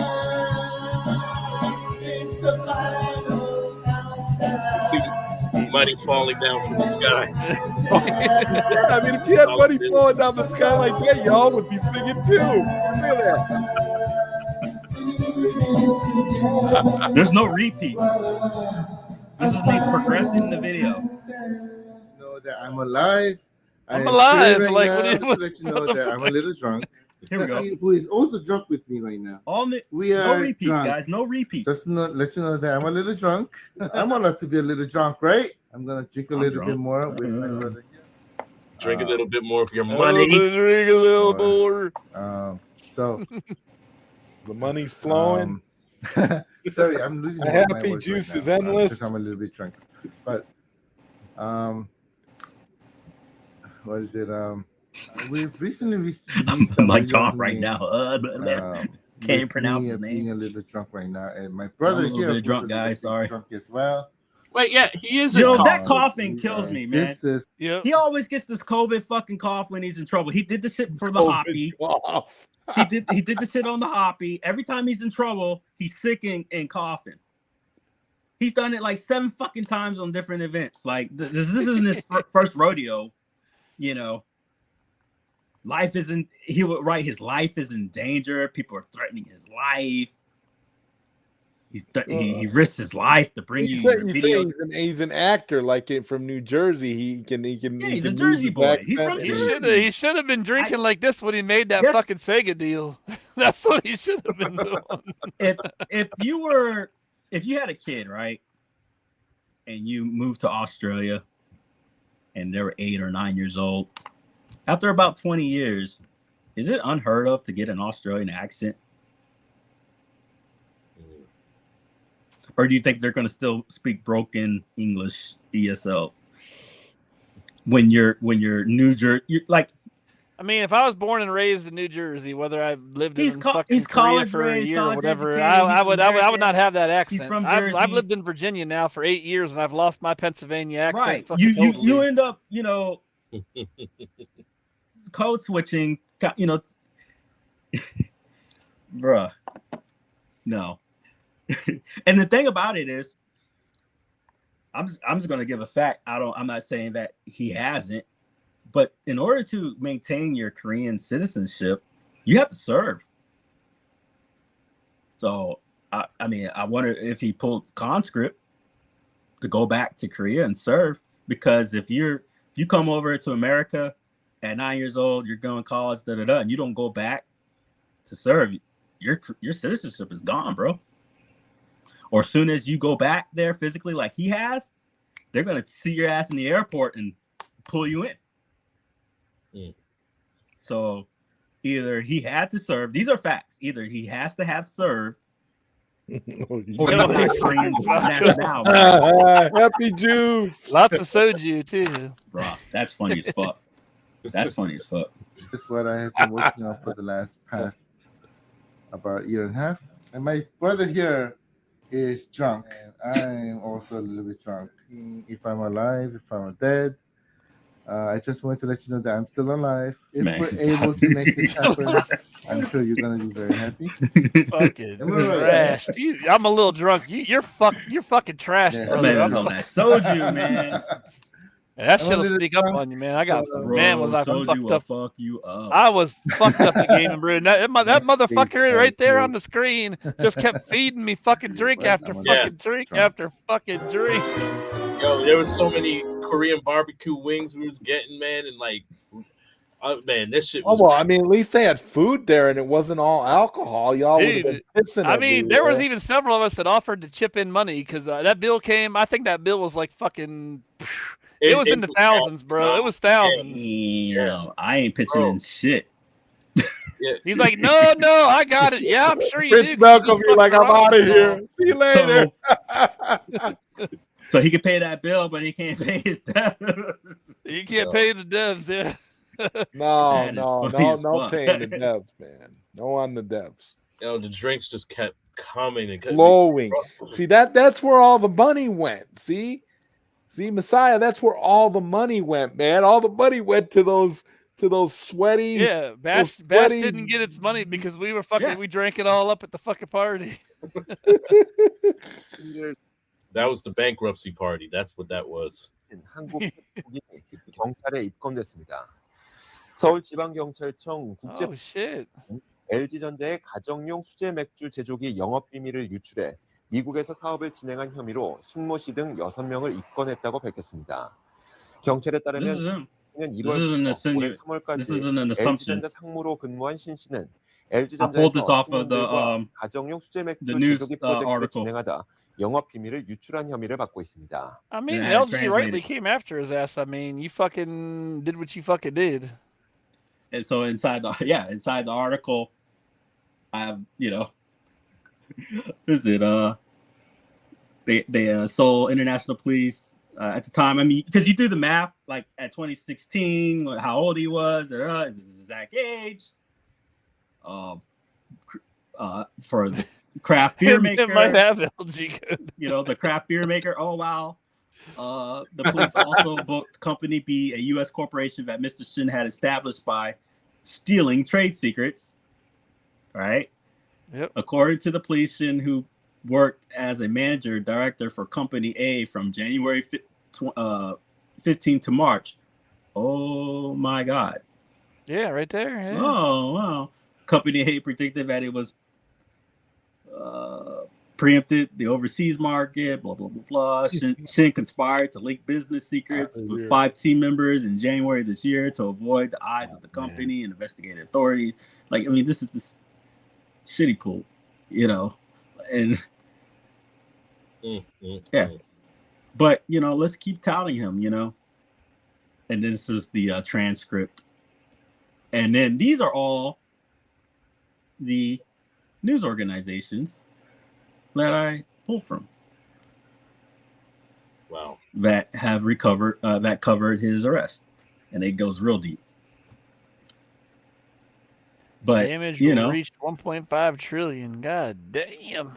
Yeah, so I went to, dude, it took a lot of work because I went to the Korean courts and had to go through that, translation shit, right? So I went through all the Korean courts and pulled up the court stuff, and yeah, it was a wild ride. So the court found it, and this is not on the news article, this was through the court sites, right? Because I'm going international level. So on the courts, they found it that that was what the company evaluated it as, but he got lucky that, according to the courts, he thought he stole the Triforce, like he got gold, but what he got was just regular what the court saw as public knowledge. So they weren't like necessarily patents that they were ever able to secure. So he got lucky. So but they did agree that he betrayed the company by stealing their assets. and trying to sell it. So he was fined. I forgot the amount of won, but it was like equivalent of like 10,000 US dollars or some shit like that. So, but to be fined means that you're found guilty. So they fined him. He was found guilty and he was arrested. So he was arrested and he was found guilty of a crime. And he got lucky that he didn't serve jail. Either way, that's a scummy thing. LG Electronics is one of the largest family-owned companies in Korea. Why would you want to lose that? And he was considered the vice president.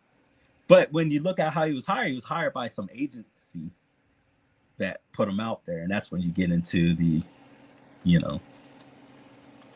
dark world. Who put him in that power. But yeah, shit got deep. And then this is when the Kickstarter started failing. But what was crazy was it was this person on the fan page who put that shit out there. And then I go, wait a minute. Who is this guy? Now he made off with that money too from Kickstarter too, didn't he? He got off. He ran off with all that fucking money. Yeah, too. Because it wasn't funded and he got to keep it all. So the stolen Hoppy money was what funded iiRcade. But what was crazy was there was the tubers who knew about this and still covered it and was like, oh, thank you for all this. Oh, yeah, I saw Rainwater go, thank you, John, for clearing this up. What's there to clear up? He stole the money. Yeah. Didn't refund none of it. Yeah. Thank you. Gave no money out. Now, he claims he personally he had to go in his pocket and get back money.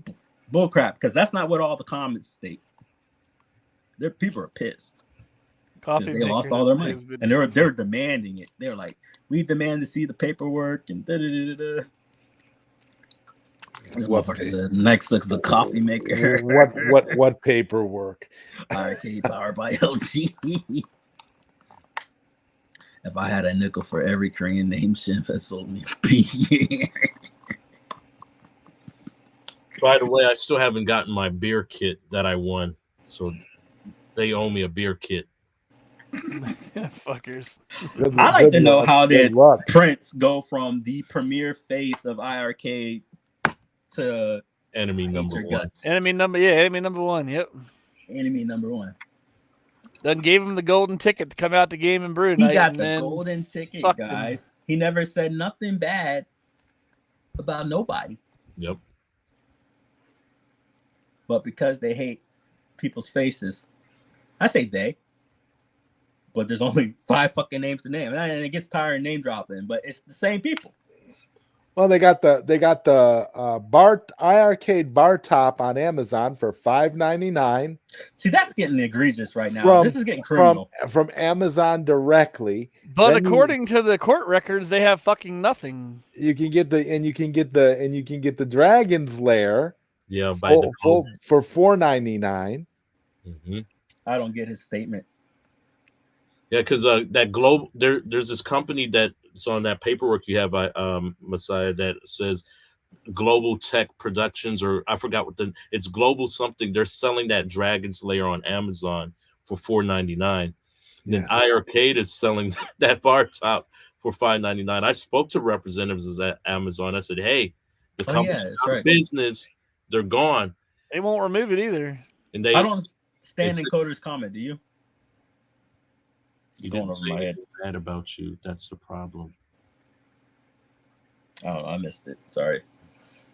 Man, my iiRcade deal is so much better.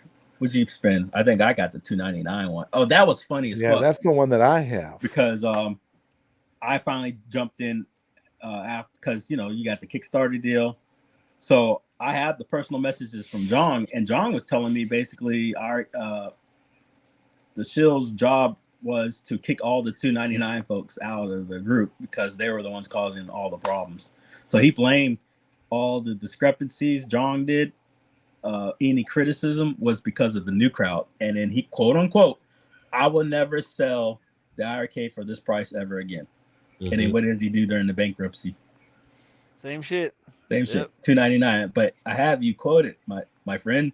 You said you learned your lesson and you will never sell the iiRcade for $2.99 ever freaking again.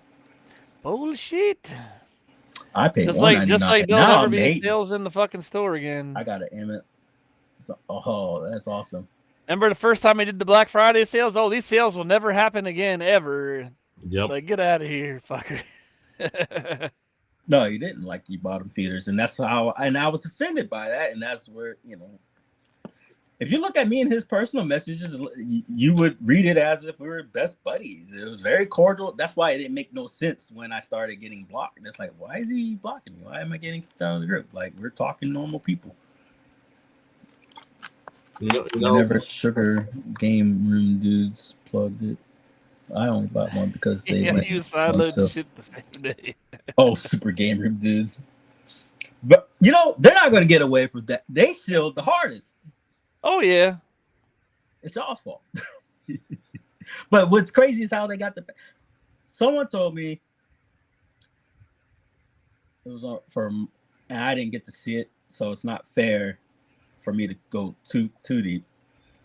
But they were upset because I guess they watched Michael B's video. And wow, big surprise. And that they saw where I guess he got, like I said, I didn't see it, but this is the only, so it's a projection. I did not see it. It's a projection. His video, and their perception was that he was blaming certain YouTubers for not giving the iiRcade a shot, and that their perception was that he was basically blaming them for the downfall. Now, I didn't see the video. Like I said, I don't know. I have to go look. I could be 1000% wrong. Apologies if that's the case. But my point is, it's not the only time. It's not the first time hearing stuff like that, you know? And it's like, why can't people just say whose fault it is? There's only one person's fault. His name is John. Didn't pay your fucking taxes, man. You didn't pay your fucking bills. You didn't pay your developers. You lied. But it's the people who were critical, or the people who pointed out the factoids. I don't get it. That's just not that's dangerous, dude. That's some dangerous mental shit. And Cora was ahead of his time. He was sideloading the entire Yeah, it was. You're fucking around. Just like everywhere we got our friend. Yeah, I find that to be bullshit half the time too. Fucking people, fucking yeah. It's like who's sending Papa Brad free shit? Like, how brain dead do you have to be to do that? Man, I gotta check because this is the real. Like, who the fuck even watches that motherfucker? You sure? Nobody. But I'm not getting trolled, and yeah, and Carter came into the page, and dude, that wasn't me the whole time. To go to channel. At least the people that were trying to get games for your console, your apparatus, they should firsthand should have got cabinets. We were basically doing them a service for free. Yeah. Made 2021. Seems legit. All right, I say it's him. IRG Prince. That's crazy. People were mad. We were okay. It's him. He's saying personal shit. All right, cool. So because we're giving. Oh no, yeah, Jason. Jong fucked Vanilla Beast over like the worst out of fucking all of them. Yeah, I felt horrible for Vanilla Beast. Breaking face with his followers. On they had me ready. They had Vanilla Beast. They had me ready to buy a whole nother iiRcade. I was ready to buy another one of those cabinets because I really wanted that retro. That retro Punch Out. I wanted that game. Jong should have stopped the train when he knew. The Dakota thing, he gave it to the tubers because they wanted to get money out of these fucking people still. Well, I mean, yeah, it was a way for him to get. It was a way for him to get money, get more money that he knew he wouldn't have to give back. He could just pocket it. All right, tell us.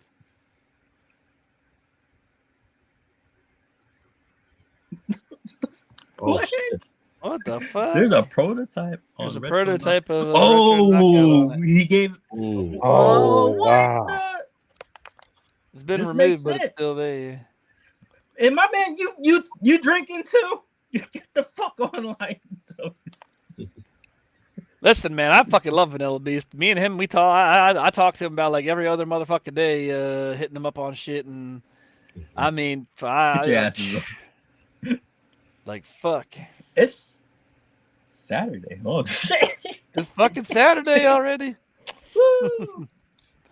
Damn. Times 134. Jesus. Fuck. I know. I think I have the best.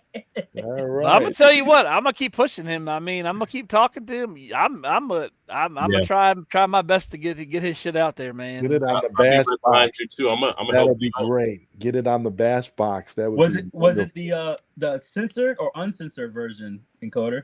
But that's crazy. Oh, probably the uncensored if it was right. I've been sitting here reverse engineering. If it was that long ago, it probably it might have been the damn one you can't get on even on Steam. Yeah. Are you reversing anything? The iiRcade store, some new shit. Encoder put out shit with the Terminator 2 cabinet, right? I haven't seen much about that. Have you guys seen that? So for the Terminator 2 cabinet, it looks like it's finally been like soft modded or some shit like that. Oh yeah. You can put the right when I fucking unplug every fucking thing, put shooter in those it. damn retro shooters in. He does that shit. Yeah. I ain't got no damn arcade one-ups or shit, nothing to mod anymore. I've got this so fucking that's not out yet, iiRcade, but and I've it's got soon. that fucking ALU sitting in the corner. That's what's up. Okay, that's good news. That was a big deal that he was able to get that done, and then he did something with the He got Doom on his toaster. What hasn't Doom been able to be put on? I think that's like the trifecta of all games. On everything, you can put it on a rock. Yeah. Yeah, basically, yeah. Oh, what's this? I'm misinterpreting this. When you say cabs, you talking about original cabs, or you talking about cabs you're trying to do your whole encoder bit on? There's a video of a pregnancy test running Doom. See, I'm that guy that looks this shit up if it's true or not. See, pregnancy test. It came up. Soft mods. Guy makes Doom playable on. Oh, fuck out of here. That's so fucking funny. What the fuck? Let's see here. 3, 2, 1. Unless we get a copyright strike. If that happens, then that's good night, folks. Let's see here. Share. Here we go. This one, programmer somehow makes Doom playable on a pregnancy test. So somebody challenged this guy to the will it run Doom challenge. You know, people just try to get Doom to run. You gotta be fucking kidding me. It's fucking playing on it. I said, well, the first thing he was able to show off was just video of Doom playing on a very pixelated display, as you're showcasing here. I mean, hardly play. You tell me if it's playable or not. No. Probably not. But no. This is just a video right now. And then you scroll down a little further and he says, okay, fine. That, I started with the video, but then he was able to actually get a keyboard input and shows that off with one of those little portable keyboards. And you can see he actually does have a functioning Doom game on something that looks like a pregnancy test. Well, it's at least the chassis of a pregnancy test. But then you said to me, well, wait a sec. Did those screens have that many pixels? To which I said, I'm surprised by that too. This is true. So then I look a little deeper into the article and it says it's important to note that Foon did replace the display and microcontroller. So the only part of the original tester is the shell. However, getting Doom running and playable on a 128 by 32 pixel monochrome display at 1 BPP is still an impressive feat. Okay, so I agree. It's still impressive, but seemingly less sophisticated. This part, though, was that the actual video playing on the actual pregnancy test? No, I know he replaced the monitor in it, but it's on the fucking. That's in the fucking pregnancy test. The shell of it. He replaced the monitor at this point, but did he replace the monitor at this point? Yeah, I don't know. either way, like you said, to get it that small, maybe that was the original, just to show the video part, but to actually get it running where you could play it's different. Because this is really different. scrubby. Yeah, it Like different. someone out there, go get Doom on my fucking my little digital thermometer that I put in my fucking mouth. Get it to play on that fucking screen. Right? That is freaking wild. Doom will play on a Honeywell Prestige. I have one of those. I believe it. This is cool. Oh man, holy fuck! I didn't realize until she already said something how fucking long I've been here. But yeah, I think we covered everything we could. I mean, got the goods. If anyone's got questions later down the line on what contracts, or come to the forums, I'll divulge. But I'm not gonna just dump them 100%. That's a lot Has of information. anybody figured out how to delete games off the iiRcade yet? I don't know. Somebody would be encoder. I think he said that eventually something's coming with that. I thought he had something going on with that. Someone took a kid's chainsaw toy and installed Pi Zero. Jesus Christ. Yeah, see? It's already a thing now, right? Has anyone figured out to delete games off the iiRcade yet? Yes. Yes. The best way to play iiRcade games is to sell it. Best way to play iiRcade games. He's a cold woman. I tried to be a Wi-Fi and I couldn't get it to her. Good luck with that. I like a wipe the arcade SBC for Bannister and load up either that or trash it. Jesus Christ, Carl. Best way to play iiRcade games is to press the C button while side loading like B.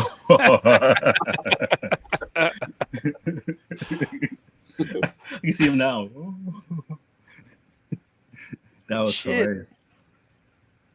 But where'd Zod disappeared to? He lost or fell asleep. This is good shit. Appreciate y'all coming through. I don't got too much to add unless y'all do. No. Cool.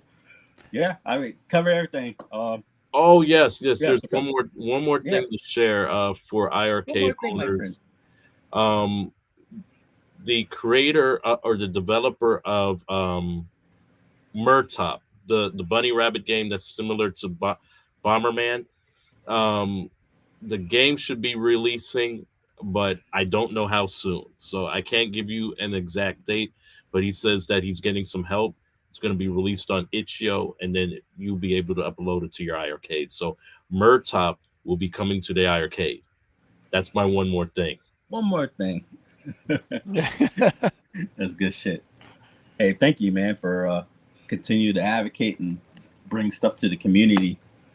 You know, and I get it. I'm critical of the company that brought you the iiRcade, but you know, you ready to have a real fucked up brain? Yeah. You ready for the red pill? Show me where I was insulting the actual product. Yeah. I'll wait. Someone put out there where I said the iiRcade sucks. That I hate my iiRcade. I think the iiRcade sucks. I'll wait. I still own my arcades. How many of y'all own? I own 2 now. You know, and that's the it's overused term, so and it's not the correct term, but you know, that's the paradox we come up with, you know. So what do people think about a store app you load into your iiRcade for homebrew free games downloading with support for the repositories provided by other people? I think people would be up for any of that. I think people would enjoy it. Yeah. So you don't have to use a PC to sideload. Oh, kind of like what John promised. I would enjoy that, encoder. Thank you. Yeah. Sounds good. Can you do it on your phone too? The iiRcade could have been a great platform. It absolutely Very could true. have. There's no Could excuse have. why it couldn't. Under proper guidance. But the problem that, and this is where I shit in people's, cereal, is that it had no install base. It was doomed to fail. How can a ship keep running if he's paying out $1.8 million and he was never even to make a couple $100,000? He was But fucked since the first contract, like. But people forget that he had tens of millions from the Kickstarter. Yep. But it all went to his salaries. Because if he's on the creditor list, he's gonna get his money. It was a great platform for Khalid. So yeah, I remember last year I said, let's be real, is the iiRcade, it's Ouya. Yeah. It's Ouya. Can we just admit this is Ouya? But at least with Ouya, man, the people, whoever's in that community, man, they're still making games for that. Absolutely, because I don't recall anyone from the Ouya going, the licensee from Ouya ripped us off, didn't pay us, didn't give us our royalties. Because the Ouya didn't have the Google Play, right? It was closed system, right? Yeah, I think I regretted selling my Ouya because I had sold it. I think the game stopped way back, and I was like, I tried to get it back, and it went quick because that's when I ignorantly found out it was an emulation machine. I regretted it. I was like, no, I want my Ouya back. Yeah, I had no issues with the Ouya, none whatsoever. I didn't hate it. I just got rid of it because I thought it was, like, it wasn't the next big thing at the time. But as soon as I realized what I could have done with it, I was like, you know what? I miss it. I miss it a lot. Not just for the emulation. I actually just missed it. I was like, let me try to get it back. It's cheap. Nope. Too late. And it was fast too. I blinked and it was hard to find. That mobile game thing would have went nowhere. Yeah, so like I said, now he can get away from, because everybody's got a phone. So your install base is almost infinite as far as the amount of human beings on the planet, that have Android, which is a lot. Oh yeah, just like you saw on that thing, talking about putting it on cable boxes and set-top boxes. Yeah, unlimited. Rakus, and so he tried to go that route, and he probably still is. Yeah, who knows? Yeah. And that's what the whole brokerage thing that he was patenting with the other guy, who's also named Shin, by the way. Yeah. And I know we talk about it a lot, but even when being in his home country, the population of South Korea alone is 3 million people, 3.3 million people. Just say you get 100,000 gamers to buy an iiRcade that like our arcades, iiRcade could have done well. Yeah. And he didn't even do that. I talked to him about Europe because some of the devs in Europe, in the European countries, wanted to get iiRcade over there. Some Australians asked about it. A lot of people from Brazil was asking about how can we get iiRcade down here. I told him about it. He's like, "Oh, we're not looking into doing, South America. We're only focused in this." My bro, you have the developers that are asking. Do it. Right. Absolutely. To address Kevin, he said John D killed the iiRcade by grabbing. Well, okay, so that's not speculation. I'll just go ahead and confirm it. But he didn't kill it by grabbing it. That wasn't going to ever save the iiRcade. What's it matter? Let's say I shit in, Zod cereal. Like I said, say he got Marvel versus Capcom. Say he got it all. These are great games. People they'll tout the iiRcade as a great system because it had solid. Problem is, how was he ever going to stay open? Even if he got those games, Who's he selling it to? Yep. If there was no systems yeah. to sell and install to. Yeah, so we can go with these what ifs all day. It didn't matter And anymore. Even was if a he dead had on it, arrival I mean, system, bro. Dead on there's arrival. not enough people to make. He wouldn't even be able to pay for the fucking licensing of it Yeah. because there's not enough of money there for it. Yeah. I'm just a software company. Yeah, and remember, he's just a software company, so what's it matter, right? The iiRcade advertised current gen games and was one of the main reasons about it. Correct. And it's one of the main reasons that we got lied to, and that people will gaslight and say that you remember this. I remember Current this, Kevin. gen games. The What problem was that is one fucking people game? You had to use 2 fucking joysticks to fucking. I forget the name of that fucking bullshit. No, it was like one of the first games that it was he like a Smash announced. TV crap, right? No, it was like a fucking. You had a gun and stuff, so it was supposed to be like a Dead Zone or Dead something. It's Dead like something. an Android. What game. the fuck is that even on an arcade machine for playing on twin sticks? Like that was the fucking stupidest thing I've ever fucking saw. Like the controls wonky as fucking hell, and how am I supposed to aim and push the buttons now and shoot and run from shit and do? You can't fucking do that on an arcade fucking controller, man. Get the fuck that was so fucking dumb. Dead Space wasn't it like Dead Space or something? Dead Space is the EA game. God damn, I can't remember what that fucking game was, but it was Dead something, yeah. Yeah, it was an Android game. Yeah, fucking horrible as shit, and he tried to live off of that shit. Like, oh, it's so fucking great. Yeah, he had an Indian employee, so I think he only had one Indian employee, and he had like 5 to 7 Koreans that he had on the books. I've seen all their faces. I got their names and faces. Let's see here. Wouldn't the licensing been? I'll look up a damn country, game list and see. Well, might be, but remember, we have the contracts, and the contracts stated which region. So the contracts actually stated Korea, Canada, North America, stuff like that. So that makes me think the iiRcade was in those countries. Yeah, no, because it said worldwide. It would say which. Just Canada and US. Exactly. Like I said, man, we tried to get it into Europe, into Brazil, in South America and stuff, and they weren't trying to go for that. And the developers, the people there begged. They were like, when are we going to see it? Even Australia too. Mm-hmm. Yeah, he missed the boat on that. Let me see here. Let me pull it up real quick. Shit. Nope. This dead game's gonna it's gonna kill me to find out what it is. Dead.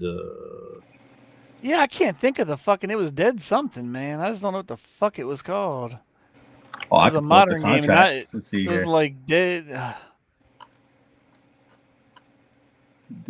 Dead Effect. It was Dead Effect. I found the contract. Yeah, I was gonna say it was like a first-person shooter looking shit. Let's pull up the contract. Like that game was fucking garbage. Yeah. All right. So, Texas Corporation,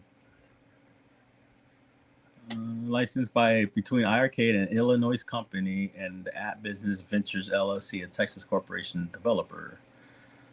Let's see, bugs, cabinet, cure period, net revenue, license grant. During the term, developers grants to the company the non-exclusive paid-up royalty fee.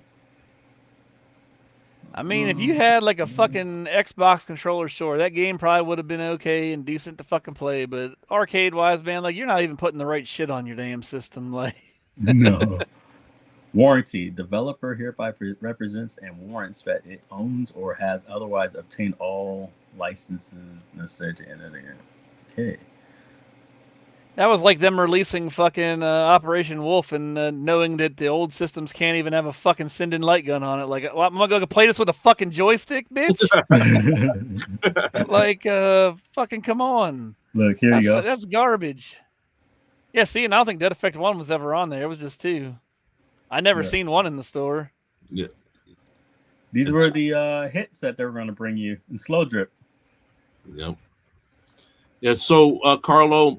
Mayhem Brawler was a company. So, every Monday, Tuesday, Wednesday, and basically the weekend, I did basically a wish list Wednesday, and this is more popularized by Steam because the developers are using that to showcase their games. And so what I would do was I would follow whatever they would post on Twitter, and then I would make my own wish list type thing to set up to get devs to come to iiRcade. So that's when I've discovered Mayhem Brawlers through Hero Concept. And that's when I hit them up and said, hey, because at this time, iiRcade was still, they were stagnant because there was no conclusive way of them getting brand new games, AAA titles from, the Capcoms, the Konamis and stuff like that. So everybody, like, nobody knew, but like the other resource of other games that we wanted to focus on to get was modern independent developer games. And like I said earlier on the show today, most of these modern indie developers, they didn't play around with Jong when it came to what it was worth for their games.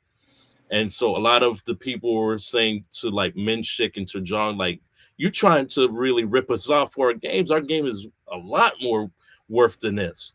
So other companies like Hero Concept, Chorus Worldwide, Chorus Worldwide put out Rising Hell, and Hero Concept brought out Mayhem Brawlers. That was one of the games that I shot for because in my mind, like I was saying, realistically, I don't think we're gonna get Streets of Rage. So shit, Mayhem Brawlers is gonna have to fucking do. And so Mayhem Brawlers liked the concept of iiRcade, and that's what they were sold upon. Not only their game can be a console game, but it can be an arcade game. And they signed on with Jong. What's the developer for Streets of Rage? You got the Vanilla Beast contract up right now, Vanilla Gaming Company. Yeah, you said it was who? .emu. For For Streets of Rage 4. Okay, yeah. So we had a .emu, but I don't think it was. That wasn't on the right? .emu that you were showing. Yeah. Let's see here. We had Kunai, iiRcade, First Amendment, and I don't think I pulled them all up, or I don't think we read them all. Let me see. Final and counter. All right, let me see this real quick. Adding product. Wait, Switch, PC, Android code.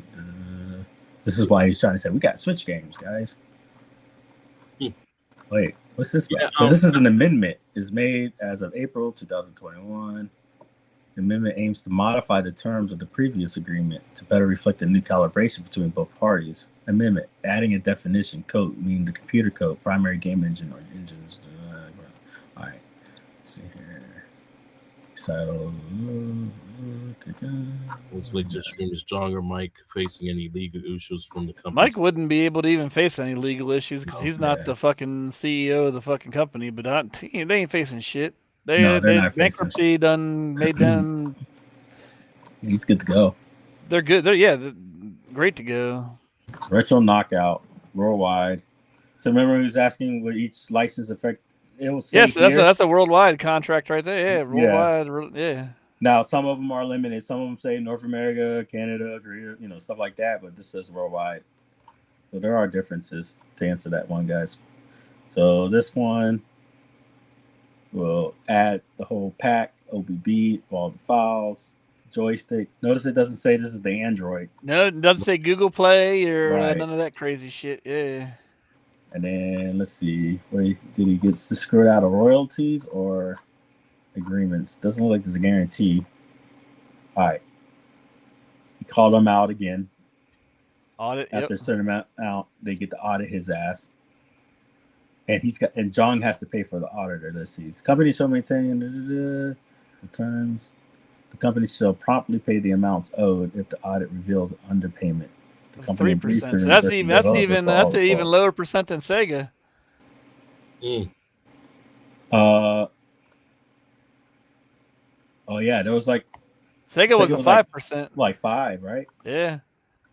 Good for him. Yeah. Yeah, fucking make that motherfucker be audited. Yup. Yeah, out in Ohio. Let's see here. What's the terms?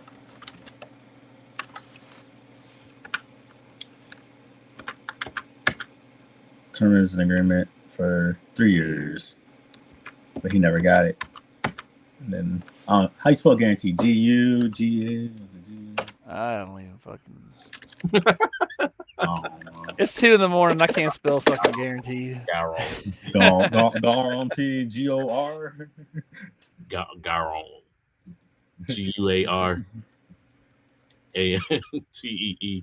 Guarantee. Yes. The game used to be pushed out hard by NVIDIA. Yeah. In 2012. That was modern. Yeah. Space. Yeah, that's how modern it was. Yeah. It's man, bro. The game was garbage. That effect was garbage. Yeah. Dragon, the Gen 1 cabinet was a whole thing too. They lied about that too. The Gen 1 capable of USB just fine. Exactly. And told people who were doing their best to even bring it to the arcade that won't even possible. People don't know Jong had USB enabler jigs before we even had made ours. Damn. Y'all hearing that shit? Jong put up the same shit that you see from the encoder board was already on these boards from Jong so he consciously lied saying it's not possible, even though he purposely made it so that in order to get these to work, you would need a hardware,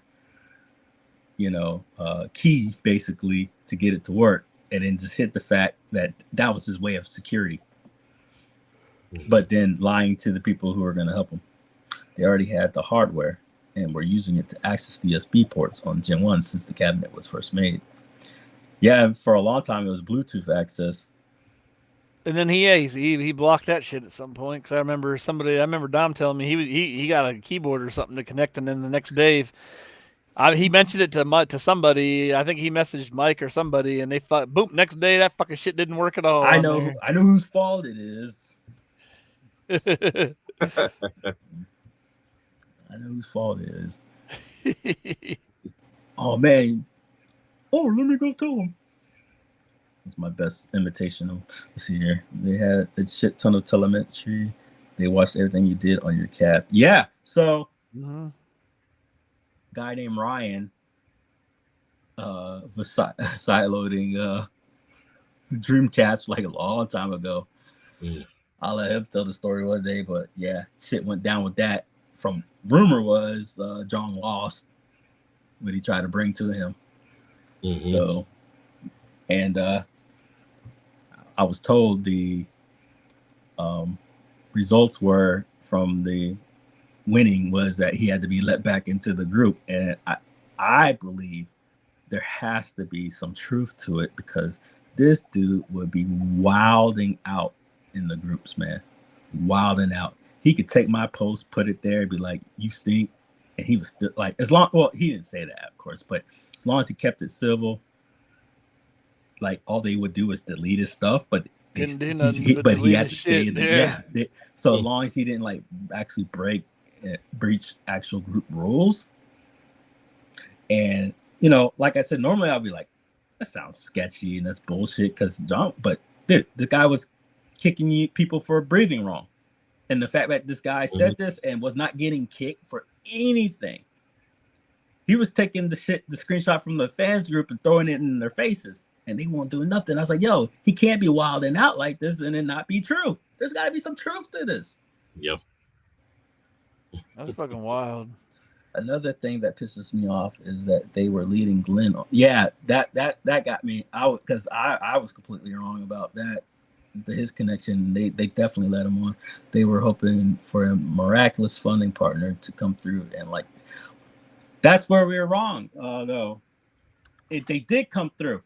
Yeah, we saw it in the thing. Yeah, I pulled up the documents, man. He got his $1 million off of that damn investor. Yeah, he got it. He got the $1 million. He owes him. He got paid. Let me see if I can pull this up real quick. He got paid, deposited that shit, and it's no. Yeah. So that whole investor thing is a lie, because I pulled it up when he got paid the first time, and he got like 1.5. But he tried to say that these guys pulled out, and it's just not true. Yeah, I remember him saying that. Him admitting, "Oh yeah, the investor didn't come through," and backed out. Okay, and so I'm at the end. he blamed. I remember. I think he even blamed you for the investor backing out. He blamed me. Yes, he name dropped me and blamed me for the investor backing out. That happened. That's I what was remember crazy. that. It's I remember that. And people were shit. going with it. Like, it's my, like, what are you talking? Like, you guys are sick in the head, man. This is some cult shit. This is the type of shit like you see in these B-rated movies, and then they all come for you. Everybody drinking the fucking water. Yeah, it's like, you sick fucking idiots. Look, this is the right there's the this is investor. one that already It's this clear. is It the even investor. says investment. And I can prove it to you, man. I could pull up the I had it all cited, but I could pull up the citations, and there it says right here. What's it say? Investment. June 2023. Yes. And look at investment. this. That's the investment. This is the one he said that did, they pulled out last second. Looks like to me you pulled out last second, motherfucker. Exactly. Like, they gave you that money and then bye. And look at this. Pulled out and had she invested and she loaned. Investment and a loan, yeah. And look at the name.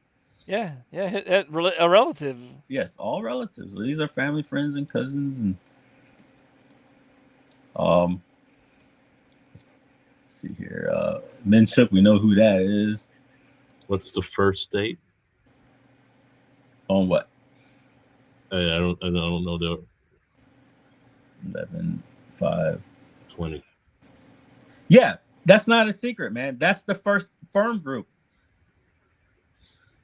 Yeah, this is the firm group that invested into Jong. This is the one that funded iiRcade to begin with.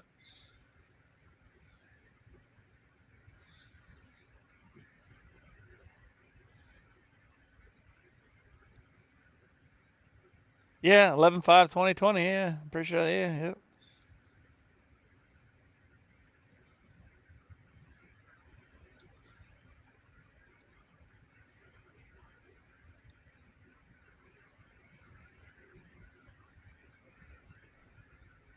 So that's the from date to the to date. So yeah. Oh. So what he's saying so is from that that's date to this date, they provided him with $1 million.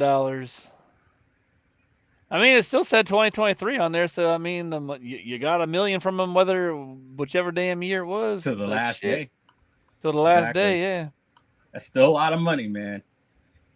Money that would have kept the company open, and that money that if they're on here, that means he owes them. This is money that is to be paid back. This is the list of the creditors. I see, and Bill was in here earlier, so if he had that $1 million, he could have got some AAA titles. Like Bill said, that Bash could have had, was it Power Stone for $100,000 from Capcom? Yeah, Power Stone. What was it? Street. You guys had we had Street already Fighter 2 Turbo. We had the deal for Street Fighter 2 Turbo. Yeah. Here's the 2 golden total. Ghouls and Ghosts. Ghouls and Ghosts. Yep. Yeah, we had to. So remember, She-Lion, when a friend of yours had made a composite cab for a Street Fighter iiRcade cab, and we're talking about trying to get Street Fighter for it. iiRcade had already had Street Fighter 2 Turbo, but never. Yeah, it's in the contracts here. She-Lion through Bash. They would have had Street Fighter 2 Turbo.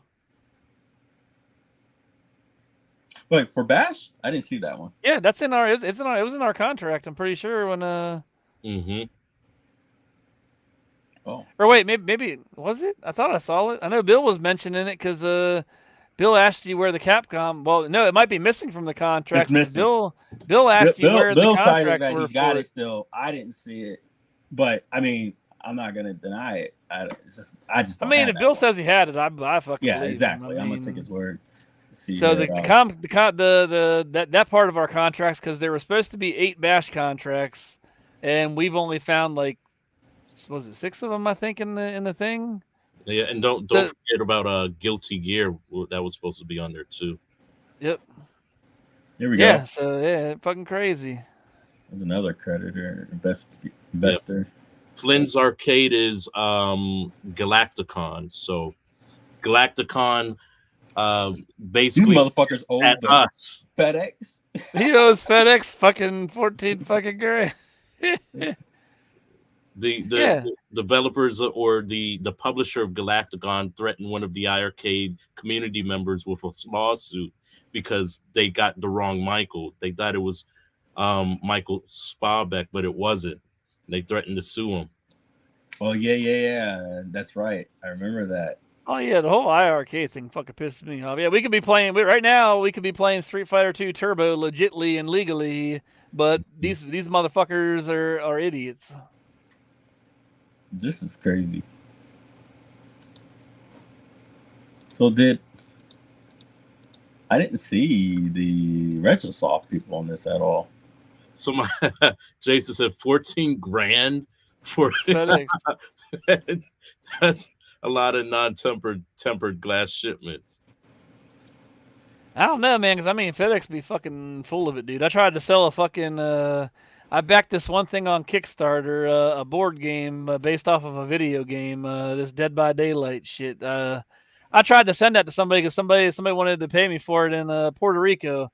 Motherfucking FedEx wanted like $300 fucking bucks just to ship a fucking board game. I'm like, are you fucking kidding me? The fuck? Yeah, I said, are you fucking kidding me? It's a fucking board game. What does this thing weigh? Like a pound? You want 300 fucking? It's international. It's part of fucking of the United States, motherfucker. Like the organization says FedEx owes him $14,000 for all the shit they broke his. Oh damn! Did we read this one off yet? Yeah. Remember that's what we read. Yeah, where Jong's trying to say that fucking the company's fucking worth $30 million fucking dollars because we of have already technology. integrated onto set-top boxes and TV. Yeah, so and cable mobile. cable boxes. Here we go. They've already integrated iArcade software into cable Korea, boxes in Korea with 10 million users. So he's run. It's like you seen that movie Family in the Attic? Mm-hmm. Or Flowers in the Attic. Flowers in the Attic. Yep. Where the mom was doing that whole gaslighting shit, like, and kept them in the attic, and then this whole time she's off starting a new life of a new family. Yeah, that's this right here. All you motherfuckers are the kids in the attic. Now you filed bankruptcy in fucking America, but because he's probably still making money in Korea off this shit. Yeah.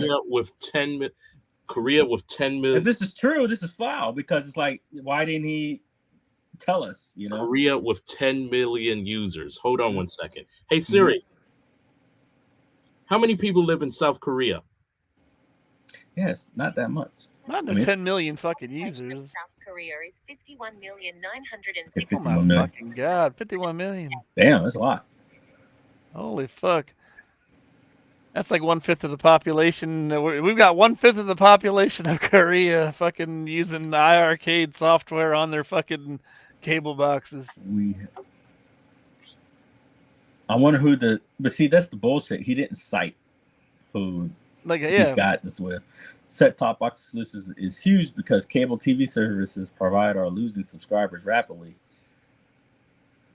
due to over the like Netflix streaming services. Yeah, to reduce cord cutting and bring in revenue.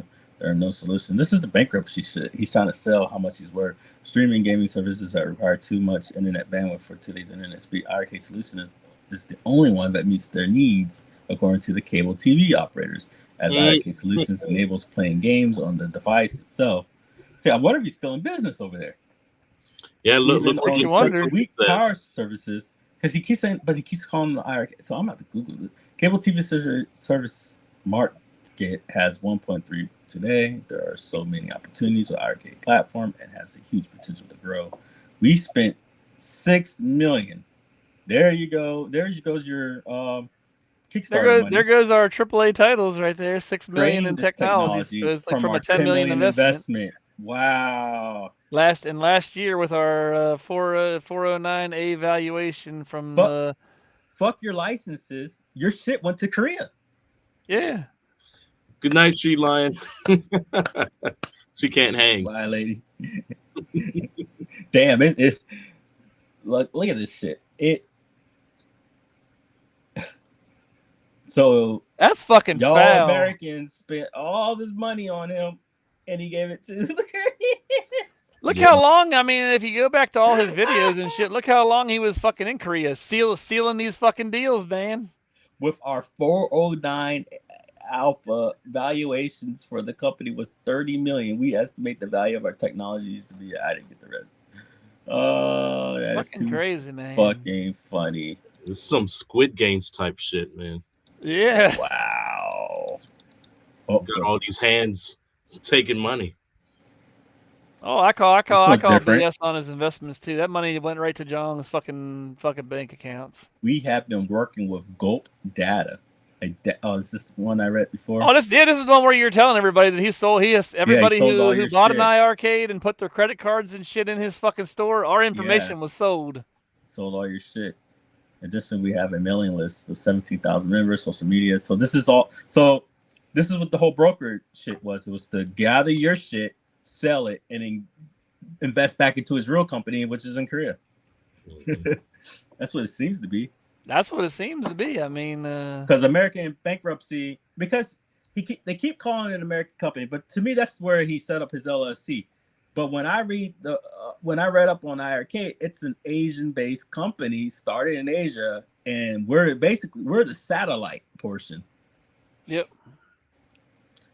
We believe 1 million total would be a good value for all the data, especially valuing our So he values his company at 30 million, and he believes that he has over $1 million worth of data because he took all the Arcadian shit. Took all of our people who backed his ass's information. But what's bullshit is he's saying he has 17,000 member. 20. This is a lie. Is it 20,000? How many people are in the community group? There's about roughly 7,000. I could check back. It's iiRcade community. Okay, so but you also say you've got what 10 million users in Korea. You're not selling their fucking information. Yes, 7,300. But this is weird. Additionally, we have a mailing list. Okay, so there's a mailing list, period, that has 17,000, right? And then the social media sign-up list is 20,000. So now he's talking about something else. Yeah, 7.3K. Yeah. So it's like, what the fuck are you talking about? But the customer list is 7,000 and more. What? So I would assume the customer list is the people who information he has based off of us buying fucking units and shit. That's your customer list. And the social media list I would assume that's the fucking iiRcade group, but you don't got no fucking 20,000 members in there. But then additionally we have a mailing list. Why is it different between 17 to 20? It's like he's saying the same shit with different numbers. So 2.0. That's right. I recall that group was given away. Like that was the original iiRcade group apparently, and it was given away, and that was the bot group, and he started his own with the new one. It's what I recall.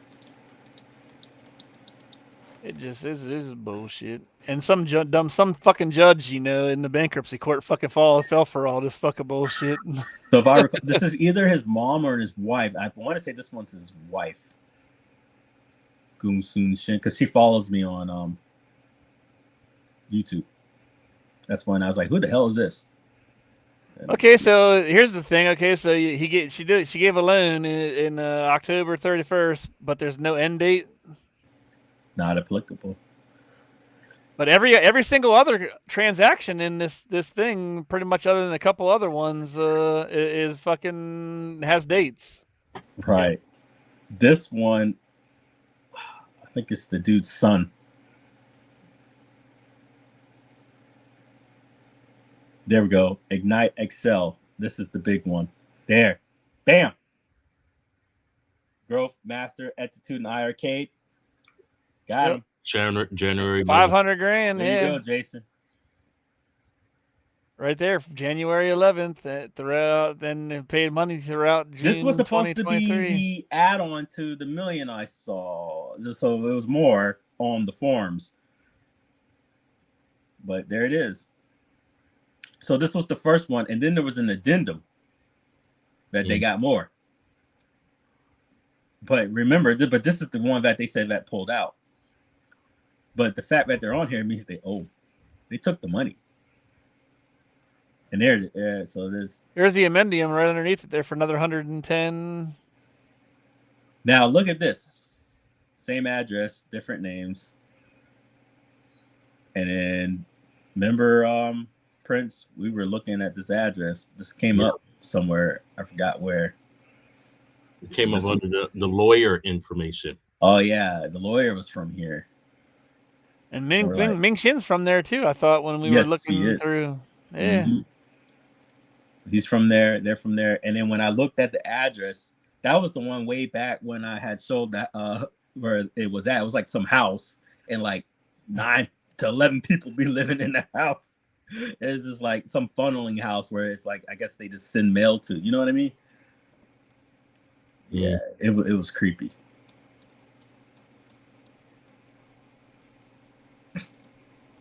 Expense reimbursement. 50. It is weird. See, this is a lie. Absolute lie. 600. You're gonna say you only added that whole time? No, because I have his. I mean, I could be just completely reading this wrong, but I have his wage and salary. They were getting paid like 6,000. And look, he's trying to say he only made from July. Okay, 4 days in four days working. This motherfucker made $700 almost. That's what that's showing right there. Yeah, because I mean he was getting paid tens of thousands a month. Like, but you know what was crazier? He wasn't the highest paid. No, I'd say Ming Shin was the highest paid. And we ain't seen that motherfucker's face one time in the fucking iiRcade fucking stream shows, fucking nothing. Just maybe once or twice, because remember he translated and was speaking in Japanese when when they brought on I remember that brought that. Yep, Kung Fu man. Yeah. Oh, he's Japanese. Mm-hmm. Because he was the Sony guy, right? Yeah, he's a Sony guy. Yep. That would make sense about the last names. I was throwing off. Okay. I didn't put two together. But shit, it is late. God damn. We always say we coming on here to talk for like an hour, and it's fucking almost 6 hours fucking later. Holy moly. Well, hey, I appreciate y'all. This was cool. Yes, it is, Kevin. Yeah. I went to the Home Alone house too when I went out to Chicago. He showed me off to it. Spending your iiRcade money. So did you see what was also in the house? It was his iiRcade.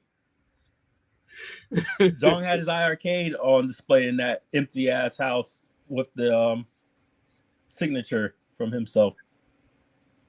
Mm-hmm. Yeah, but you know that's where the real money is, the real estate.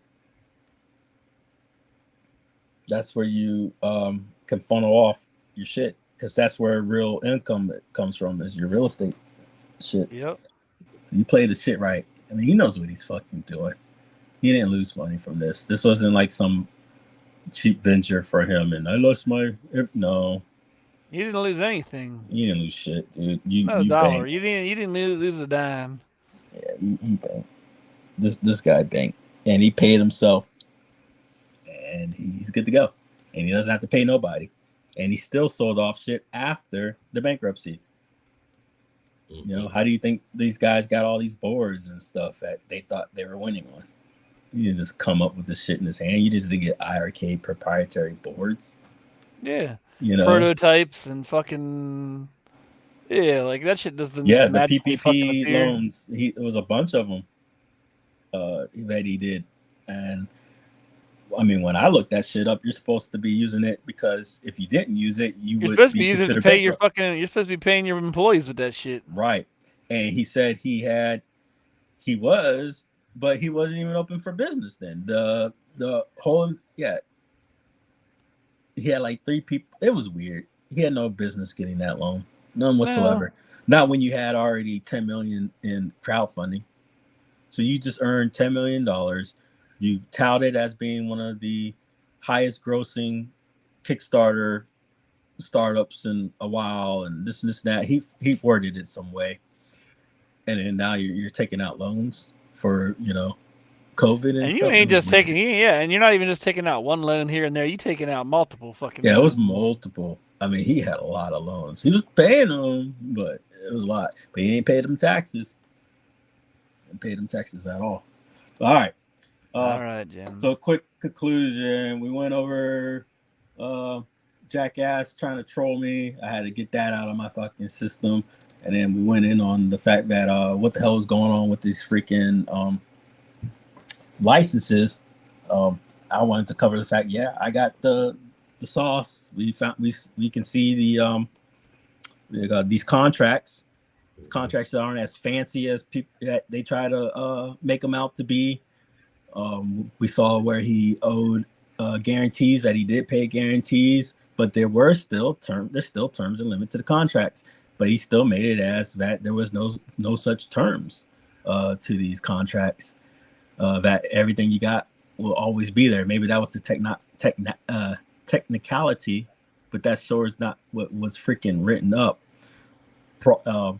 We got encoders input that there could be multiple things going on. It's plausible still that there could be something in the code. It's plausible that there's a time thingy, and then his coders bit was Jong improved to suck ass so bad at what they did that it's most likely a bad freaking glitch. Either rate, that's a no-go. That's fucking foul. We found out that we know he didn't pay everybody like he should, and there was a lot of licenses that should have came out that never came out. I mean, this is bad shit. Yeah, I don't know if you guys have any inputs before we go. Any day is doomsday with your iiRcade cabinet. You don't know when, you don't know how it's gonna happen, but it's gonna happen. Yeah, back up your machines, guys. Back up your freaking machines. I can't force that enough. Dragon, you got anything, brother? I got nothing. All right. Well, we came. We did what we said we was gonna do. Hell yeah! I had a good time. Thank you guys. Had a little fun getting that Jeff Bidner bullshit off my chest and calling him a bitch. Yeah, so. it seems like a lot of people did. Zar came came through. Everybody seems to hate that motherfucker. Except the people who should hate him, which is the fucking squash bugs, apparently. Yeah. I mean, I had to bring this guy up, even though I thought, because, this guy was trying to make it like I didn't have a valid reason to not like what he was doing. You're trolling me. You're saying I don't have the goods. You're insulting me. Y'all saw it here first. The goods have been delivered. That you're insulting me, saying that I don't have it. Well, fuck you. And then you think you're going to get me to give you anything now? Yeah. And then he randomly goes, I don't know why he's mad at me. I think I fucking made it pretty clear. And then you go, well, this was always to me. We've only interacted like a couple of times, other than that fucking time you came to me with some bullshit. You apologize, but you're still not brave enough to do it in public. Yeah, and I won't accept your shit until you do it in public, dude. This is what we're gonna go through for the rest of our fucking lives. Be a fucking man, do it in public. You came at me in public like a jackass.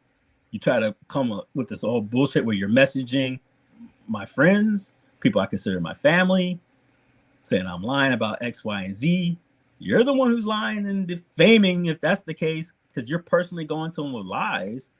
I got the fucking receipts. And then you go, well, if you lie, bitch, there's nothing to lie on. They're called screenshots. I'm quoting you. I'm citing you. And I'm going to give my fucking opinion on you. I think you're a piece of crap. Sue that. Yeah, and please I'm allowed to have my opinion. And please don't bring other people into it. Yeah. Square up and handle your business with the man that you're having a squabble with. Exactly. Have nothing to do with it. Exactly. It's freedom of speech. It doesn't matter if you're a private citizen. I have to know that on my job. I'm law enforcement. For those that don't know, I'm a police officer, so I need to know this stuff. All right. I'm retired. Police officer. You don't fucking. I go to courts for idiots like you. Like, no, stop making up the rule of law. It's not defamation. It's not none of that shit. Especially when you the motherfucker first coming at And you're the asshole starting shit. Yeah. So record it, screenshot it, send it to that little fucker. Let him cry, and stop trying to act hard and say what you're gonna do, because a couple weeks I'm gonna call your ass out again, and I'm waiting. Say, where's my court summons at, motherfucker? Right. Let's see here. You start shit with people, and then it's only because I'm defending the character of people like Sheen Lion. I'm defending the character of Dominic Page. And you try to make it into this whole I'm just going off my rocker, as if you didn't just hear what was played. That was just disgusting and egregious. And that's not it. That's just one of many, you know. And I just don't understand people, you know. So let's see, there's just might be an iiRcade here. Hey, why are those cup stars slushies at people? I don't know. Hey, people have a right to defend themselves. I don't know. Maybe they looked hot. I don't know. You're like cool off. Yeah. Turn on all the lights, right? Jason, you're on a roll, bro. He's over here quoting the Gremlins. You know, I never understood the stories when they go, "Don't feed beyond midnight." But isn't it like midnight somewhere all the time? You know what I mean? Like, yeah. Like, what makes the rules on like? I have to be like, is this standard time midnight? You know, if I went back in the past, you know, like, you know, flew a plane back to Cali real quick, you know, and I feed the guy, does that count? Or like, even the water thing, like, does this thing not fucking bathe ever? Like, how the fuck does this thing stay clean? Like, does it not lick it? I guess it doesn't even lick itself fucking clean, because you got fucking saliva is like got some fucking water in it, like dirty ass. So it was dirty ass was fucking one of the things that mogwai or whatever the fuck they're called. Mogwai. We're gonna have to talk on that. Some movie rules. That'll be the next stream. Some silly ass movie rules. Wash your ass, Gizmo. Yeah. But yeah, man, that'd be a dirty little shit, huh? Yeah, all that fucking fur and shit. Because like, the rule is water. No water. Yeah, you put them in water. That's when they and, start popping the gremlins out of themselves. But it was never food. I got that completely wrong, right? No, the food. It was food midnight too, right? Food after midnight's what made them go into the little cocoons and shit, and then turn into the actual gremlin looking fucking. He gets wet, those little balls and shit pop out of him and turn into other little gizmo fucking. Okay, things. so water makes more mogwais, which he ain't supposed to do, and then feeding them after midnight turns them into the actual gremlins because they go into those fucking cocoons and shit. But and it was like an Asian dude that sold it to him, right? Yep. So it wouldn't be unfair to say that creature is Asian based in lore. So you would think the midnight will be like in Asia somewhere. You know? Quick question. Yeah. Isn't the Asian guy the same guy, Asian guy that's in Big Trouble Little China? It might possibly. Be. It might be. I mean, because you know, back during that era, man, like the Hollywood casting was pretty tight on your small people and your Asian people. You know, so it wouldn't surprise me because you see the same motherfucker in like any movie that needed them. Look at what they did to the dude who played Carl Winslow, right? You know, they didn't even try to hide the fact that that's who they were pulling in that movie Die Hard. Die Hard, yeah. He played like, basically the same motherfucker. Like I mean, it was just like even he talked about it was the same damn uniform. Like same uniform, basically the same character, just a different fucking name. And in Ghostbusters, because remember when the Ghostbusters in the first movie got locked up and put in the cell, yeah, he was the one that came to release them so they could go talk to the mayor.